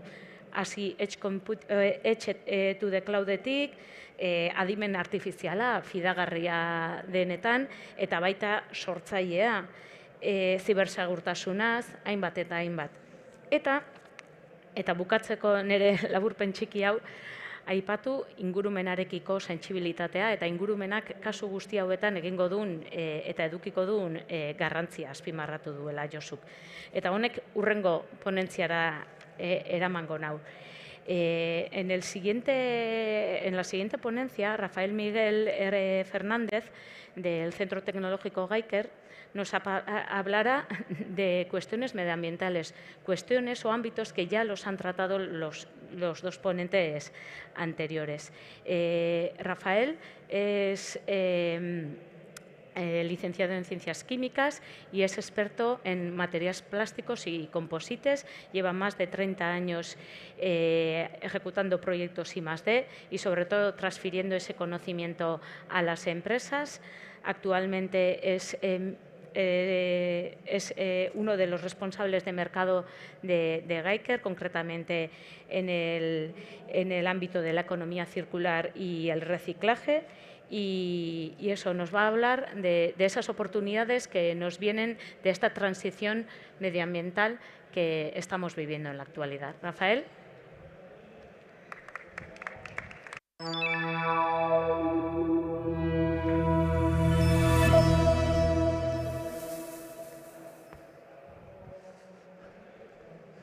Bueno, pues muchísimas gracias por estar aquí presentes, por darnos la oportunidad de compartir con vosotros nuestra visión, nuestra experiencia. Yo os voy a hablar de la transformación verde de la industria, oportunidad y retos. Haré una visión rápida por cada uno de los drivers que están motivando esta transición y luego intentaré enfocar hacia cada uno de los sectores donde se encuentran los principales motivaciones, retos, oportunidades que hay, ¿no? Como hay poquito tiempo, pues intentaré hacerlo muy breve. Bueno, básicamente, rápidamente hablaremos de la descarbonización, ecodiseño, lo que implica el pasaporte digital, que es un driver muy importante que va a suponer un cambio en toda la cadena de valor de los materiales y de los productos. También hablaré de las finanzas sostenibles, que igualmente van a suponer un cambio importante y va a ser un tractor real de la sostenibilidad en las empresas. Otro punto importante es la transparencia y posicionamiento de cada una de las pymes y de las empresas en la cadena de valor de los productos, cómo eso va a hacer que unas se comparen con otras y que de alguna manera favorezca con ese benchmarking que se mejoren los productos desde el punto de vista de la sostenibilidad. Igualmente, bueno, haremos ese repaso por cada uno de los sectores y luego, bueno, pues un ejemplo, ¿no? donde unimos los nuevos materiales que van a venir procedente de las nuevas fuentes de energía y que aparecerán pues en nuestra sociedad próximamente y que sobre ellos pues hay que hacer un hincapié especial, ¿no? Y luego, bueno, pues unas breves conclusiones. El ámbito normativo es el que tracciona todo este cambio, toda esta revolución verde. Este ámbito normativo parte del Pacto Europeo, del Pacto Verde, que todos conocemos y que ya se ha mencionado brevemente y que marca pues un objetivo muy importante para Europa, ¿no? En el año 2050 hay una obligación de que Europa sea climáticamente neutra. Esto implica pues, una descarbonización de la industria y un objetivo en el 2030 que está ahí muy ambicioso, que es que el 55% de disminución de las emisiones de CO2 frente a aquellas que se han obtenido o que se han producido en el año 2010, lo cual también implica unos cambios rápidos. Bueno, toda esta carga o esta presión legislativa que procede de Europa, lógicamente tiene en el ámbito estatal y en el autonómico sus correspondientes leyes, estrategias y planes. El Basque Net Zero, que ya se ha mencionado, es también muy importante. Por citar uno de ellos que también va a traccionar a que el diseño de los nuevos productos se hagan desde un punto de vista sostenible, es pues la iniciativa de productos sostenibles, ¿no? Que incide en toda la cadena de valor de los mismos.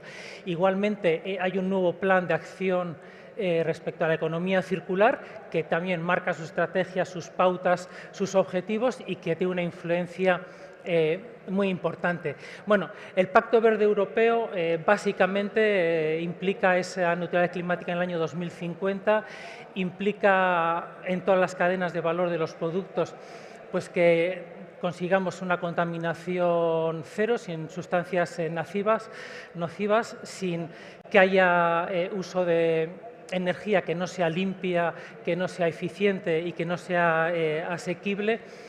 También hace hincapié en los ecosistemas y en la biodiversidad. No se olvidan estos aspectos. Igualmente se moviliza la economía para que haya una movilidad que sea sostenible y también se hace un hincapié muy fuerte en todo lo que tiene que ver con cómo se gestionan los alimentos, ¿no? De manera que se evite el despilfarro y que pues toda esa cadena de valor agroalimentaria sea también sostenible. Si nos centramos en lo que es la descarbonización, esta pasa obviamente por evitar el carbono como fuente de energía, ¿no? Buscar energías renovables, energías que procedan del sol, energía eólica, energía, sobre todo la energía marina, también de fuentes de gases renovables como el biogás y el hidrógeno. El posicionamiento que tenemos en hidrógeno es importante. La idea es mantenerlo y relanzarlo. Igualmente, la priorización de la eficiencia energética en todas las cadenas de valor es muy importante. Hay que producir consumiendo de manera mucho más eficiente y esos procesos de captura de CO2 para la obtención de materias primas también es una vía que puede favorecer la descarbonización de la sociedad y de la industria, ¿no? Obviamente la movilidad sostenible es un punto básico también en el que pues hay que hacer una labor importante. Todo toda esta medición de la huella, toda esta medición se realiza mediante las herramientas de medición de huella de carbono, que nos va a permitir pues, definir acciones de mejora para disminuirla, ¿no? Todo ese control de huella de carbono y de otros parámetros ambientales, como la huella ambiental de organización de producto, pues van a ayudar a todas las cadenas de valor en este camino. El ecodiseño, toda la reglamentación que viene en esta línea es súper importante porque obliga a todos los productos a que estén pensados desde su concepción con las reglas de ecodiseño y en toda la cadena de valor del producto, no solamente en algunas de esas etapas, sino también en qué materias primas hemos utilizado, cómo es la vida de ese producto, cómo impacta en el medio ambiente y luego cómo es ese fin de vida, ¿no? Esto implica unos cambios pues reales en cada uno de esos productos y también en los servicios, ¿no? En la legislación que teníamos anterior hacía más hincapié en aquellos productos que consumen energía, ahora se abre a todos los productos e implica concepciones pues, nuevas como la reparabilidad, que sean reparables, que sean más durables, que sean reutilizables, que se puedan acondicionar, que mantengan el valor intrínseco cuando llegan al final de su vida útil, ¿no? Aquí también entra el pasaporte digital de producto como una herramienta importante. El pasaporte digital de producto implica que cada uno de esos productos incorpore información medioambiental del mismo que se tiene que trasladar en toda la cadena de valor para que llegue al reciclador final y que pueda ser pues, mucho más fácilmente gestionable ese producto cuando llega al final de su vida útil y que se gestione como un recurso, no como un residuo, ¿no?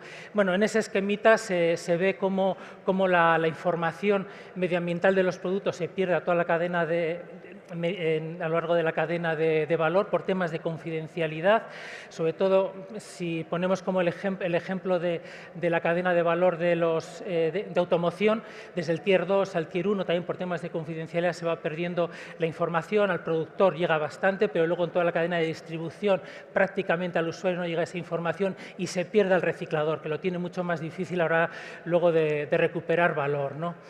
Este cambio del pasaporte digital va a tener un impacto real en cómo esos productos están diseñados, cuál es la energía que se ha utilizado en su producción. Va a implicar el uso de mayores materiales reciclados a la hora de producirlos, va a facilitar el reciclaje al final de la cadena útil y todo esto va a permitir que estos productos pues, retengan más valor. Y se abren un montón de oportunidades de nuevos negocios, ¿no? Enfocados pues, hacia la reparabilidad, el acondicionamiento como nuevos productos, la reutilización de algunas piezas. Si los productos tienen toda esa información a lo largo de su vida útil, va a ser mucho más fácil pues, garantizar una segunda vida o incluso bueno, pues, que el reciclador reciba la información adecuada pues, para poder hacer una mejor segregación y que esos productos o esos materiales recuperados lleguen con mayor valor añadido pues, al final de la vida, para la nueva vida útil, ¿no? Cambiamos un poco a otro tema que es también muy importante y es el tema de las finanzas sostenibles. Los reglamentos de taxonomía europeos lo que están implicando es que las entidades financieras cuando están financiando un producto, cuando están sacando un activo financiero para comercializarlo, bueno, tengan que definir cómo de sostenible es ese activo, ¿no? Ese producto o ese nuevo proceso que quieren financiar. Esto es muy importante porque se va a favorecer que aquellas soluciones o aquellos productos que sean medioambientalmente más sostenibles van a estar favorecidos frente a aquellos que no lo sean, ¿no? Incluso pues, habrá mayores productos que con ese marchamo verde pues, tengan una financiación más amigable frente a otros, ¿no? Bueno, pues la evolución está sacado de un artículo, la evolución se ve ahí en esa gráfica, pues en los últimos años de ser prácticamente inexistente, pues es casi es exponencial, ¿no? Entonces, bueno, pues las entidades financieras van a ser tractores de la economía sostenible y van a ser pues un driver a tener en cuenta. Luego, igualmente, no toda la legislación europea que que nos obliga a comunicar el desempeño ambiental de los productos, implica que tiene que haber una transparencia, ¿no?, desde la concepción, la fabricación y cómo esa información se transmite en toda la cadena de valor. Ya hay mecanismos voluntarios en los que una cadena de valor, en ella las pymes tienen que informar para que sean aceptados esos productos por el comprador final, tiene que informar de todo el impacto ambiental y esto provoca pues, que hay una comparación de unas pymes frente a otras y que algunos pues, pueden quedar fuera del mercado si no entran en esta dinámica medioambiental de forma clara y rotunda, ¿no? Entonces, bueno, pues este posicionamiento medioambiental va a favorecer que la competitividad de unas empresas frente a otras, ¿no? Existen índices reputacionales basados en todo esto. Habrá también fondos de inversión que inviertan en las empresas que tengan estos índices reputacionales elevados. Entonces, bueno, todo lo que es transparencia medioambiental, que hasta ahora no ha estado muy bien entendida, pues se va a favorecer y comunicar, ¿no?, por las obligaciones de las normativas y va a favorecer que avancemos en el mercado. Europa ha definido estos 14 ecosistemas industriales por cadenas de valor. Muy importante, todas las cadenas de valor tienen que estar sometidas a estos criterios de los que estamos hablando y las cadenas de valor están formadas por pymes. El 99% de las empresas europeas son pymes, entonces aquí es donde tenemos que hacer el gran esfuerzo, ¿no? Y desde los centros tecnológicos que presentes y los centros de investigación cooperativa en BRTA hacemos ese apoyo pues, a las empresas, ¿no? En muchos de los sectores se enfrentan a los mismos retos, ¿no? Y tienen oportunidades similares en lo que es la transición verde. Voy a pasar por los sectores un poco rápido y citar solamente alguna de aquellas diferencias, aquellos retos pues, que sean singulares de ese sector, ¿no? Si empezamos por el sector del metal, en este caso bueno, es muy consumidor de energía y todo lo que está relacionado con la descarbonización del proceso de generación de energía en esta cadena de valor pues, es muy importante, es un reto muy significativo. La trazabilidad de las materias primas es también muy importante, cómo están trazadas para que puedan luego definir esos productos como que son sostenibles. Igualmente, bueno, pues que esas fuentes de materias primas estén bien segregadas y que tengamos metales separados no solamente por el componente principal, sino por las aleaciones que lo forman. Aquí también hay un gran desarrollo en las acerías y en otras industrias para que podamos hacer una buena separación de las chatarras que sean de calidad y que puedan luego favorecer los productos de valor añadido. En el caso del sector de la máquina y herramienta, pues bueno, uno de los grandes retos es mantener el valor del producto en toda la cadena de valor, ¿no?, que luego permita la reciclabilidad, la reparabilidad y la reutilización, ¿no?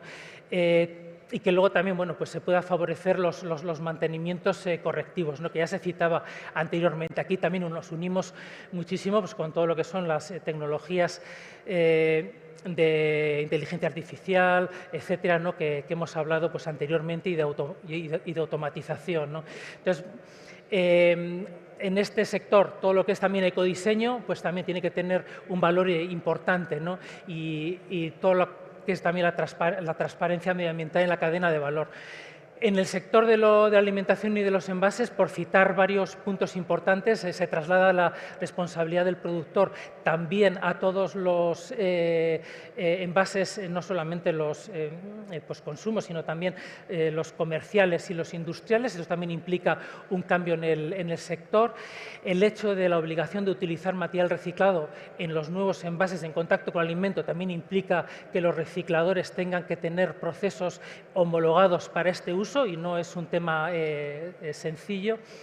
Las nuevas leyes para la prevención del despilfarro alimentario también implica que haya planes de prevención para recortar esas pérdidas, lo cual también es un punto importante ya que obliga a medir, a reportar y luego a tener acciones de mejora, ¿no? Bueno, todo el enfoque hacia la reutilización, el reciclaje de los envases también es un punto muy importante y este es un sector que sigue en un amplio desarrollo, ¿no? La construcción está obligada pues, a hacer igualmente el desmantelado de los edificios de manera sostenible, un desmantelado selectivo obligatorio, lo que implica que va a haber pues bueno, un coste añadido, pero también un valor añadido en los productos que se separen. La utilización de materiales reciclados en los nuevos productos también es un punto importante. Aquí también imbrica se une con la legislación y con las administraciones que van a obligar a la utilización de materiales reciclados en las nuevas obras, y esto también es importante pues, para relanzar el sector, ¿no? Cambiamos hacia el sector de la automoción. Igualmente, este es un sector donde la calidad es extremadamente importante, pero los fabricantes exigen también por la legislación que se utilicen materiales reciclados en los nuevos vehículos, tanto los metales como los plásticos, y aquí también hay un hándicap y una dificultad importante. Lógicamente, toda la eficiencia energética en la cadena de valor y el uso de combustibles hipocarbónicos para estos vehículos también es sumamente. Otro reto importante es en los vehículos eléctricos que utilizan baterías. En este caso, pues también todo el reciclaje de estas baterías, cómo recuperamos los metales estratégicos presentes en las mismas, etcétera, también es un punto muy importante que requiere pues, trabajar intensamente en esos nuevos procesos. El sector eléctrico-electrónico bueno, pues es uno de los temas, digamos que clásicos, ¿no? Todo lo que es el diseño para la reciclabilidad, la reutilización, la durabilidad, la reparabilidad, pues implica trabajar desde el ecodiseño, ¿no? El diseño para el desensamblado, el diseño para el reciclado, para la reutilización, pues son aspectos en los que hay que trabajar, ¿no?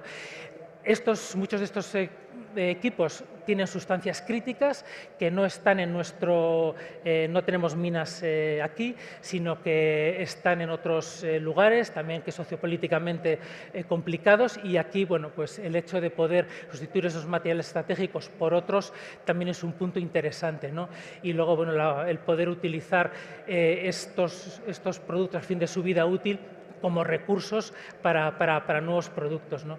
En el caso del hábitat, aquí tenemos toda la parte de ecodiseño enfocada hacia estos nuevos productos, que es muy interesante. La utilización, el hecho de evitar sustancias peligrosas en el uso de nuevos y químicos.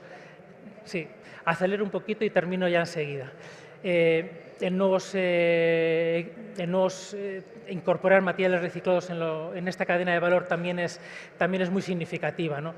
En el caso de la movilidad y la logística también, todo lo que es movilidad sostenible, es necesario también abordar todos estos aspectos, y casi termino en las cadenas de valor con la química y polímeros. Entra el reglamento REACH con nuevos requerimientos respecto a la trazabilidad de los productos químicos, su sostenibilidad y su baja nocividad, y aquí también tenemos muchas acciones por hacer. Este es el ejemplo que os quería comentar. Tenemos oportunidades en los materiales que podemos recuperar del sector, de los sectores que generan energía verde. Vamos a tener, ahí veis las gráficas, ¿no?, exponencialmente un montón de recursos en forma de residuos de estos sectores, y tenemos que desarrollar la tecnología.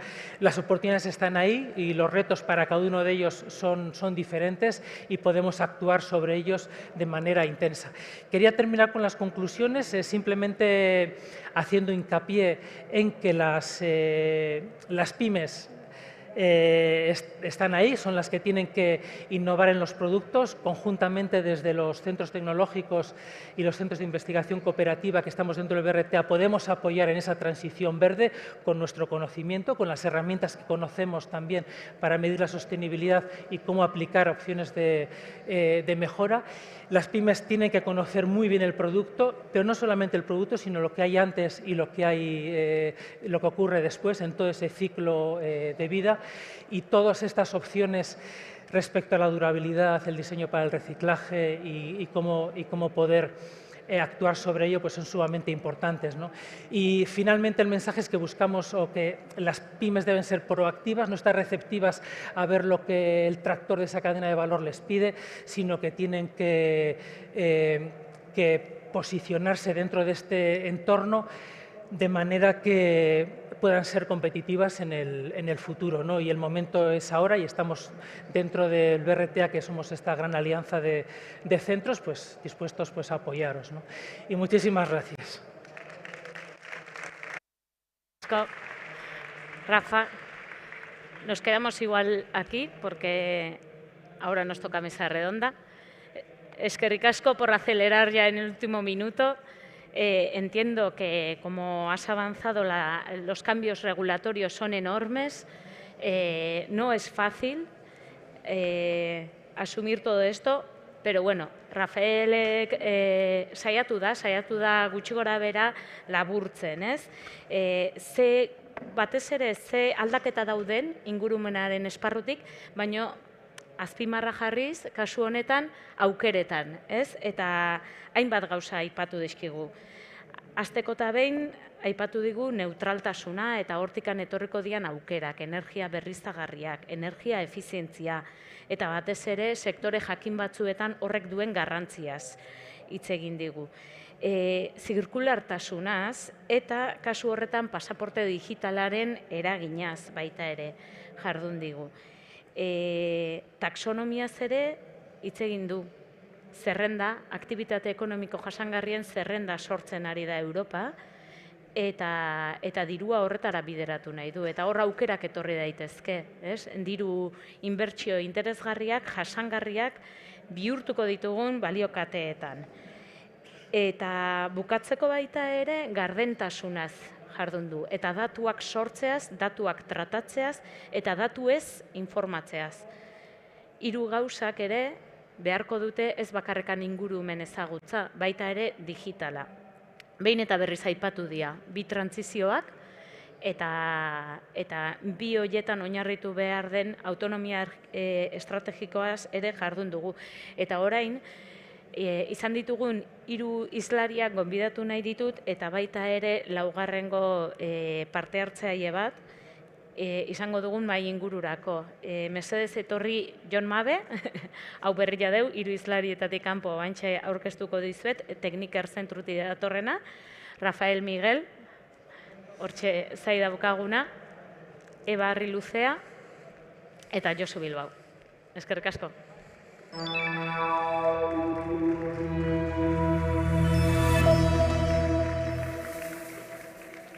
Bueno. Zakiztema denbora izango dugun, mahai ingururako, baina nik hemen behintzat galdera batzuk banitun prestatuak. Bueno, como os decía, aparte de los 3 ponentes que hemos tenido hasta ahora, se nos suma Jon Mabe Álvarez. Él es ingeniero de telecomunicaciones y posee un máster en sistemas eléctricos avanzados. Lo he dicho bien, ¿no, Jon? Sí, sí. Lo son. Y un máster en bioingeniería también. Y actualmente es el director de mercado y parte del consejo director de Techniker.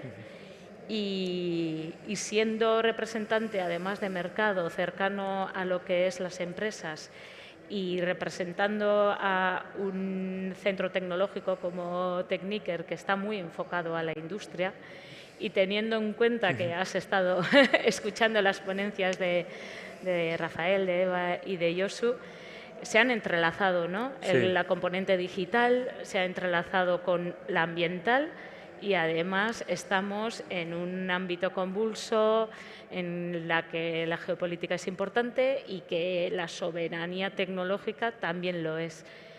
¿Estáis percibiendo desde las empresas esas necesidades de intercalar esos 3 componentes a la hora de dar las respuestas, o qué percepción recibes y cómo da la respuesta un centro como Techniker ante ellas?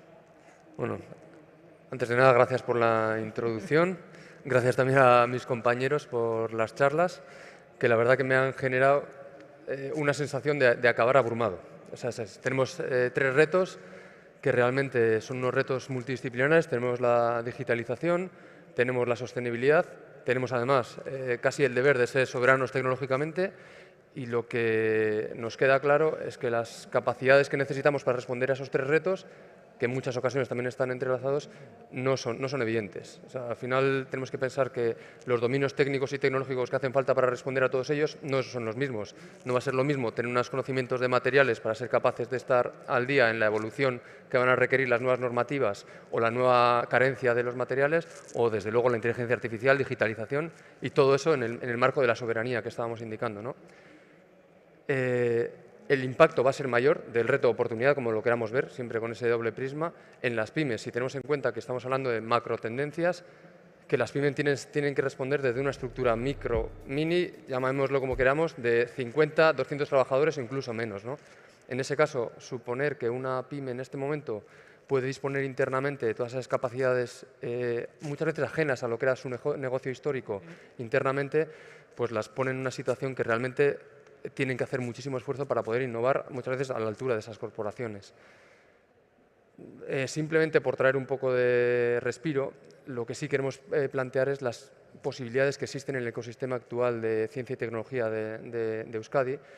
La misión de los centros tecnológicos es precisamente estar capacitados, estar a la última, generar tecnología y especialización, conocimientos en esos retos, y que nos permita no solo generar esa tecnología y conocimientos, sino que lo hagamos de una manera, vamos a decir, masticada, tratada, que nos permita transferirlo a las empresas, en muchas ocasiones pymes, ¿no? Entonces, tenemos la misión y el objetivo y la determinación de ser especialistas en estas tecnologías que son necesarias ahora, a medio y a largo plazo, pero aplicar siempre esa capacidad de poder implantarlo en estas empresas que muchas veces no puedan tener toda la infraestructura o la estructura necesaria para responder, ¿no? También he pensado en que podía traer algunos ejemplos de esos retos de digitalización, sostenibilidad, etcétera, que nos estamos encontrando últimamente. He querido aplicarle también el vector un poco de sector. Y bueno, por ejemplo, automoción, que ha sido citado, pues tenemos el caso de Ford, pero a nivel de Euskadi lo que tenemos es una infraestructura industrial que hace frente a las necesidades de esos OEMs, pero a la vez que provee componentes, ¿no? De alguna manera lo que nos transmiten es que esa presión de reducción de huella de carbono que tienen los fabricantes les está llegando también a la cadena de valor, por lo tanto, ya no solo tienen que ser capaces de fabricar con mucha calidad y muy barato, sino con una reducción de consumo. También les están llegando las prohibiciones de determinados materiales, por lo tanto, tienen que tener la capacidad de evolucionar a identificar nuevos materiales que sean compatibles, tanto con los requisitos de producto como con sus requisitos de proceso, donde han invertido muchísimo para poder llegar a fabricar esos productos, ¿no? Por la parte de digitalización, nos llega la demanda de que ya no solo tienen que ser capaces de fabricar productos mecánico-plásticos, que pueda ser algo que tradicionalmente ya habíamos superado tecnológicamente y el nivel que tenía la región estaba al nivel de lo que pueda ser la demanda europea y mundial, sino que ahora esos productos mecánicos y plásticos les están exigiendo la capacidad de ser productos digitales, conectados, autodiagnosticados, esto es meterles esas capacidades de software, hardware e inteligencia artificial a los propios productos, y no solo a los productos, sino a los procesos, ¿no? Al final, automoción, aeronáutica, en este momento se encuentran en una situación en cuanto a procesos productivos que las últimas tuercas que les quedan por apretar en cuanto a eficiencia, porque recordemos que veníamos de unas exigencias en cuanto a calidad y productividad muy altas, ya se estaba cumpliendo con esas expectativas, pero las últimas vueltas de tuerca que quedan es precisamente poder llevar a realidades tangibles lo que llaman el Data Driven Industry, ¿no? Y evidentemente pues eso es una oportunidad para algunas de ellas, pero para otras es un reto que esperamos poder ayudarles en alcanzarlo. Vamos a salud, por ejemplo, salud, que podíamos pensar que era un sector que estaba un poco ajeno a todas esas regulaciones de prohibiciones de materiales. ¿Por qué? Porque siempre primaba la seguridad del paciente, pues empezamos a ver que ese concepto que tenemos de utilizar y tirar material quirúrgico, material sanitario, puede empezar ya a tener que darse una vuelta de tuerca a, bueno, pues pensar en cómo ese mismo material podemos tener que cambiar sus materiales base o hacerlo compatible con procesos de esterilización. Y todo eso son realidades que sí están ocurriendo también a nivel de región y que, lo que comentaba, es nuestro objetivo estar preparados para ayudar a la industria, en este caso hablamos de pymes, a las pymes a responder de ellas. Yo lo que animaría a todas las pymes es a que nos consulten esas necesidades que tienen, porque a nivel solo de músculo tecnólogo, el BRTA representa 3.500 tecnólogos que ponemos a disposición de las pymes. En el caso concreto de Techniker somos 300 y lo que sí puedo asegurar es que muchas de esas consultas están acabando a día de hoy en soluciones reales que están respondiendo bien a los retos o aprovechándose de esas oportunidades que generan. Por lo tanto, animar a que se genere esa interacción con nosotros y en general con todo el ecosistema de ciencia y tecnología vasca. Es que ricasco. Me ha gustado eso de que hacerlo masticable, ¿no? Que Sí. muchas veces es lo difícil porque nos toca estar en la brecha, porque nos toca generar conocimiento, pero a su vez para poder transferirlo debemos ser traductores también, ¿no? Bien de las soluciones tecnológicas o también entender un poco las necesidades que ya habéis marcado. Muy bien. Paso el testigo a Eva ahora, Eskerrik asko Jon. Bueno, yo creo que en todas las ponencias se ha repetido pues que estamos en cambio de hora, que es algo, estamos en momentos convulsos, con incertidumbre, ¿no? En los últimos años pues nos han marcado, han marcado una serie de hitos que hace 10 años no los hubiéramos contemplado, ¿no? Y yo creo que tu ponencia nos ha esclarecido una herramienta como para poder hacer frente, ¿no? Que debemos ser flexibles y demás. Vale. Pero en toda esa amalgama, ¿no? Y desde esa perspectiva, ¿cómo puede una pyme entenderla y transferirla a su toma de decisiones, ¿no? Tengo que comprenderlo y a su vez tengo que incorporar en mis procesos de toma de decisiones. ¿Algún consejo? Y sobre todo desde la perspectiva al que representas, ¿no? Otro centro tecnológico que en este caso es Tecnalia. Vale, buena pregunta. Bueno, hay una cosa fundamental en lo que yo creo que todos nosotros estamos hablando, que es el tema de las transiciones. Las transiciones no son solo tecnológicas, son culturales, son sociales, son políticas, son transiciones completas. Si los centros tecnológicos nos centramos solo en la tecnología, creo que nuestro acompañamiento a las pymes no va a ser completo y creo que nos vamos a dejar una dimensión fundamental detrás y no les vamos a poder acompañar bien. Cuando hablamos de pyme, estamos hablando de un grupo muy heterogéneo de empresas, muy diferentes entre ellas. En Tecnalia decimos que no importa el tamaño de la pyme, lo que importa es el tamaño del problema que tiene que resolver esa pyme. Y creemos que ese acercamiento nos ayuda mejor a dar un buen servicio a lo que necesitan, porque los niveles tecnológicos de las pymes son muy diferentes y lo que necesitan también es muy distinto. Aunque damos servicios muy complejos, yo diría que tenemos 3 pasos fundamentales en la cadena de valor de la tecnología donde podemos ayudar a la pyme a que se sienta más cómoda, a que vaya avanzando y a que conozca todo esto de lo que hemos hablado los 4, ¿no? Durante esta mañana. Lo primero es el tema de los proyectos europeos. Bueno, nosotros somos el principal centro privado de España en contratación y en liderazgo de proyectos europeos. Y esto es fundamental porque las empresas en los proyectos europeos hacen proyectos de investigación aplicada, entienden la tecnología y entienden las oportunidades que esa tecnología supone para su negocio. No nos olvidemos que muchas de las empresas punteras ahora mismo en Europa, como SML y otras empresas, tienen sus raíces en su participación en proyectos europeos durante los años 90, durante los primeros años de la década del 21, ¿no? Y también muchas empresas proveedoras de esas empresas que son muy buenas tecnológicamente y que están sobre patentes que se han creado en estos proyectos. El segundo punto fundamental es que efectivamente, como decía Jon, 3.500 en el sistema, en Tecnalia somos 1.500, llegamos hasta donde llegamos. O sea, no podemos darte servicio absolutamente en todos los eslabones de la cadena, pero conocemos muy bien los ecosistemas en los que estamos trabajando. Los centros tecnológicos del BRTA conocemos muy bien el ecosistema vasco, también el nacional y, por supuesto, el europeo y en otros países fuera de Europa. Esto nos permite que la capilaridad que tenemos nosotros, nuestra red de relaciones, está a disposición de la pyme en el momento en que lo necesita. Lo que yo no puedo darte como centro tecnológico, sé quién te lo puede dar y te puedo poner en contacto con él. Y en línea con esto, la tercera pata, que creo que es importantísima, tiene que ver con las infraestructuras y con los centros, digamos, de prueba y de experimentación. Algo que define la tecnología de la que todos estamos hablando esta mañana, es que son tecnologías muy complejas y que la incertidumbre llega casi hasta los TRLs finales, ¿no? Hasta el mercado. Para que las empresas puedan quitarse esa incertidumbre necesitan testear, necesitan espacios controlados de experimentación. Nuestras infraestructuras, las de los centros del BRTA, son espacios fabulosos para que puedan testear su tecnología. Y además damos un paso más y estamos hablando de Open Innovation Test Beds, que son espacios controlados de experimentación con mis instalaciones y con las instalaciones de las mejores universidades y los mejores centros de investigación europeos. De manera que a través de nosotros puedes acceder a ellos y puedes testear tu tecnología en ellos, ¿no? Que es un paso más a no solamente ven a mis instalaciones en Tecnalia o en Icarlan o en Techniker, sino te dejo las instalaciones de otros lugares que son fundamentales. Estamos trabajando ya, tenemos una lanzada en tecnologías de nanomateriales, tenemos una de membranas, de tecnologías de membrana muy avanzado y acabamos de arrancar con uno de tecnologías de electrólisis para generación de hidrógeno. Pero esto es una tendencia en la que sé que otros centros de BRTA también están y es fundamental. Porque la participación en europeos, la capilaridad con otros agentes y el testeo y la experimentación en espacios es importante porque a medida que las pymes vayan entrando, su demanda se va a sofisticar. Ellos van a ofrecer productos mucho más tecnológicos, van a estar en condiciones de competir muchísimo mejor. Lo que comentaba en la ponencia de los ecosistemas antifrágiles va de ahí, ¿no? De que tu producto realmente no es fácil de copiar. Sí que te da una fuerza y te da un posicionamiento y una relevancia.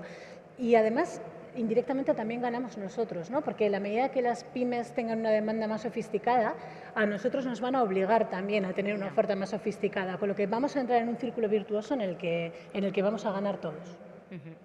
Un proceso win-win, ¿no? Porque al fin y al cabo el conocimiento, hemos dicho que se genera en los centros, pero se genera también en la empresa y ese flujo es el que de verdad nos hace mejorar a todos, ¿no? Como ecosistema. Sí, sí, 3 puntos interesantes, los que has marcado, Eva. Y damos paso a otra pregunta que le quería lanzar a Josu, porque Josu, tú has enumerado una serie de tecnologías, ¿no? Tecnologías digitales que creéis que actualmente son totalmente, pues bueno, están en un paso adelante y deben ser una realidad en un corto plazo. Pero, ¿cuál de ellas dirías que sí o sí una pyme las tiene que contemplar ahora o en un medio plazo? Y en un segundo plano, ¿no? ¿Cuál sería el que digas, jo, esto te va a ofrecer un valor añadido sustancial, ¿no?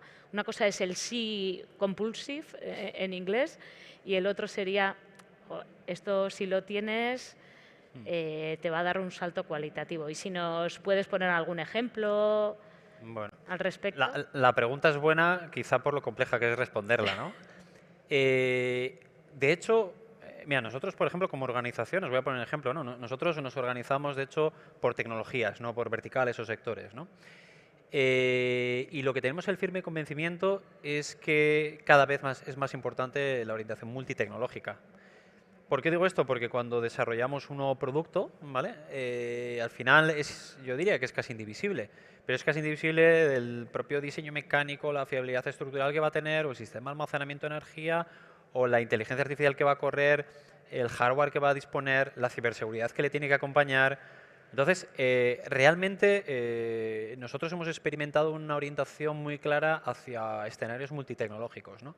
Hasta tal punto que los nuevos laboratorios que hemos ido generando tienen esa orientación para que nuestros investigadores puedan desplegar su talento en escenarios multitecnológicos, en los espacios en los que si antes hacíamos laboratorios un poco más estanqueizados, ¿no? Cada una de las tecnologías se trabajaba de una forma relativamente independiente, eso hoy en día vemos que no es la forma de abordarlo, ¿no?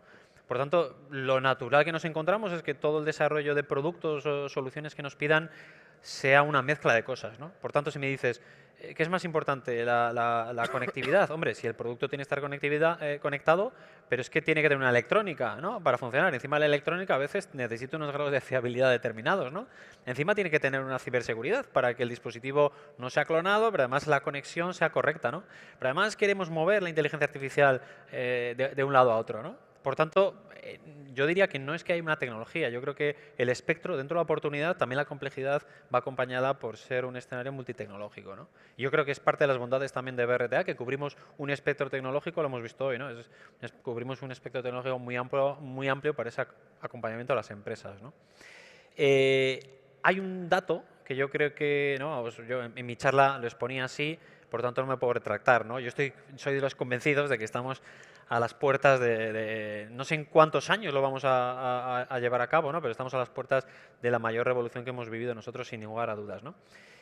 Pero en realidad esas tecnologías, por ejemplo, el ámbito de la inteligencia artificial, etcétera, ¿no? Yo recuerdo hace 20 años hacíamos una prospección un poco de cómo iban a ser, por ejemplo, los hogares 20 años más tarde y los imaginábamos mucho más electronificados, robotizados, con muchísimo adherido, ¿no? Y la realidad es que el éxito de estas tecnologías está siendo porque llega de una forma muy sutil, y por tanto eso conlleva también que son soluciones que cada vez son más, están integradas en nuestro día a día, son indivisibles, como os decía, la parte de comunicaciones, la parte de la ciberseguridad, la parte de la inteligencia artificial, los datos. Por tanto, eso yo lo enfocaría más desde un aspecto más holístico de la tecnología, ¿no? Sí, más desde la necesidad y ya encontraremos efectivamente, ¿qué debo resolver? Solución multitecnológica que no tanto esa división. Eso ¿no? es. Y eso es verdad que normalmente y en especial en función de la dimensión de la empresa es difícil tener todas las capacidades in-house, ¿no? Por tanto, estos ecosistemas son los que favorecen mucho para poder abordar eso, ¿no? Porque tener en plantilla expertos de cada una de las especialidades es tremendamente complejo y además en el escenario del talento que mencionabais antes también, ¿no? Pues disponer de un equipo formado en cada una de esas especialidades es complicado. Pero encontrar un ecosistema de innovación abierta y como el que tenemos aquí, yo cada vez que salgo a Euskadi es un elemento que llevas con orgullo, ¿no? Es decir, el ecosistema que durante las distintas décadas hemos construido entre todos, pues es un valor intrínseco. Sí, tenemos que salir de ese concepto de todo lo hago dentro de casas, al revés, ¿no? Que la palanca relacional tenga cada vez mayor peso, ¿no? Correcto. Y que cada uno seamos expertos en lo que podemos hacer, ¿no? Muy bien. Eskerrik asko, Josu. Y también quería trasladar otra de las cuestiones a Rafael, porque yo creo que todos habéis hablado de normativa, que muchas veces es el driver, ¿no? Pero en el caso del campo ambiental todavía es más driver, yo diría. Y es complejo, ¿no? Toda la legislación. Pero también yo creo que has hecho un buen ejercicio de intentar identificar oportunidades, ¿no? que esa legislación nos puede marcar. Pero, ¿cuál dirías, o sea, 2 o 3 ejemplos de oportunidades sí claras que podrían identificarse a las pymes, aunque ya has hecho ese ejercicio por sector, ¿no? O sea, de qué drivers, pero algo más al respecto y sobre todo con ese enfoque hacia las pymes teniendo en cuenta que tenemos esa complejidad legislativa. Sí, bueno, por quizás elegir algún sector que sea singular, ¿no? y que pueda traccionar diferentes cadenas de valor. Claro, en el País Vasco tenemos un montón de empresas recicladoras, ¿no? que están reciclando diferentes tipos de residuos, ¿no? Vehículos fuera de uso, hay unas cuantas fragmentadoras, vienen bastantes residuos de fuera de la comunidad. También hay empresas de reciclaje de aparatos eléctricos y electrónicos que están bien establecidas y que tienen plantas también fuera, etcétera, ¿no? Claro, toda esta capacidad instalada de gestión, de tratamiento de los residuos, si lo comparamos con que no tenemos minas, ¿no? Pero sí tenemos los residuos donde están los recursos y donde están los materiales y que tenemos una demanda de materias primas, pues yo creo que tenemos esa oportunidad, ¿no? de seguir reforzando todo el sector del reciclaje de manera que siga, ¿no? afianzando sus tecnologías, de manera que los residuos se conviertan en recursos, ¿no? Al final, el concepto de urban mining, ¿no? de la mina urbana, ¿no? donde tenemos recursos que estamos llevando a vertedero y que podemos seguir pues explotando y disponiendo a nuestras empresas pues de materiales con calidad adecuada para sus procesos, ¿no? No solamente los metales, sino también los plásticos, ¿no? Y yo creo que ahí tenemos una oportunidad muy interesante. Y luego todo lo que es la obtención de materiales poliméricos que que no procedan del petróleo y que procedan de la naturaleza, pues también, ¿no? Los residuos agroalimentarios, que enlazando con la bioeconomía, también es una oportunidad para desarrollar tecnología en todo este ámbito, ¿no? Y luego todo lo que paralelamente se tiene que desarrollar de manera, bueno, pues paralela, ¿no? a estos cambios, ¿no? Y es todo lo relacionado con las tecnologías adecuadas para facilitar la reciclabilidad, la reparabilidad, la extensión del valor de los productos. Ahí tenemos, pues yo creo que grandísimas oportunidades, ¿no? Tenemos sector también de máquina herramienta muy bien establecido. Y todo lo que ahonde en dar valor añadido a ese sector, pues es muy interesante. Es que ricasco. La verdad es que no estaba preparado cuando os propusimos hacer las ponencias que entrelazarais las diferentes transiciones o retos que os proponíamos, pero sí que es verdad que tanto en las ponencias como en vuestras intervenciones ahora los habéis entrelazado. Entonces, como ya nos queda muy poquito tiempo, os pediría un titular final, un poco considerando también esos lazos que habéis hecho, ¿no? Un titular que fuera un mensaje hacia las pymes de cuál sería, cómo empezar a trabajar todo esto, ¿no? Y un poco desde vuestro puesto, que es el de un puesto dentro de un centro tecnológico. No es ejercicio fácil, ¿eh? Un titular. No, bueno, o sea, sacar un titular siempre tienes que hacer un ejercicio de reducir. Para mí me quedaría con esas necesidades multidisciplinares y ante la imposibilidad, bien por talento, bien por inversión necesaria, el animar a mirar alrededor, a ver quién te puede complementar. Muy bien. Es que ricasco. Rafa, igual. Casi terminaría como la última transparencia, ¿no? Lo de que las pymes deben conocer su producto, pero también lo que pasa antes y lo que pasa después, de manera que sean proactivas y que se acerquen a nosotros, pues, para ver cómo pueden intervenir en esa transición, esas transiciones digital, verde, etcétera, ¿no? Eva. Bueno, pues yo diría que estamos en una posición muy buena, creo que tenemos mimbres muy buenos, creo que estamos en un país que lleva muchísimos años de política industrial y tecnológica que nos ha preparado a todos para todo esto que nos está viniendo, lo que os comentaba al principio. Creo que efectivamente las empresas son el principal protagonista de esta obra y que ellas también están preparadas y tienen un montón de oportunidades y mimbres sobre lo que construir y estoy convencida de que con el apoyo de centros de los que compartimos la sigla del BRTA, ¿no? Pero en general de todo el ecosistema de innovación vasco, creo que estas empresas van a poder pasar por esas transiciones de una manera exitosa y creo que estamos muy cerquita, como decía, del siguiente salto, ¿no? Y estamos muy bien posicionados para ese salto. Entonces yo creo que tenemos buenas empresas, tenemos buen ecosistema y tenemos buena oferta tecnológica. Yo soy optimista, ya ves. Yo creo que es importante serlo, ¿eh? Porque si no siempre estamos en esta nube de complejidades y yo creo que como estamos en la antesala o intentando estar un paso por delante de todo lo que se genera, a veces somos muy, no negros, pero bueno. ¿Josu?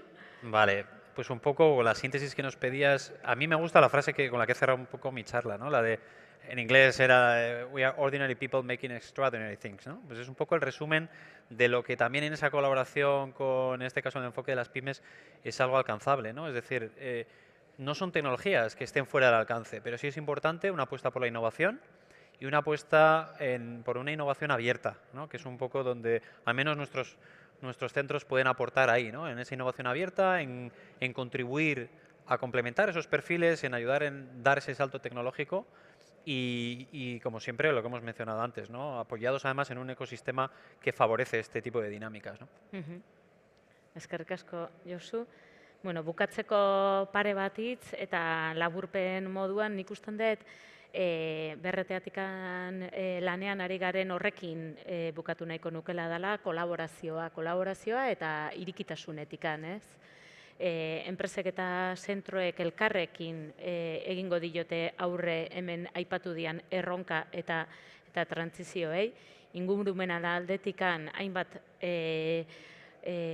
behar eta batez ere aukera azpimarratu dira, eta nola ez baita ere eremu digitalean, baina argi eta garbi da ona da, bat, alkarrekin egingo dugula bidea, eta bi, ikuspegi ezberdinak, teknologia ezberdinak, eta batez ere ikusten dut pertsona ezberdinak lotuta eta elkarrekin lan eginda.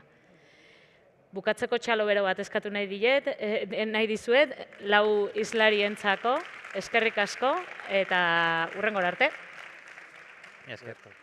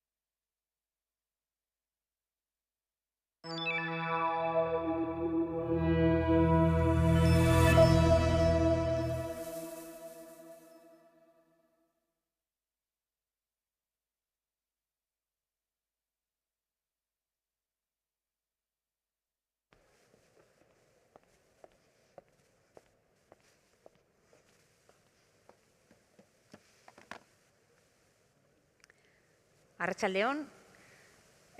Bueno, primero de todo, muchísimas gracias por asistir a esta hora tan mala después de la comida a la presentación del BDIH, del Basque Digital Innovation Hub. Bueno, soy Susana Larrea, del Departamento de Transiciones Estratégicas de SPRI, desde donde coordinamos el BDIH, que ahora os voy a presentar. Bueno, ¿qué es el BDIH?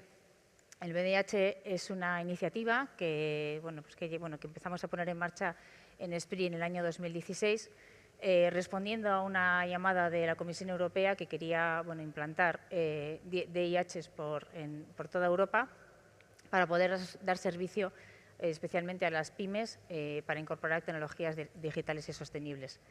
Por tanto, como os decía, es una iniciativa que, que responde a nuestra estrategia de especialización inteligente RIS3 y que su objetivo es apoyar al tejido empresarial vasco en la incorporación de estas tecnologías digitales y sostenibles. Lo que hicimos desde el Gobierno vasco, desde SPRI, fue no crear una infraestructura nueva, puesto que ya teníamos un montón de infraestructuras repartidas por todo el País Vasco, y lo que hicimos fue un ejercicio de ordenación y catalogación de todas las infraestructuras que ya existían hasta convertirse en lo que es ahora, ¿no? Una red conectada de activos y servicios, que estos servicios son formación, testeo, validación de estas tecnologías. Esta es la foto actual del BDIH, que ha ido creciendo mucho a lo largo de estos años. Está compuesta por más de 265 activos que son copropiedad de todos estos agentes que veis alrededor de nuestro, lo llamamos el rosco, que está, estos activos están ordenados en los diferentes nodos tecnológicos, que son las tecnologías que ofrece el BDIH, y como os decía, es copropiedad de todos estos agentes, que son todos miembros de la Red Vasca de Ciencia, Tecnología e Innovación, y son centros tecnológicos, universidades, centros de formación profesional y algunas unidades de I+D empresarial. El objetivo, lo que ya os he comentado, ¿no? Es facilitar este acceso y sobre todo empezar a conocer estas tecnologías para poderlas probar y testar antes de decidir si es conveniente invertir en ellas o no. Estos activos que forman parte del BDIH han pasado todos por un proceso de evaluación técnica a través de diferentes evaluadores expertos internacionales, que aquí os muestro, de forma que ellos son, que hemos sido de forma objetiva los que han decidido o los que han visto que esos activos son excelentes y son diferentes para poder formar parte del BDIH, que son activos que no son de fácil acceso para las empresas. Un poco también siguiendo las recomendaciones de la Comisión Europea, los servicios que ofrecemos en el BDIH no solamente son los de que las empresas puedan testar antes de poder invertir en esas tecnologías, sino también les damos apoyo a la financiación, les damos formación y luego también acceso a un montón de agentes para hacer, para lo que la Comisión también dice que es hacer networking, ¿no? Tener el acceso y poder entrar en contacto con otros DIHs de esta red europea. Estos son los mismos nodos que antes os he mostrado, pero ordenados de otra forma. Están ordenados siguiendo nuestra RIS3. Tenemos un nodo que está focalizado directamente con nuestra estrategia de industria inteligente, que es el de máquinas inteligentes y conectadas. Otro nodo responde a la estrategia de energía, que es el de redes eléctricas digitales. Y luego el nodo de dispositivos médicos y salud digital respondería a la estrategia de salud. Y luego tenemos otros 5 nodos que son más transversales, que dan servicio un poco a todas las estrategias, que son el de robótica flexible, el de fabricación aditiva, materiales avanzados, ciberseguridad y el de Data Driven Solutions. Un poco para explicaros cómo es la oferta o qué es lo que ofrecemos desde el BDIH. Primero lo primero y más necesario es, precisamente, necesitamos contar con empresas que sean innovadoras, que tengan inquietud en incorporar estas tecnologías a sus procesos productivos. Y para ello luego contamos, por un lado, tenemos un catálogo, que es donde os he comentado que hemos catalogado todos estos activos y están publicados todos en la web del BDIH, que está en la web de SPRI, donde están todas las fichas de estos 265 activos, que bueno, pues donde se puede ver qué activo es, para qué sirve, qué servicios ofrece, incluso quién es su dueño, quién es el propietario de este activo. Pero entendemos que es muy difícil para una empresa el decidir dentro de esos activos cuál es el que mejor le puede ayudar, porque la verdad es que bueno, es muchísima información y creemos que una empresa pues, es difícil para ellos. Entonces, por eso, lo que creemos que además tiene más valor añadido del BDIH es la asistencia como una ventanilla única, una asistencia coordinada, que por un lado desde SPRI nos llegan las consultas que las empresas no saben a quién dirigir, pero luego también tenemos un coordinador por cada uno de los nodos. De forma que si una empresa se pone en contacto con nosotros, nos dice un poco qué problema tiene, qué necesidad y le vamos dirigiendo al coordinador adecuado. Luego, dentro de cada nodo, el coordinador es el que ya dirigirá o redirigirá esta solicitud o consulta a los miembros que forman parte de este nodo para que le pueda atender el agente más adecuado. Los servicios que ofrecemos, bueno, pues son servicios de asesoramiento tanto técnico y económico de la viabilidad de incorporar estas tecnologías, luego de forma que las empresas puedan hacer diseño, prototipado o validación de sus productos. Y luego también ofrecemos formación en estas tecnologías. Como os decía, ya ahora mismo el BDIH cuenta con más de 265 activos y esto es un ejemplo de cómo están, bueno, 3 ejemplos de cómo figuran en la web, ¿no? Cada uno tiene su ficha, como os he comentado, con la información relativa a qué es el activo y eso, qué servicios puede ofrecer o qué es lo que las empresas pueden realizar con ellos. Voy a hacer ahora un repaso, no me voy a detener mucho para tampoco daros demasiada información, porque eso también luego lo podéis ver y además aquí tenéis fuera el stand, donde luego además están los 8 mini stands de los 8 nodos, que si alguno está interesado luego puede contactar con las personas que están ahora mismo atendiendo en cada uno de los stands. Entonces voy a empezar con el nodo de robótica flexible, donde bueno, este nodo está coordinado por Tecnalia, y está formado por estas 11 organizaciones que veis ahí señaladas y que aportan 36 activos al nodo de robótica. Bueno, pues como su nombre indica, pues este nodo sobre todo es para experimentar retos de automatización a través de la robótica flexible y colaborativa. En el nodo de fabricación aditiva, que está coordinado por Leortec, está formado por 14 organizaciones que aportan 40 activos. Y bueno, pues es para validar todas las fases de los procesos productivos de una empresa que quiera cambiar o sustituir partes de sus procesos productivos tradicionales por fabricación aditiva. En el caso de materiales avanzados, que es uno de los nodos más numerosos, dada la tradición de investigación que hay en el País Vasco en cuanto a temas de materiales avanzados, está coordinado, en este caso, por el Centro Tecnológico CEIT y está formado por 17 organizaciones que veis ahí señaladas y aportan más de 70 activos ya al BDIH, ¿no? Entonces, bueno, en cuanto a materiales avanzados, pues, no, pues hay muchísima tradición de, como os decía, de proyectos de I+D y además también muchas veces están relacionados, por ejemplo, pues con temas de fabricación aditiva, ¿no?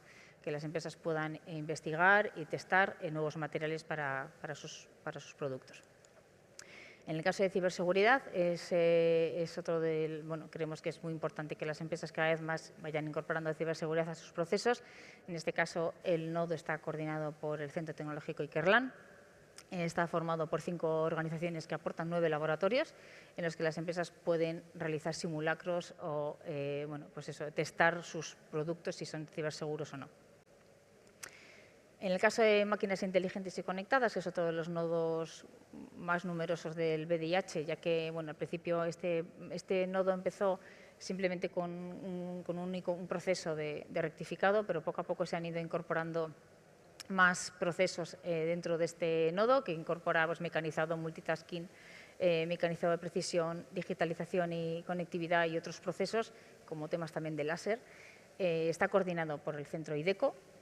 Está formado por 13 organizaciones que aportan 45 activos. Los 2 últimos nodos en incorporarse al BDIH han sido los que responden a la estrategia de energía y de salud. Entonces, en el caso de salud tenemos el nodo de dispositivos médicos y salud digital, que está coordinado por Tecnalia. Está formado por 15 organizaciones que aportan 53 activos y sobre todo pues eso, dan mucho apoyo a las empresas que fabriquen este tipo de dispositivos para que puedan testar y validar estos dispositivos antes de su producción. En el caso de redes eléctricas digitales, está coordinado por el clúster de energía y está formado por estas 7 organizaciones que aportan 12 activos, ¿no? Y está sobre todo centrado en la digitalización de redes para la transición energética. Entonces, un poco con esta pincelada que os he dado, estos 7 nodos que os he contado hasta ahora son nodos que aportan activos al VDIH y que ofrecen estos servicios.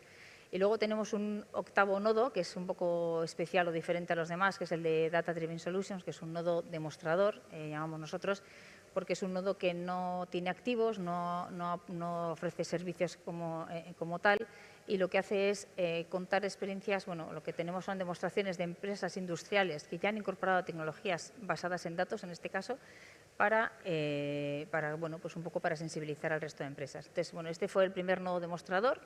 El primero que empezamos con estos vídeos y estas experiencias, y bueno, veíamos que, bueno, pues que tenían muy buena acogida. Entonces luego podréis encontrar, bueno, todos estos vídeos los podéis encontrar también en la web de Esprit, y posteriormente empezamos a realizar vídeos también del resto de nodos, con lo cual ahora contamos con experiencias de otras empresas del resto de nodos que se les ha ofrecido servicios, porque bueno, pues que creemos que es una buena forma de sensibilizar y de ver a otras empresas que pueden realizar lo mismo.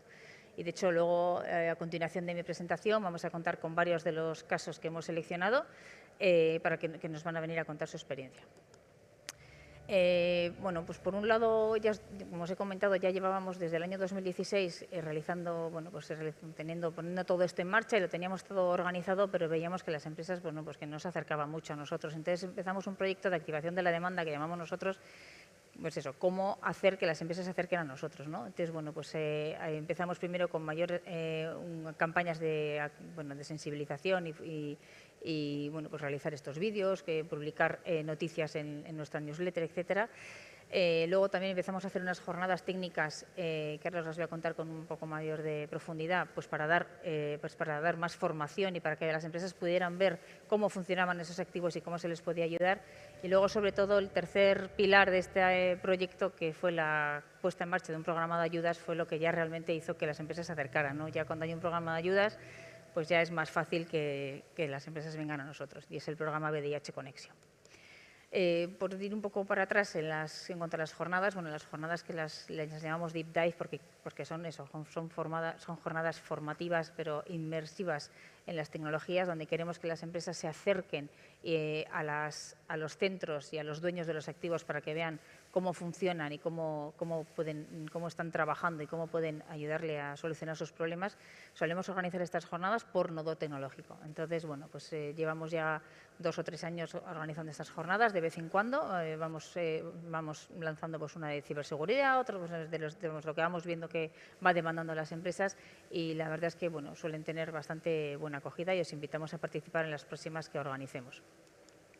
En cuanto a los programas de ayuda, bueno, pues ya en Esprit ya contábamos con diferentes programas de ayuda, tanto a la I+D como a temas de transición digital, pero pusimos en marcha hace ya 4 años el programa específico para conectar, por eso se llama VDIH Conexión, para conectar con el VDIH, de forma que las empresas pudieran acceder fácilmente a los servicios del VDIH. Como os he comentado, este año 2023 ha sido la 4ª convocatoria de este programa, que el objetivo es eso, apoyar a las empresas a conectar y a conocer el VDIH, de forma que puedan contratar a uno de los agentes que forman parte del VDIH para que les hagan, puede ser o bien para hacer un asesoramiento, un asesoramiento técnico y económico de la viabilidad de incorporar la tecnología, o para hacer una prueba de concepto de las mismas. El programa, bueno, estos son los datos del 2023, que ya está cerrado, bueno, pues ha salido con casi 1 millón de euros, y el público objetivo son las empresas industriales o los servicios conexos a la industria. Y el plazo de presentación, bueno, se suele abrir normalmente hacia bueno, pues mayo, junio, y suele cerrarse en octubre, con la idea de que se terminen los proyectos antes de fin de año. Como os decía, estas acciones que subvencionamos a través del programa son o bien realizar, que el agente contratado, el agente del VDIH contratado, realice un asesoramiento tanto técnico y económico de la viabilidad incorporada a la tecnología o que pueda realizar una prueba de concepto. Y lo que se subvenciona en este programa es la contratación del agente. Es un programa es un programa de minimis, que es por otorgamiento sucesivo, es decir, según se vayan presentando las solicitudes se van evaluando y es hasta que se agote el presupuesto. Son subvenciones del 80% hasta unos importes que dependen del tipo de proyecto. Si son proyectos individuales, que eso se refiere que solo se contrata a un agente, es hasta 12.000 euros. Y si son proyectos en cooperación, que significa que se contrata a 2 o más agentes del VDIH, puede llegar a 20.000 euros. Y también incluso se puede dar la posibilidad de que una empresa vasca pueda acudir a uno de los Digital Innovation Hubs europeos con los que hemos firmado acuerdos, de forma que si alguna empresa necesitara algún servicio que no se lo podemos prestar desde aquí, podamos dirigirle a otro DIH europeo que le pueda ayudar y en ese caso la subvención también sería en 12.000 euros, pero con 3.000 euros más de gastos de viaje. Los gastos elegibles, como os comentaba, es la factura, digamos, de la contratación de ese agente, es decir, no se cubre la mano de obra interna porque también creemos que la empresa tiene que estar implicada en estos proyectos y ahora mismo se permiten 2 proyectos por empresa, porque también veíamos que a veces empresas que tienen inquietud a lo mejor en una tecnología como fabricación aditiva, pero también la ciberseguridad y creíamos que podíamos dar cabida a 2 proyectos.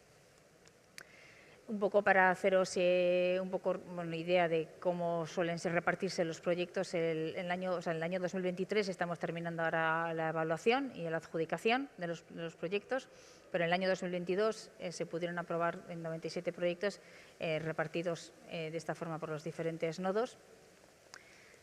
Y simplemente para daros un poco de información de nuestra actividad europea, el VDIH forma parte de la red europea de European Digital Innovation Hubs, a la que accedimos después de la participación o de la presentación de un proyecto europeo realmente. En Europa, como veis, hay 228 DIHs y en España hay 25.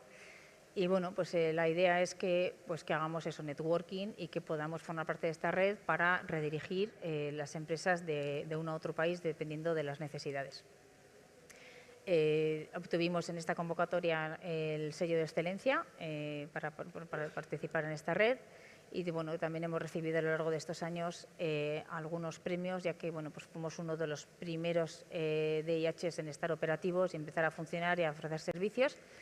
Y nada más, por mi parte esto es todo. Entonces ahora, gracias.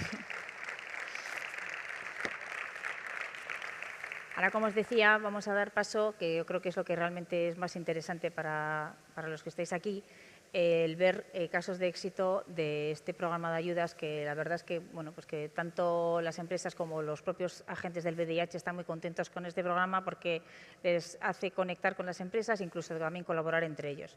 Entonces, hemos seleccionado 6 casos en los que vamos a contar con la presencia de la empresa y del centro o de la universidad que les ha ayudado a realizar el proyecto. Entonces, voy a dar paso en primer lugar, es un caso del nodo de robótica flexible y colaborativa.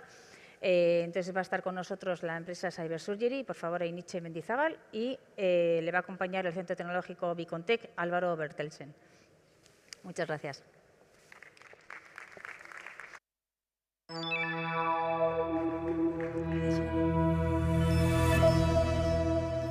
Muy bien, sí.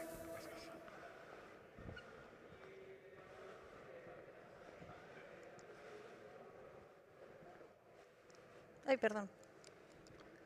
Ahí. Buenas tardes. Muchas gracias por la invitación. Mi nombre es Einiche Mendizábal, soy la responsable de innovación de Cybersurgery. Y Cybersurgery es una startup que se creó en el 2017. Estamos en Donosti y a día de hoy somos 28 personas ya trabajando. Para explicaros un poco qué es lo que hacemos, voy a poner un poco en contexto. Existen diferentes enfermedades de columna, como pueden ser la escoliosis, tumores, enfermedades degenerativas, etc. Y una de las operaciones más comunes para este tipo de lesiones es la fusión vertebral. que consiste en insertar tornillos transpediculares en las vértebras y conectar estos tornillos mediante barras, de manera que se puede corregir la desviación de la columna vertebral. Este tipo de operaciones se puede hacer de dos formas principales. Hasta ahora la manera tradicional de hacerla era con cirugía abierta, se abría la espalda del paciente y la cirugía se basaba en la vista y en la experiencia del cirujano.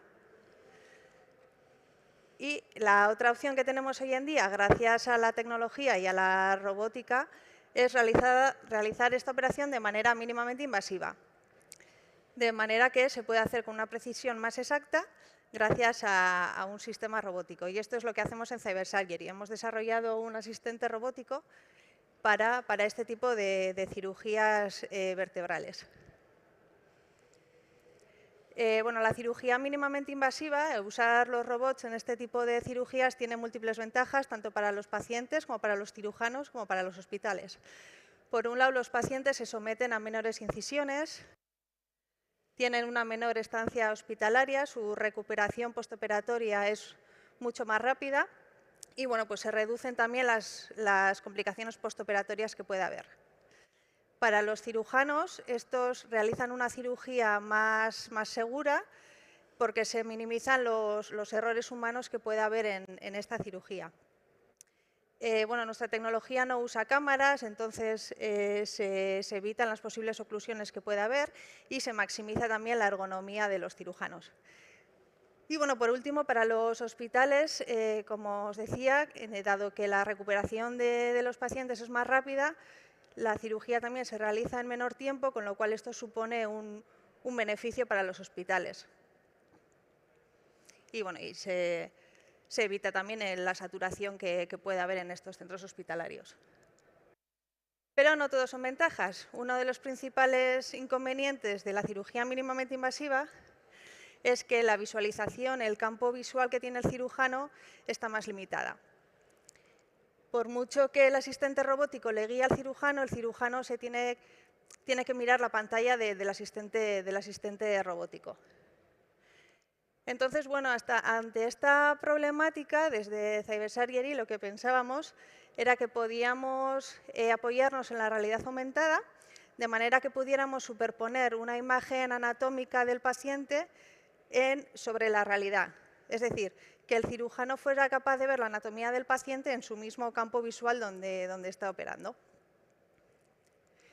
Y bueno, pues para eso, dentro del proyecto VDIH Conexio, nos apoyamos en el Centro Tecnológico Bicontec, más concretamente en el Departamento de Salud y Aplicaciones Biomédicas.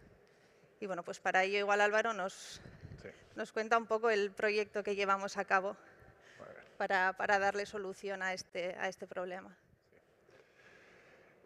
Muy bien, entonces, como Ainiche ya ha explicado, una de las grandes ventajas que ofrece Cybersurgery es la capacidad de realizar cirugías mínimamente invasivas que tienen grandes beneficios para el paciente, pero acarrean grandes problemas técnicos, sobre todo con la visualización, que es mucho más compleja. Se está operando al paciente sin abrirlo y, por lo tanto, no se tiene una visualización directa del campo. No se tiene una visualización directa del campo quirúrgico. Sí. Porque en error que bueno, no están mis transparencias. Tendré que explicaros así nomás. Entonces, un gran problema y justamente una tecnología que puede ayudar en este sentido es justamente la realidad aumentada, que para explicaros es la superposición de imágenes holográficas directamente sobre el campo visual del cirujano, utilizando algún dispositivo de visualización auxiliar, como puede ser un móvil, una tablet, o como quizá ya os imagináis, pues un dispositivo, una especie de casco con unas gafas, en las cuales la escena holográfica se proyecta de manera directa.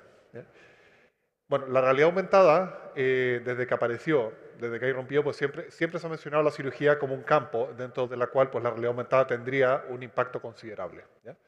Entonces, os quería enseñar, lamentablemente, pues nos han fallado las transparencias, de una noticia en la cual se decía era bueno, la primera cirugía realizada con realidad aumentada. Curiosamente,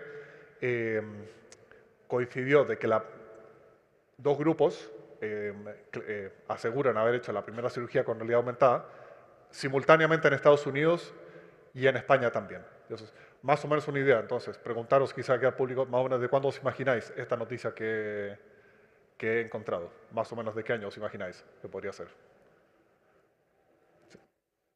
Sé que ha alcanzado Aventura a lanzar una cifra. ¿Ya? Cuando yo estaba en la universidad, pues en 2007 puede ser, que fue la primera vez que escuché de realidad aumentada. ¿Ya? Bueno, esta noticia que os comento, de esta primera cirugía con realidad aumentada, es de 2013. Entonces ya ha pasado bastante tiempo, 10 años. ¿Ya? Entonces la pregunta es, bueno, ¿por qué ocurre? ¿Por qué los cirujanos aún no utilizan la realidad aumentada? ¿Ya? Hay grandes problemas técnicos. Nosotros en Bicomtech hemos identificado fundamentalmente 4. ¿Ya? El primero de ellos es que es muy difícil, dado que el cuerpo del paciente es flexible, es difícil hacer calzar el objeto virtual con la realidad del paciente. El paciente se desliza, su cuerpo es deformable, entonces lo que es hacer calzar las dos, digamos, la imagen virtual con la situación real es técnicamente muy complejo. ¿Ya? En segundo lugar, ¿ya? Es muy difícil integrar la información proveniente de todos los dispositivos que están dentro de un quirófano. ¿Ya? Hay que integrar todo este tipo de señales. Muchas veces los dispositivos dan pocas facilidades, tienen interfaces muy cerradas, lo que impide pues, realizar esto de manera correcta. ¿Ya? Otro problema que es bastante grave son los problemas de ergonomía. Normalmente las gafas son pesadas, los cirujanos no aguantan mucho tiempo utilizándolas, y si hay retardos o si la tasa de refresco del dispositivo no es suficiente, no resulta cómoda de usar y por lo tanto los cirujanos finalmente pues, se quejan de que les produce cansancio, de que produce mareos, les produce fatiga ocular, etc. Y el cuarto, que es el que me quiero detener, que es el que hemos abordado en este proyecto, tiene que ver con los tamaños de los sets de datos. En medicina normalmente se prefiere la visualización volumétrica, en la cual se coge directamente la imagen 3D preoperatoria, por ejemplo, de una tomografía computarizada, se simulan los rayos de luz que pasan a través de él y combinando las unidades de color y de transparencia y enseñando el fotograma final en los ojos del cirujano. ¿Ya?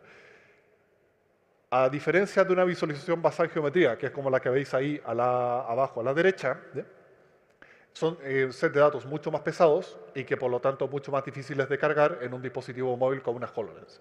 Para haceros una idea, un set de datos más o menos común de un TAC de columna puede fácilmente llegar a los 400, 500 megas. La memoria del procesador holográfico de la HoloLens es de alrededor de 1 giga, así que más o menos la mitad de la memoria disponible la utilizamos con el dataset, lo que claramente pues, no funciona. Entonces, posibilidades para arreglar este problema hay múltiples, pues podemos reducir el set de datos, hacerlo más pequeño, disminuir la resolución, pero todo esto acarrea pérdida de detalles y de fidelidad del set de datos. La opción que abordamos en este proyecto, en el BDIH Conexio, fue explorar el renderizado remoto. ¿Qué quiere decir? Separar, simplemente, dejar por un lado, un servidor con capacidad gráfica suficiente para realizar las tareas de procesamiento de datos, y por otro las gafas que solamente renderizan el fotograma ya procesado.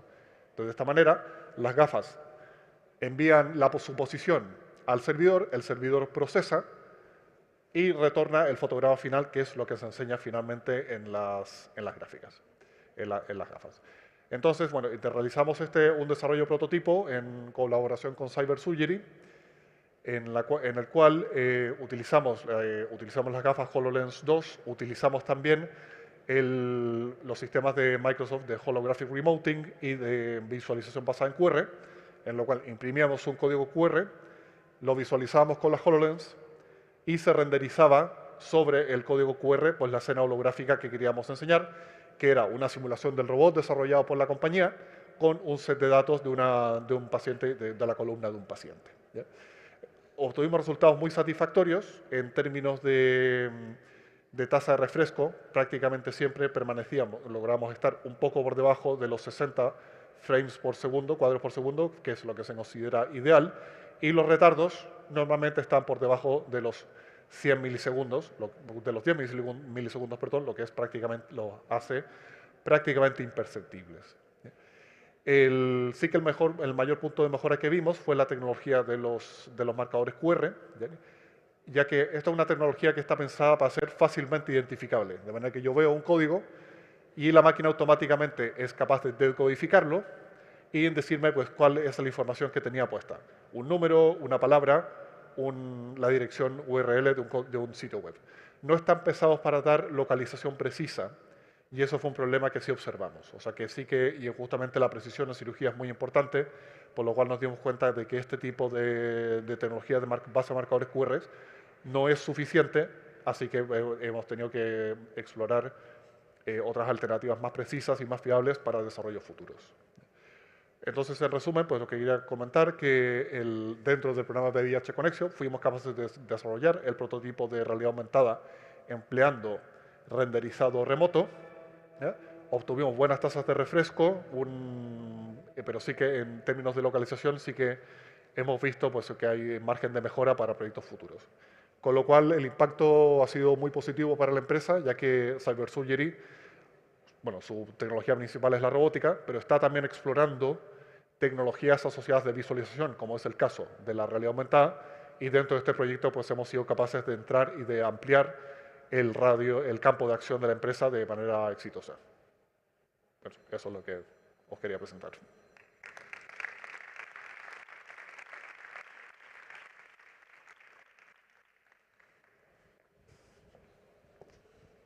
Muy bien, muchas gracias a los dos. Bueno, vamos a dar paso ahora al segundo caso de éxito, que es un caso que está dentro del nodo de fabricación aditiva. Están con nosotros Eva María Domínguez de la empresa Hispavista, junto a Lexuri Vázquez del Centro Tecnológico Lortec, que son los que le han realizado el apoyo en este proyecto. Muchas gracias.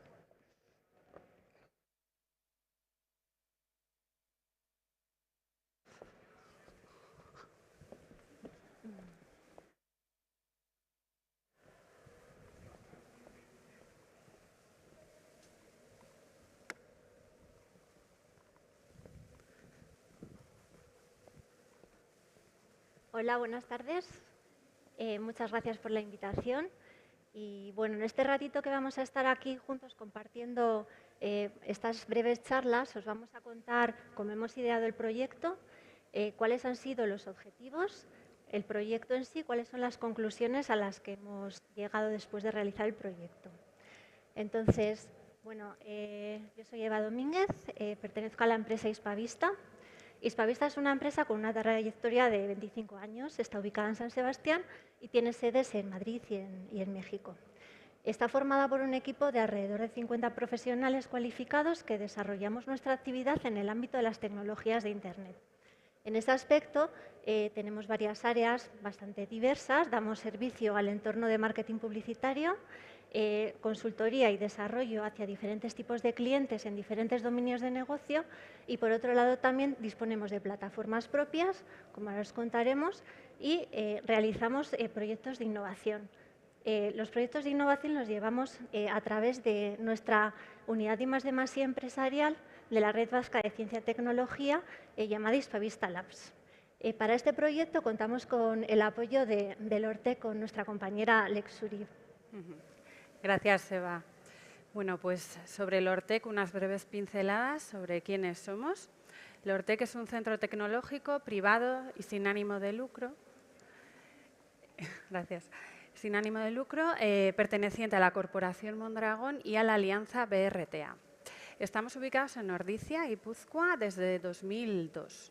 Y bueno, lo que hacemos es generar conocimiento excelente en procesos de fabricación y su digitalización.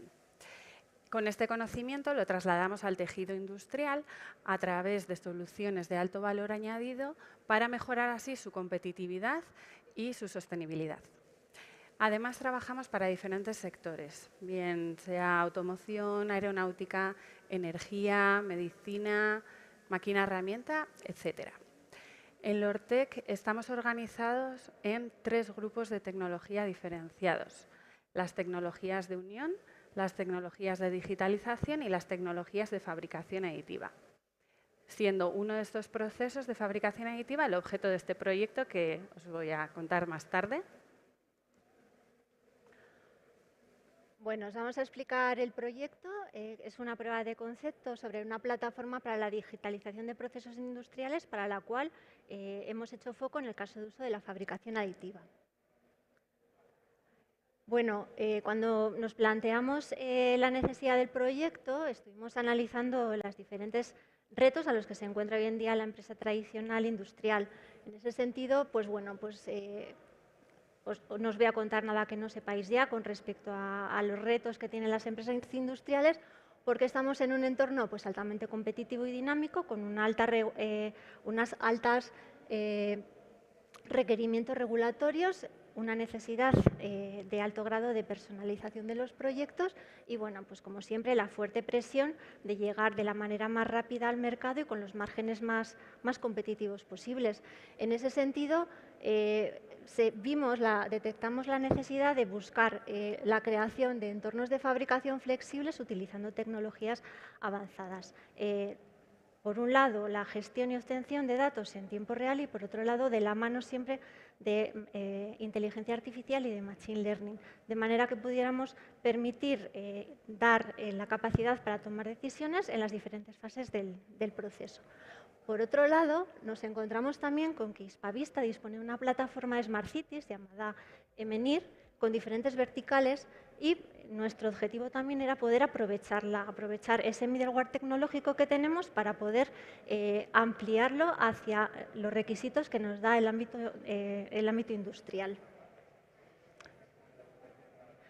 Por tanto, el objetivo del proyecto era explorar, hacer una prueba de concepto para explorar esa interconexión de los diferentes sistemas que nos permitiera sentar esa base para una plataforma de gestión de procesos industriales orientada al caso de uso de fabricación aditiva en las diferentes fases del proceso productivo, de forma que pudiéramos avanzar en los siguientes objetivos específicos.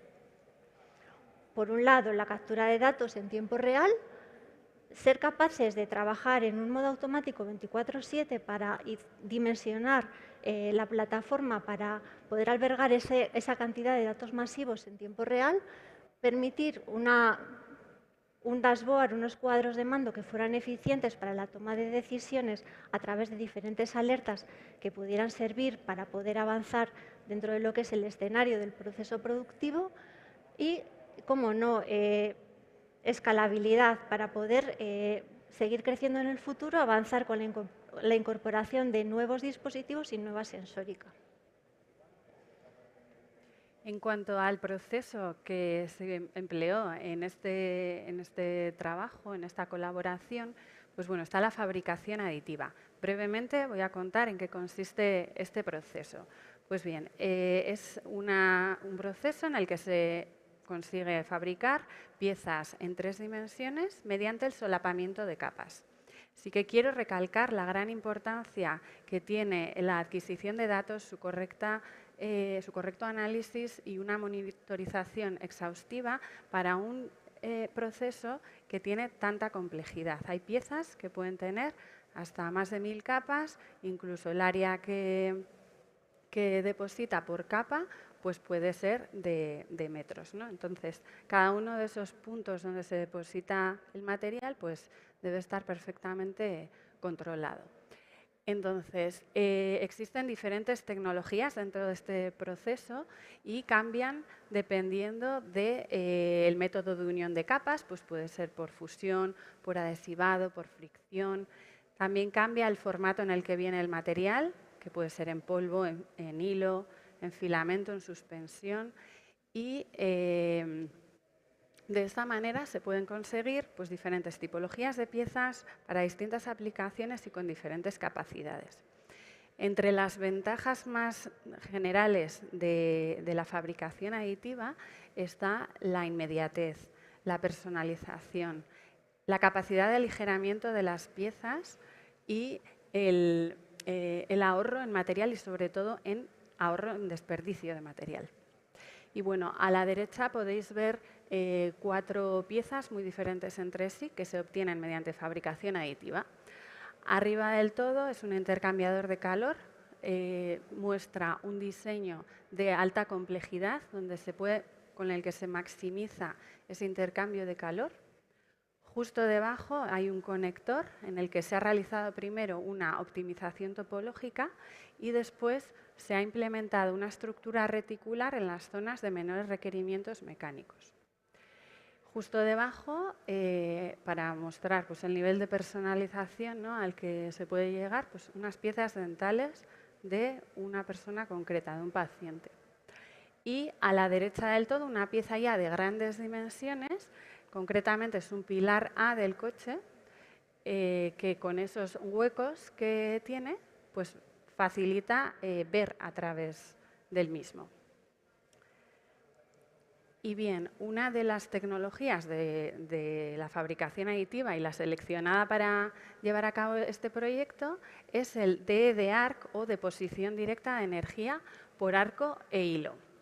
En este caso, las capas son los cordones de soldadura con los que se va formando una pieza en 3 dimensiones y esto se hace mediante el arco eléctrico como fuente de energía y el hilo metálico como aporte de material.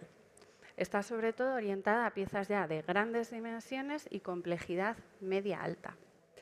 Y las ventajas concretas de esta tecnología son que no tiene un tamaño máximo de pieza a fabricar, que el coste capital es bajo, la tecnología empleada es conocida y por tanto hay equipos comerciales y personal con experiencia.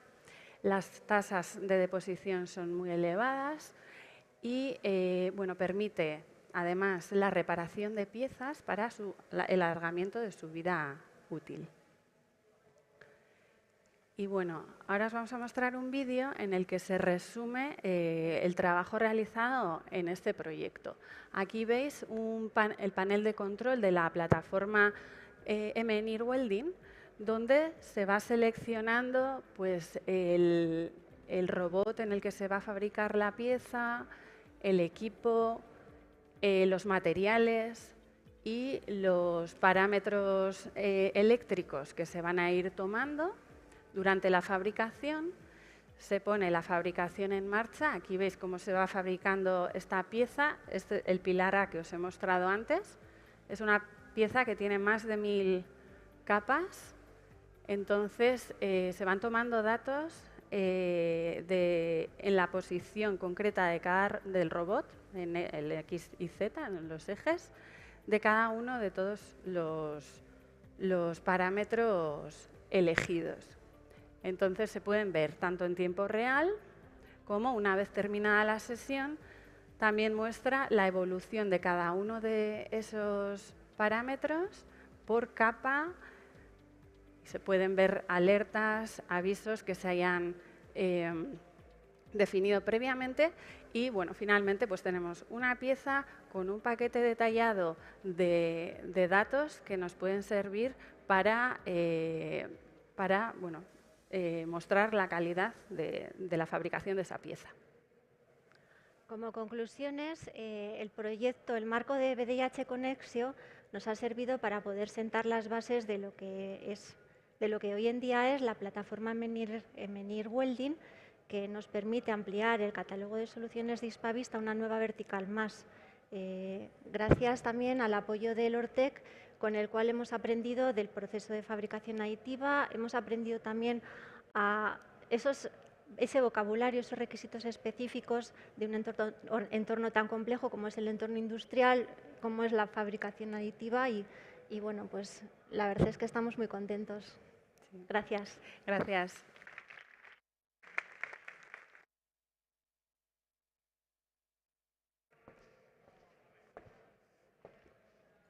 Muchas gracias. Bueno, vamos a dar paso ya al tercer caso de éxito. Ahora mismo vamos a presentar el caso dentro del nodo de ciberseguridad, de la mano de Fernando Sáenz de la empresa Savvy Data Systems y acompañado de Iker Lang, que además es el coordinador del nodo de ciberseguridad.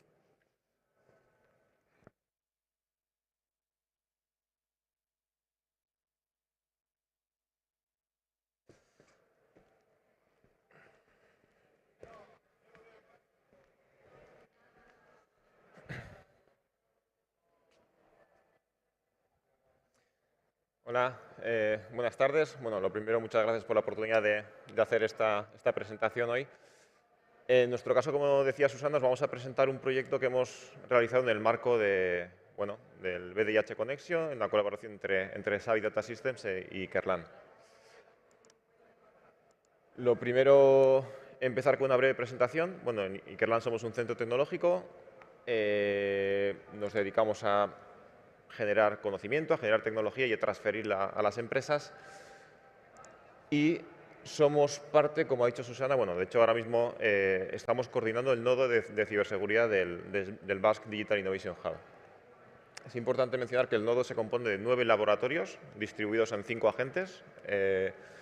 Y bueno, en este caso, para realizar esta colaboración, hemos utilizado el laboratorio de evaluación de ciberseguridad de producto que tenemos en Ikerlan.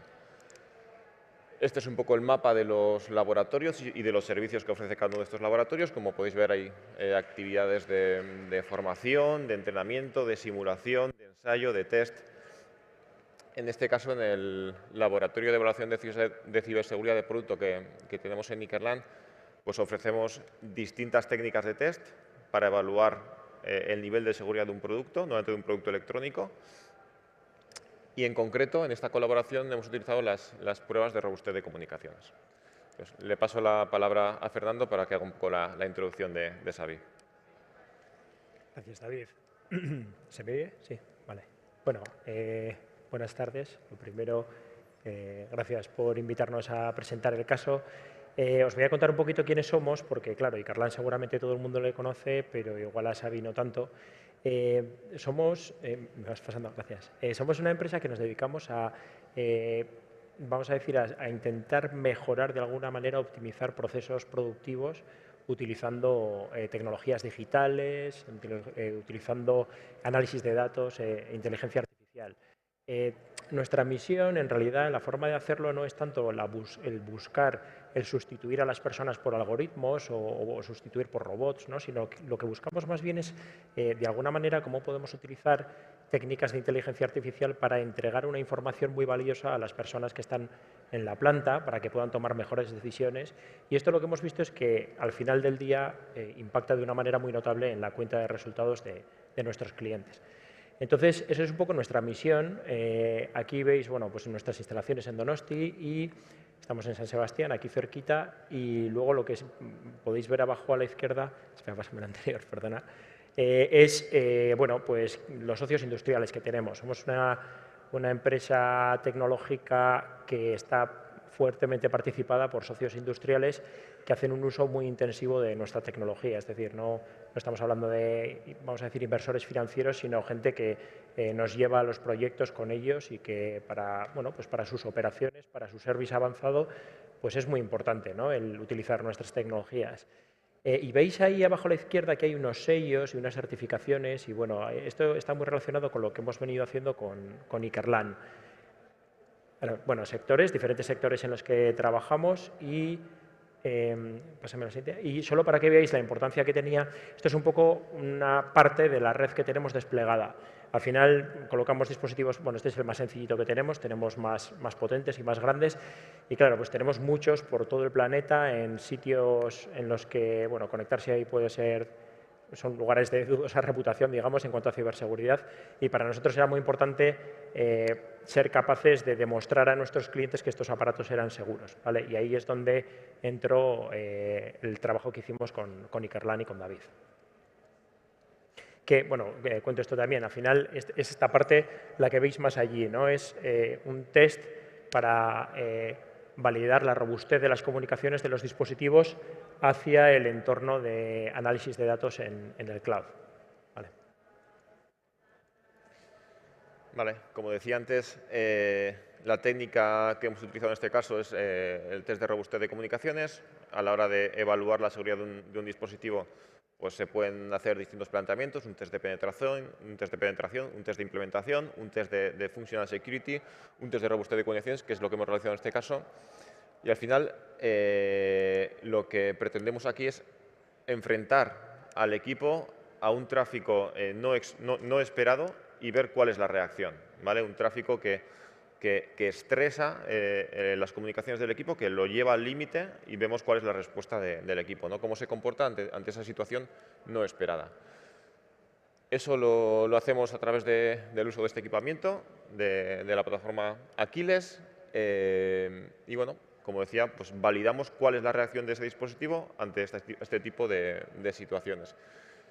Se utilizan distintas técnicas, tanto storms como gramas, como farsers. Al final, digamos que alteramos las tramas de manera semi-aleatoria, buscando pues, pequeñas malformaciones o valores límite que llevan al equipo a esos escenarios no esperados. Bueno, en este caso, el dispositivo que ha enseñado Fernando tiene dos interfaces. Uno, el interfaz de planta, que recoge los datos, que hace la captura de datos, y otro, el interfaz de Internet, ¿no? Que traslada esos datos a una plataforma digital desde donde se procesan y se distribuyen. Para poder testear ambos interfaces hemos tenido que desplegar 2 escenarios de test para cada uno de ellos, y bueno, es lo que tratamos de plasmar en esta transparencia. Os voy a contar brevemente cuáles son las conclusiones que hemos podido sacar de este test. Bueno, hemos encontrado no conformidades, hemos encontrado situaciones en las cuales el equipo se comporta de forma no óptima, digamos. Algunas de ellas son las que podéis ver aquí. Pues hay afectación a la función primaria del equipo en determinadas situaciones puntuales, cuando se enfrenta a determinadas tramas o a determinada tipología de tráfico. Hay afectación a la función de red en pruebas tanto con tasas de tráfico bajas como con tasas de tráfico altas.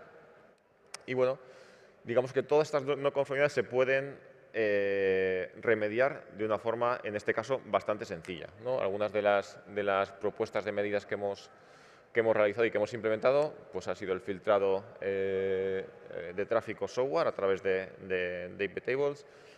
Hemos hecho modificaciones en la configuración del stack TCP/IP y de algunos de los servicios. Entonces, un poco como conclusión, podemos decir que en este caso, este equipo bueno, pues, presenta algunas deficiencias, algunas no conformidades leves que han podido ser corregidas de forma bastante sencilla. Y bueno, pues gracias a la corrección de esas pequeñas deficiencias o de esas no conformidades, la robustez de las comunicaciones del equipo se ha incrementado mucho. Antes comentaba con Fernando que esta no suele ser la situación habitual. Cuando realizamos este tipo de test en Nickerland, solemos ver no conformidades graves. Muchos de los equipos no han sido diseñados teniendo en cuenta criterios de diseño robusto ni criterios de ciberseguridad, y cuando se enfrentan a este tipo de test, pues salen cosas bastante graves, bastante difíciles de corregir y que en muchos casos requieren un rediseño, ¿vale? Este no ha sido el caso y de hecho por eso estamos presentando hoy este proyecto. Y bueno, pues como decía antes, las pequeñas no conformidades que hemos podido identificar se han podido corregir fácilmente con medidas de configuración o con medidas software. Un poco las razones por las que nos hemos encontrado esta situación. Bueno, primero porque el hardware en este caso está ligeramente sobredimensionado, porque permite tener la suficiente capacidad de cómputo para responder a situaciones de estrés, cosa que no siempre es el caso. En muchos dispositivos industriales el hardware está dimensionado de una forma muy precisa a las demandas de la propia funcionalidad del equipo y no deja margen a este tipo de situaciones. Y por otro lado, el software que utiliza el dispositivo pues también está muy actualizado y por lo tanto pues bueno, está libre en principio de vulnerabilidades conocidas. Y le paso la palabra a Fernando para que resuma un poquito las conclusiones. Vale, soy muy breve. Bueno, pues las conclusiones, como ya leéis ahí, ¿no? Hemos podido detectar y solucionar algunos problemas menores. Me gustaría destacar que ha sido para nosotros una señal muy buena el hecho de que el hardware estuviera bien ensamblado, que se hubieran elegido bien los componentes, porque las pequeñas cosas a arreglar eran de software y por tanto las hemos podido arreglar de manera remota en todos los dispositivos que tenemos desplegados en el planeta, con lo cual para nosotros ha sido bastante importante el saber que cumplimos con lo que teníamos que cumplir y que lo hemos hecho, vamos a decir, mandando 4 comandos a la flota, ¿no?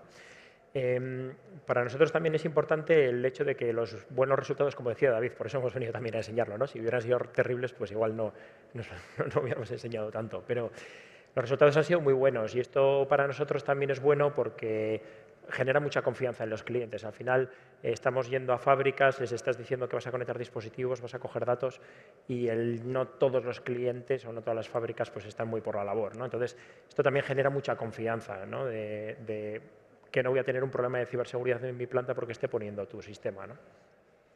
Y esto nos ha animado también a empezar a pensar en más trabajos con Ikerlan y con Norvik, que ya veníamos de tiempo atrás trabajando, pero bueno, en todo lo relativo a ciberseguridad, la verdad que es un equipo técnico y humano que nos genera muchísima confianza, nos apoyamos mucho en ellos en ámbitos de ciberseguridad que para nosotros son vitales, fundamentales, no solo ciberseguridad, también certificarnos y enseñar a los clientes que estamos cumpliendo con las mejores prácticas en ciberseguridad. Y ya de paso, pues aprovechar para dar las gracias a BDIH pues, por facilitar esto, ¿no? por permitir que ese acercamiento entre una empresa y un sector tecnológico pues, sea de una manera tan sencilla, tan fácil y tan operativa y con resultados tan buenos, ¿no? Es que ricasco. Qué ricasco.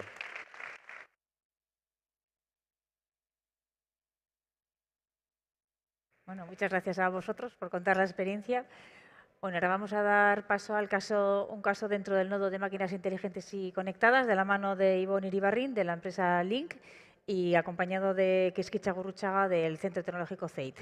Gracias.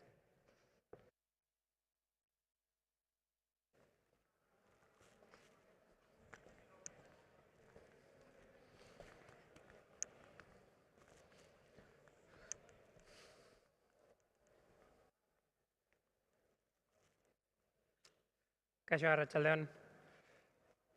Os vamos a explicar el proyecto que hemos hecho en conjunto entre CEIT y Link, que está enfocado a mejorar la inspección de quemas de rectificado en árboles de levas, con un sensor específico del que hablamos ahora, ¿vale? Bien, por poneros en contexto, imaginaos que sois un director de calidad de una planta que fabrica piezas de metal, que no creo que se os haya ocurrido nunca, pero hacer el esfuerzo, por favor. Es un trabajo bastante estresante y lo es porque medir propiedades mecánicas en piezas de metal es muy problemático. Cuando hablo de propiedades mecánicas podría estar mencionando una dureza, por ejemplo, ¿no? Esto es complicado. ¿Por qué? Porque hay una serie de procesos como una estampación, un tratamiento térmico, cuyo resultado sobre la pieza no se ve a no ser que agarres la pieza, la cortes, la prepares para pasarla por un microscopio y la analices. Has perdido 4 horas, 2 horas, 8 horas y has perdido la pieza también, ¿no? Entonces, la inspección que se hace, que es destructiva, es muy lenta, es muy ineficiente también y los costes de la inspección destructiva pueden suponer millones de euros al año por línea, ¿no? Si además tienes una situación en la que la línea se para hasta tener el resultado de la medición, cosa que es bastante habitual, hemos visto casos donde se pierde hasta un 10% de la productividad anual solamente esperando a tener un resultado de una medición, lo cual es evidentemente mucho, ¿no? Y además hay un problema añadido y es que medir piezas de manera destructiva es un proceso estadístico. Si mides muchas piezas, te estás cargando la producción.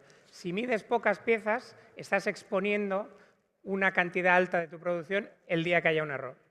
Entonces, no es inhabitual encontrarse que los fabricantes envían piezas malas al cliente. Si envías piezas malas al cliente, pues se producen los famosos recalls, puede haber daños de reputación de la marca frente a sus clientes. En resumen, es una situación incómoda, ¿no? Si pensamos en ese directora de calidad, pues, ¿qué es lo que podría querer? Pues asumimos que una inspección que sea no destructiva, ¿no? Controlar las piezas sin destruirlas. Si se puede medir las piezas en segundos en vez de en horas, pues tampoco estaría mal. Si puedes mejorar la productividad no parando la línea a más, todo esto revierte en poder ahorrar millones de euros, que es algo que nadie le diría que no. Pero luego además hay otro tema y es que midiendo una un proceso subsuperficial de manera no destructiva, la marca está protegida. Es muy difícil, si estás haciendo una medición de todas las piezas, que mandes lotes defectuosos a tu cliente, ¿no? Y eso significa poder dormir tranquilos a la noche también, ¿no? Bueno, pues esto es lo que propone Link como empresa a sus clientes. Fabricantes de piezas metálicas, por ejemplo, podríamos pensar en industrias de automoción, a los que proponemos una solución no destructiva de medición. ¿En qué se basa todo esto? Bueno, si una pieza metálica ferromagnética, que es imantable, es imantada, esa pieza devuelve unas señales electromagnéticas. Y con nuestra tecnología, que está desarrollada con CEIT, captamos esas señales, tenemos una serie de algoritmos para interpretar lo que hemos visto electromagnéticamente y traducirlo, hacer una traducción a la propiedad mecánica que queremos controlar. Como decía, puede ser una dureza, puede ser un límite elástico, puede ser detección de una quema de rectificado, como hablaremos ahora, ¿no? Y lo que nosotros como empresa suministramos es una máquina llave en mano que hace la medición automáticamente de este tipo de procesos. Y a los operarios lo que les damos no es una señal electromagnética ni un valor, vamos a decir, abstracto, sino que les damos resultados como ellos necesitan consumirlos. Dureza buena, dureza mala, profundidad de capa buena, profundidad de capa mala, ¿no? Esto es el marco de lo que hacemos Link y CEIT.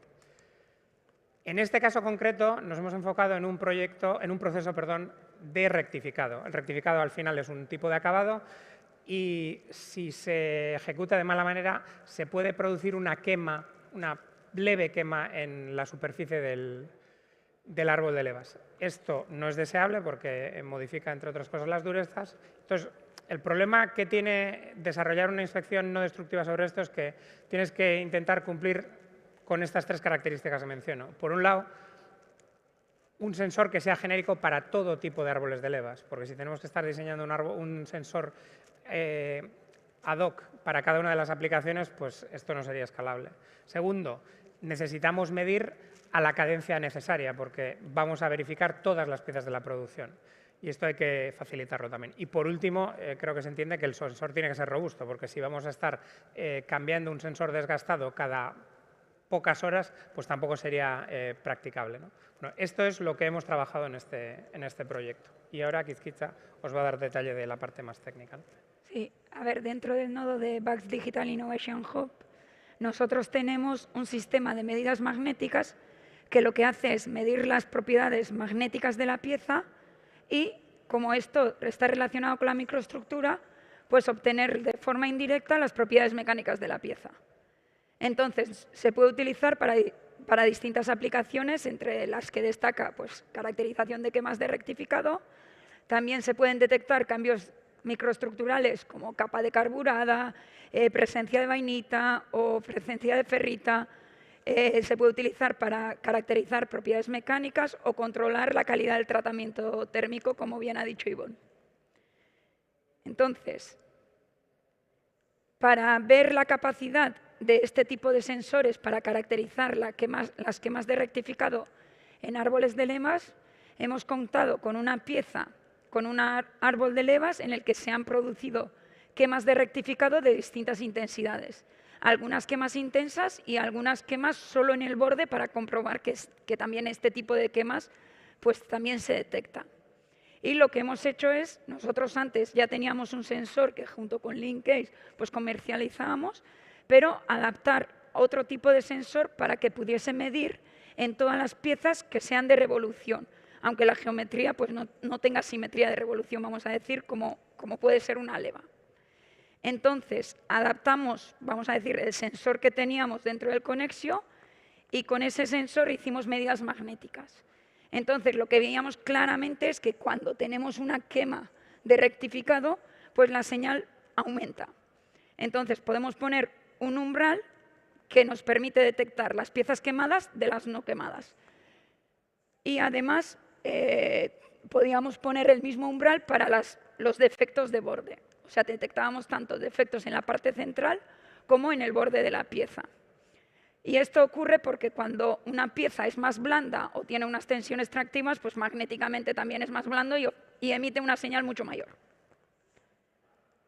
Entonces, una vez que ya teníamos el sensor desarrollado, En un primer momento, el sensor que teníamos al principio pues se desgastaba, vamos a decirlo.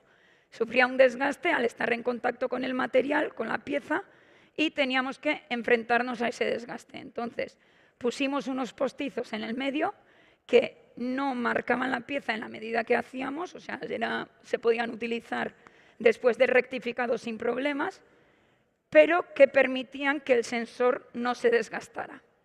Entonces, seguíamos manteniendo más o menos señales muy similares en el que el quemado se veía con una señal mucho mayor y podíamos poner un umbral, dependiente de la posición de medida, eso sí, pero que nos permitía distinguir las quemas de las piezas no quemadas. Y después, ¿qué hicimos con esto? Pues montamos, bueno, Linkcase montó una bancada automática para ya hacer las pruebas de desgaste. Entonces, aquí estuvo el sensor trabajando durante varias pasadas seguidas y lo que comprobamos fue que el sensor a 500.000 vueltas pues seguía trabajando y no se desgastaba y seguía obteniendo los mismos resultados y seguía distinguiendo las piezas quemadas de las piezas no quemadas sin ningún problema, poniendo un umbral. Entonces, el operario lo que ve, vamos a decirlo, es si la pieza está quemada o no y en qué posición está quemada. O sea, no ve una señal electromagnética. La señal electromagnética lo identifica, vamos a decir, el algoritmo que tiene dentro. Entonces, se ha conseguido ya un sensor robusto y ahora enseña el vídeo. Sí. Este es el resultado del proyecto, ¿no? Hemos obtenido un sensor genérico que es robusto y que detecta adecuadamente las zonas blandas y las quemas, como explicaba Kizkitza, ¿no? Y esto, pues al final nosotros tenemos que meterlo en una máquina que no sé si se podrá ver.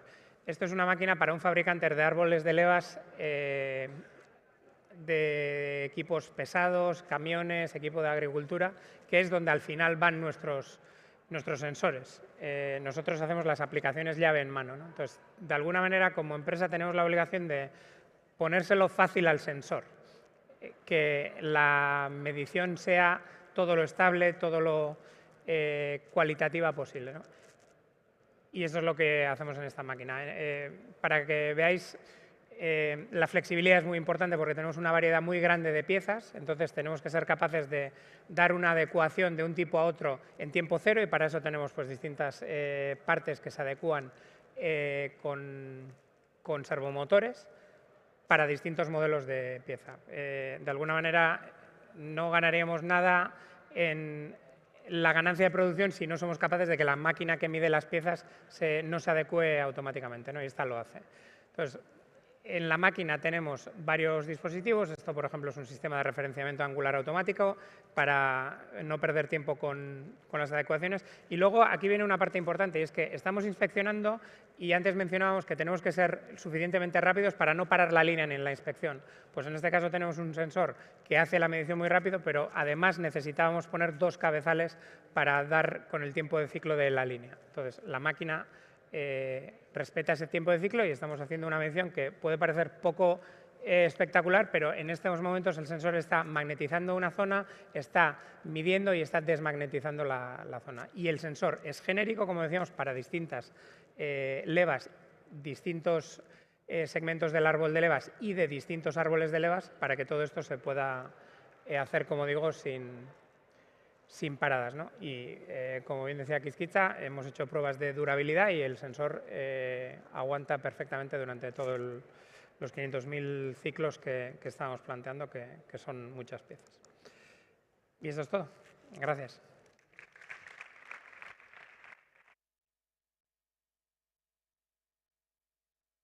Muchas gracias. Bueno, ahora es el turno del caso del nodo de materiales avanzados, de la mano de Nerea Romero, de la empresa Igestec, que está acompañada de Sonia Flores, de Tecnalia.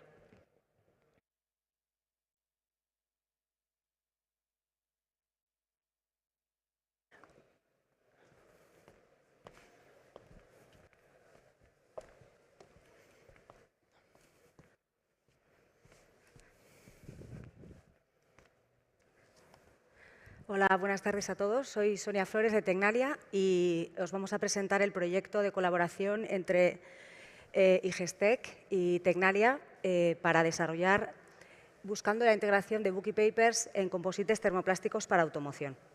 La razón de nuestra colaboración radica en que existe una necesidad para desarrollar materiales ligeros y multifuncionales debido a las estrictas directivas de la Comisión respecto a la emisión de CO2, donde las empresas tienden a sustituir materiales metálicos por materiales más ligeros, que en principio suelen ser materiales compuestos y que no tienen las propiedades que los materiales metálicos presentan, como puede ser la conductividad eléctrica o la conductividad térmica. La nanotecnología permite dotar a materiales poliméricos de estas funcionalidades, pero se necesita buscar una solución a la integración de estos materiales de dimensiones nanométricas en sistemas de producción avanzada y el material avanzado. El integrar nanotecnología en un proceso de fabricación industrial y para obtener un material avanzado presenta ciertas barreras, existe mucha complejidad. ¿Por qué? Porque no es fácil integrarlo en un proceso de fabricación común. Para la empresa, la escala nano produce rechazo. Existen aspectos relacionados con EHS que la empresa debe de afrontar a la hora de integrar la nanotecnología en sus procesos de fabricación. Se trata de un nuevo proceso que requiere de una nueva inversión. Tiene que tener conocimiento, tiene que tener experiencia. Las tecnologías nuevas para las pymes muchas veces no son prioridad. Y además el desarrollo de nuevos productos puede requerir de inversiones financieras importantes con casos de uso sólidos. La solución se encuentra en el Bucky Paper. El Bucky Paper es un material caracterizado por las propiedades de los nanotubos de carbono a escala nano, pero en escala macro. Es un componente más que se puede integrar en un proceso de fabricación de material compuesto común, dotando a las soluciones de excelentes prestaciones sin realizar inversiones necesarias. Los Bucky Papers que os voy a presentar ahora presentan unas propiedades mecánicas, térmicas y eléctricas que los convierten en un material excelente para multitud de sectores. El activo que os va a presentar después Nerea, como lo ha introducido en su proceso y en su pieza, es una planta piloto de semielaborados nanoestructurados que pertenece al nodo de materiales avanzados. Se trata de la planta de producción de Bucky Papers, está situada en Tecnalia, en San Sebastián, y está basada en la fabricación de láminas multifuncionales, delgadas y flexibles, porosas y de alta conductividad eléctrica. Permite, por lo tanto, convertir a los materiales poliméricos y composites en materiales multifuncionales, dotándoles de conductividad eléctrica, permitiendo que desarrollen funcionalidades como el calentamiento resistivo, que puedan ser sensores para monitorizar la salud estructural e incluso ser utilizados como electrodos en baterías y supercondensadores. Nuestra planta piloto y el activo en concreto que está situado en Tecnalia ofrece a la empresa que se nos acerque para desarrollar cualquier colaboración una serie de servicios entre los que se encuentra la fabricación a medida de Bucky Papers y el suministro directo, servicios de investigación y desarrollo para evaluar el rendimiento de los Bucky Papers en un proceso o en un producto específico, apoyo al sector para integrar los Bucky Papers en los materiales y procesos de fabricación y productos y ofrecemos formación. La planta piloto de Bucky Papers se encuentra dentro de una Open Innovation Testbed que se llama OASIS, que es una red de infraestructuras tecnológicas y servicios asociados para el desarrollo de materiales multifuncionales ligeros.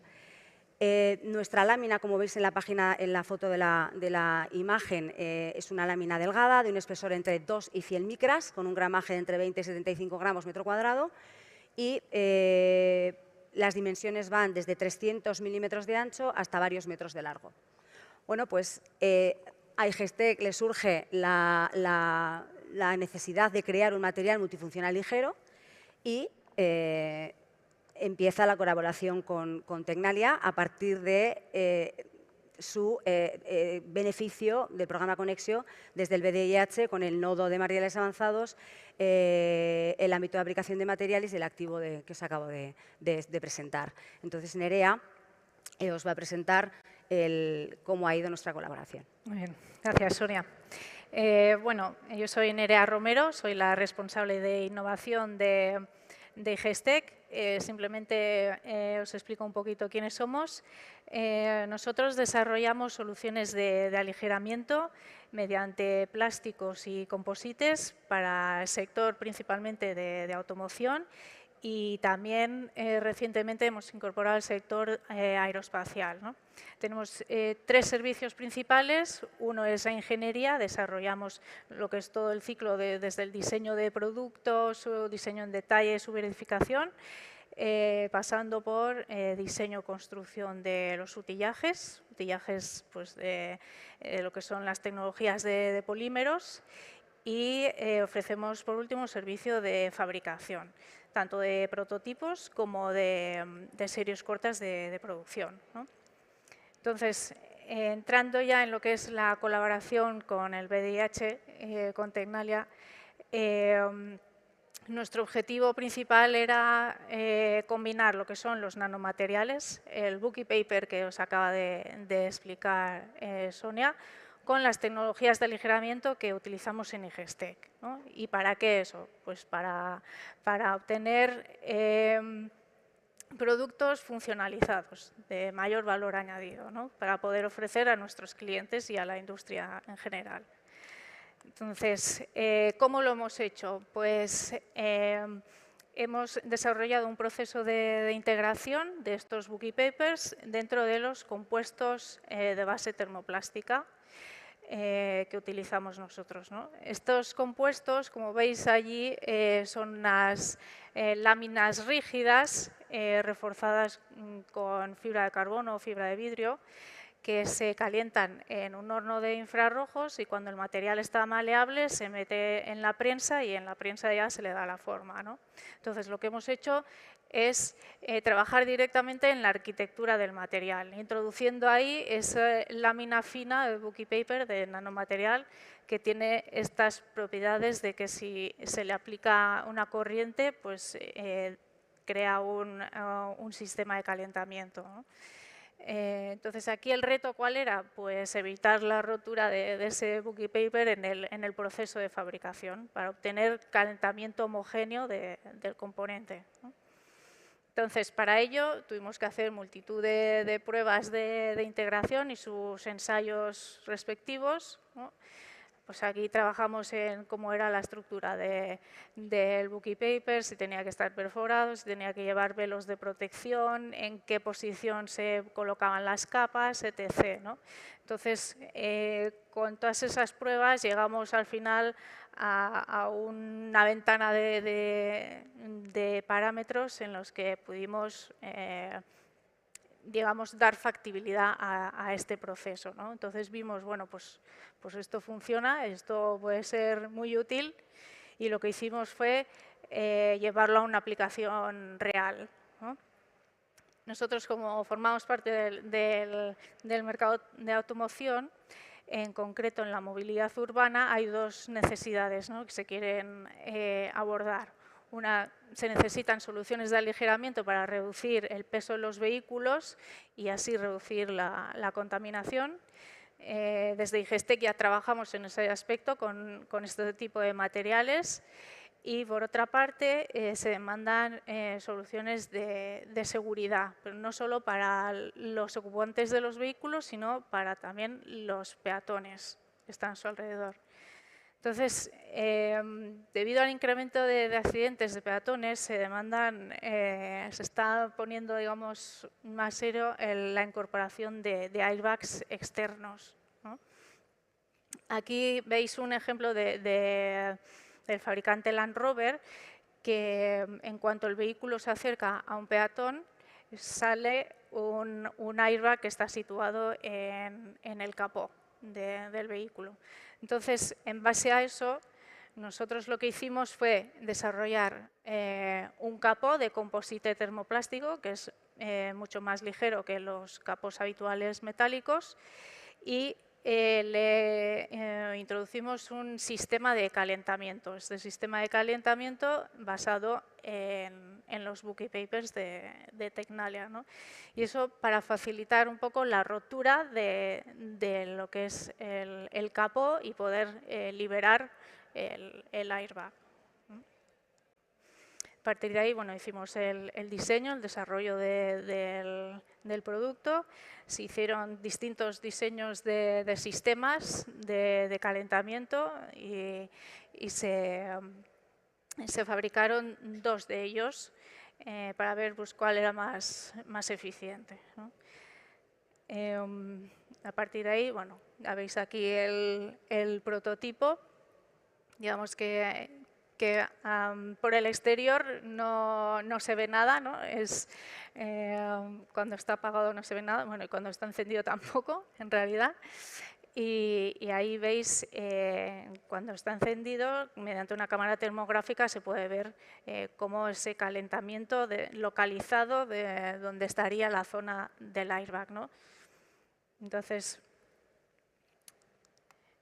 como resultado de esta colaboración, bueno, pues para nosotros ha sido una primera toma de contacto con los nanomateriales, ¿no? En este caso con los Bookie Papers. Hemos podido comprobar su aplicación y su potencial que tienen. Hemos podido desarrollar un proceso de fabricación para fabricar productos funcionalizados y hemos obtenido un demostrador válido de esta tecnología, ¿no? Entonces, en general, podemos decir que para nosotros ha sido un resultado muy positivo. Y si queréis, podéis ver el prototipo que está expuesto aquí en el stand de materiales avanzados del BDIH. Muchas gracias.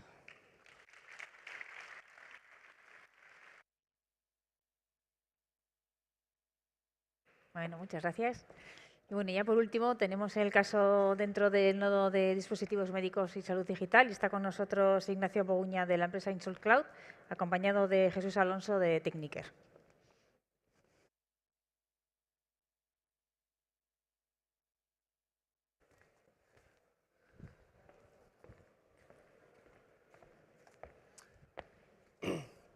Bueno, pues buenas tardes a todos. Lo primero, muchísimas gracias al BDIH por invitarnos a contar nuestra historia, historia enmarcada dentro del ámbito del desarrollo de la tecnología sanitaria para la patología de la diabetes, que hemos llevado a cabo pues, en colaboración con Techniker y enmarcado también dentro del programa Conexio.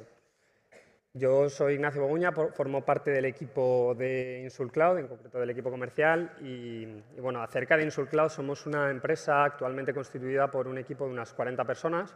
Somos una empresa vasca con sede en Bilbao y también en Madrid, y como decía previamente, pues nos dedicamos al desarrollo de la tecnología sanitaria de forma específica para la patología de la diabetes. Quizás alguna cuestión antes de comentar en qué consiste nuestra tecnología, pues lo primero todo unas pinceladas sobre qué es la diabetes.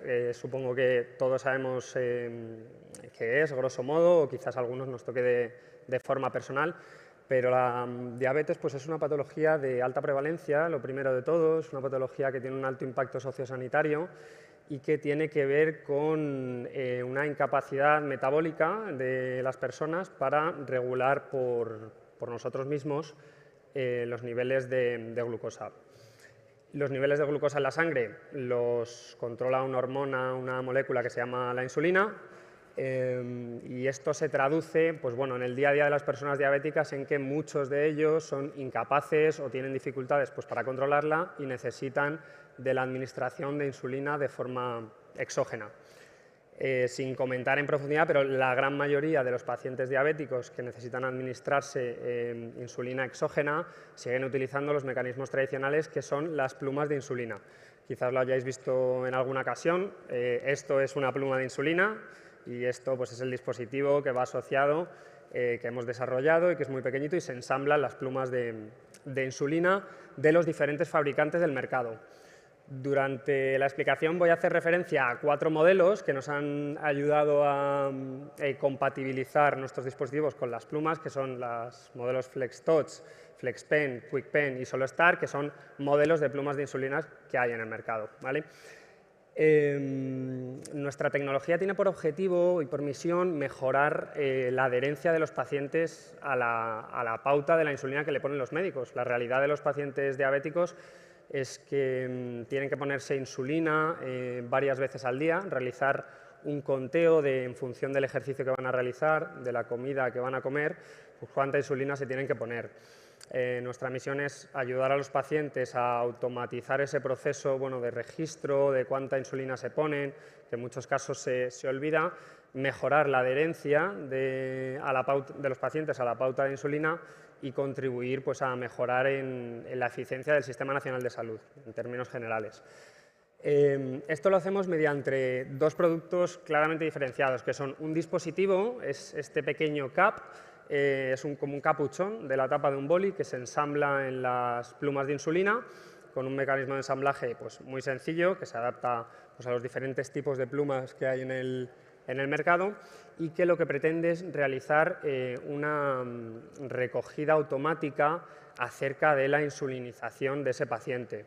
Es decir, cuántas unidades de insulina se ha puesto ese paciente, a qué hora se las ha puesto, a qué temperatura estaba esa insulina. Y todo esto, vehiculizarlo a través de un software, que sería nuestra segunda parte de nuestra tecnología, vehiculizarlo a la historia clínica de los hospitales, es decir, a la arquitectura tecnológica que utiliza el Sistema Nacional de Salud. Aquí tenéis un ejemplo de cómo sería, digamos, en los 3 diferentes pasos la conceptualización de nuestro sistema.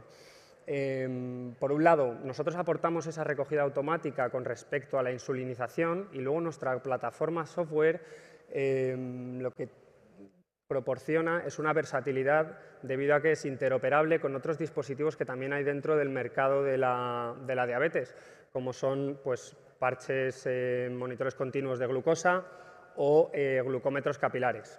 Son otros dispositivos orientados a medir el azúcar en sangre de los pacientes. Todo esto permite aportar exhaustividad en las variables de interés clínico que se recogen sobre los pacientes y, como decía, vehiculizarlos en tiempo real, de manera que los médicos también pueden ver cómo se está manejando la diabetes por parte de un paciente en tiempo real y vehiculizarlo directamente a la historia clínica, contribuyendo también en parte a la digitalización de determinados procesos asistenciales que, debido al número de pacientes que hay, pues suponen una carga importante y una inversión fuerte de recursos dentro del Sistema Nacional de Salud. Como empresa siempre hemos procurado seguir una estrategia muy vinculada al desarrollo de ensayos clínicos que demuestren la eficiencia de nuestros productos. Básicamente, estos son 3 ejemplos en los que demostramos que en pacientes diabéticos tipo 1 mejoramos el tiempo en rango un 7%. El tiempo en rango es los rangos de glucosa que se consideran adecuados para un paciente y que no son perjudiciales, digamos, cuyos niveles por fuera de esto pues, se pueden considerar perjudiciales y van a conllevar en el largo plazo el desarrollo de complicaciones de la diabetes. En diabéticos tipo 2 hemos demostrado una mejora de la hemoglobina glicosilada del 1,8%, que es un parámetro clínico fundamental en el diagnóstico de la diabetes, y toda nuestra tecnología, como decía, está orientada a contribuir a la eficiencia del sistema sanitario. Demostramos un ahorro de unos 1.000 euros, 996 euros paciente año, gracias al uso de nuestra tecnología, y hemos sacado estas conclusiones derivadas de el número de complicaciones secundarias que vamos a ahorrar gracias al uso de nuestro sistema, porque la diabetes no es una patología de la cual te mueras habitualmente, pero a lo largo de una vida de diabetes, que es una enfermedad crónica, para los diabéticos tipo 1 precisamente, se desarrollan patologías secundarias como pueden ser nefropatías, enfermedad renal crónica, complicaciones oftalmológicas, enfermedades cardiovasculares, a partir de las cuales pues uno sí que puede fallecer. Aquí es donde nos han ayudado enormemente nuestros compañeros de Techniker y donde entra pues, sobre todo la intervención del programa eConexio, porque actualmente estamos con el lanzamiento de la segunda versión de nuestra tecnología. Teníamos una versión, un primer prototipo con el cual realizamos algunos test y encontramos importantes áreas de mejora a nivel de usabilidad y de robustez del dispositivo, y el programa Connection nos ha ayudado a continuar con esa colaboración con Techniker para mejorar algunas de las propiedades de nuestros dispositivos. En concreto, hemos continuado avanzando hacia la miniaturización. Desde un punto de vista de ingeniería mecánica, la complicación de nuestros dispositivos está en que son muy pequeñitos y hemos reducido pues, el tamaño de 3,4 centímetros a 2,6, también hemos reducido el peso.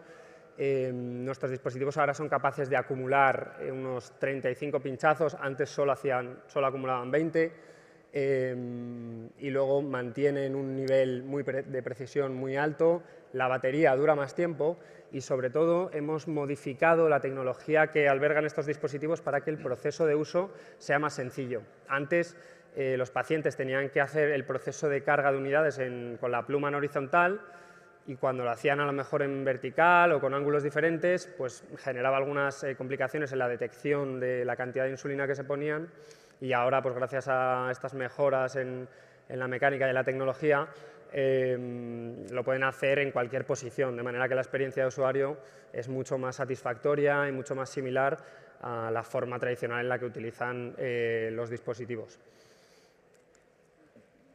Para este fin, para explicaros un poco las complicaciones que han surgido a lo largo del proceso de iteración de los diferentes prototipos, pues le doy paso a nuestro compañero Jesús de Techniker. Vale. Gracias, Nacho. Bueno, como bien decía, pues la prueba de uso real del dispositivo, desplegándolo un poco en un entorno real, te pone en un escenario en el que aparecen todos los errores posibles que tú no tenías previsto. Y bueno, pues en ese ejercicio de intentar mejorar el dispositivo, pues Insulclock nos transmitió una serie de mejoras que podíamos implementar, y bueno, nosotros desde Techniker tenemos ya un laboratorio de prototipos preparado para poder reaccionar a estas demandas, a poder recopilar un poco estos requisitos nuevos que puedan mejorar un poco el dispositivo e intentar mejorarlo. Lo que hemos hecho en este caso, en el Conexio, es que hemos intentado hacer el dispositivo más universal, poder utilizarlo con las diferentes plumas que hay en el mercado y resolver una serie de comportamientos del dispositivo que hacían que, bueno, pues que en su uso pues, se soltaban de las plumas, y entonces necesitamos una alineación mejor, una colocación mejor, y cuando el paciente utilizaba el dispositivo, pues esta es realmente es la prueba de fuego en la que todo lo que puede salir mal sale mal. La expectativa es que tenemos un plan, un objetivo, que es llegar a disponer de un dispositivo que haga las funciones que nos ha contado ahora Nacho, y lo que nos encontramos en la realidad es que durante el camino pues, tenemos un montón de problemas que ir resolviendo que no estaban realmente planeados en un principio, y tenemos que ir adaptándonos de una forma más o menos ágil y cambiante. Entonces, el proceso iterativo que hemos aplicado con el laboratorio de prototipos es el desarrollar una metodología más o menos rápida y ágil para poder tener prototipos en un tiempo muy corto de desarrollo y poder hacer pruebas reales y actuar en consecuencia viendo los resultados de cada una de esas iteraciones. En concreto, hemos tenido que hacer, en este caso, unas 50 versiones de diseño y desarrollo de prototipos para mejorar estas diferentes problemáticas que tenía la versión 1 hasta alcanzar esta nueva versión 2, en las que hemos resuelto los temas de desalineación. También hemos hecho que las piezas sean más compactas, se pueden fabricar de una forma más económica, el ensamblado también es mucho más sencillo, y bueno, el reto también era el intentar hacerlo esto en un tiempo récord. bueno, debido a las diferentes pruebas que tiene que desplegar en ensayos clínicos InsulCloud y también otros condicionantes, antes me contaba Nacho, ¿no?, que tenían que igual presentar el producto y las mejoras de producto a inversores en un tiempo limitado, pues teníamos que desarrollar toda esta metodología, o sea, todas estas pruebas en poco tiempo. En unos 3 meses teníamos resultados de unas 50 iteraciones de diseño y prototipo. ¿Cómo desplegamos esta fase de laboratorio de prototipos? Bueno, pues nuestras capacidades es el uso de una serie de herramientas digitales, es decir, hacemos los cálculos y las simulaciones todo en un entorno digital, pero rápidamente pasamos al campo de lo tangible, de las piezas fabricadas, con lo que denominamos producto mínimo viable. No buscamos la perfección en los primeros diseños y en las primeras ideas, sino que vamos aprendiendo de forma ordenada, pero aprendiendo con piezas tangibles y con pruebas de campo. Entonces, hacemos prototipos mínimos viables a un mínimo coste y en una máxima velocidad, como os decíamos antes. Luego eso pues, nos permite validar, obtener datos, tomar decisiones, ir perfeccionando. El objetivo es buscar un poco la eficiencia en todo este proceso de diseño y hacerlo de forma más o menos iterativa. A modo de resumen ya también un poco decir que el nodo de salud de Tecniker tiene diferentes herramientas desplegadas para que podáis acercaros y aprovecharos un poco de las herramientas que tenemos a disposición de las empresas para poder avanzar en vuestros desarrollos en salud. Este en concreto es el de laboratorio de prototipos, donde bueno, más o menos desplegamos la metodología que os hemos descrito ahora. También hay una plataforma para identificación y cuantificación de biomarcadores. Hay un laboratorio para ensayos de compatibilidad electromagnética y de cumplimiento de normativa. Tenemos un robot de valorización de la fuerza en rehabilitación y plataformas digitales para la gestión de pacientes crónicos. Y de forma más general también comentaros que no solamente tenemos a disposición de las empresas que se acerquen a aprovecharse de estos servicios en el nodo de salud, sino que también tenemos otros 4 nodos en torno a robótica y fabricación aditiva, materiales y procesos, redes eléctricas inteligentes y máquinas inteligentes y conectadas. Vale. Y hasta aquí el resumen del proyecto.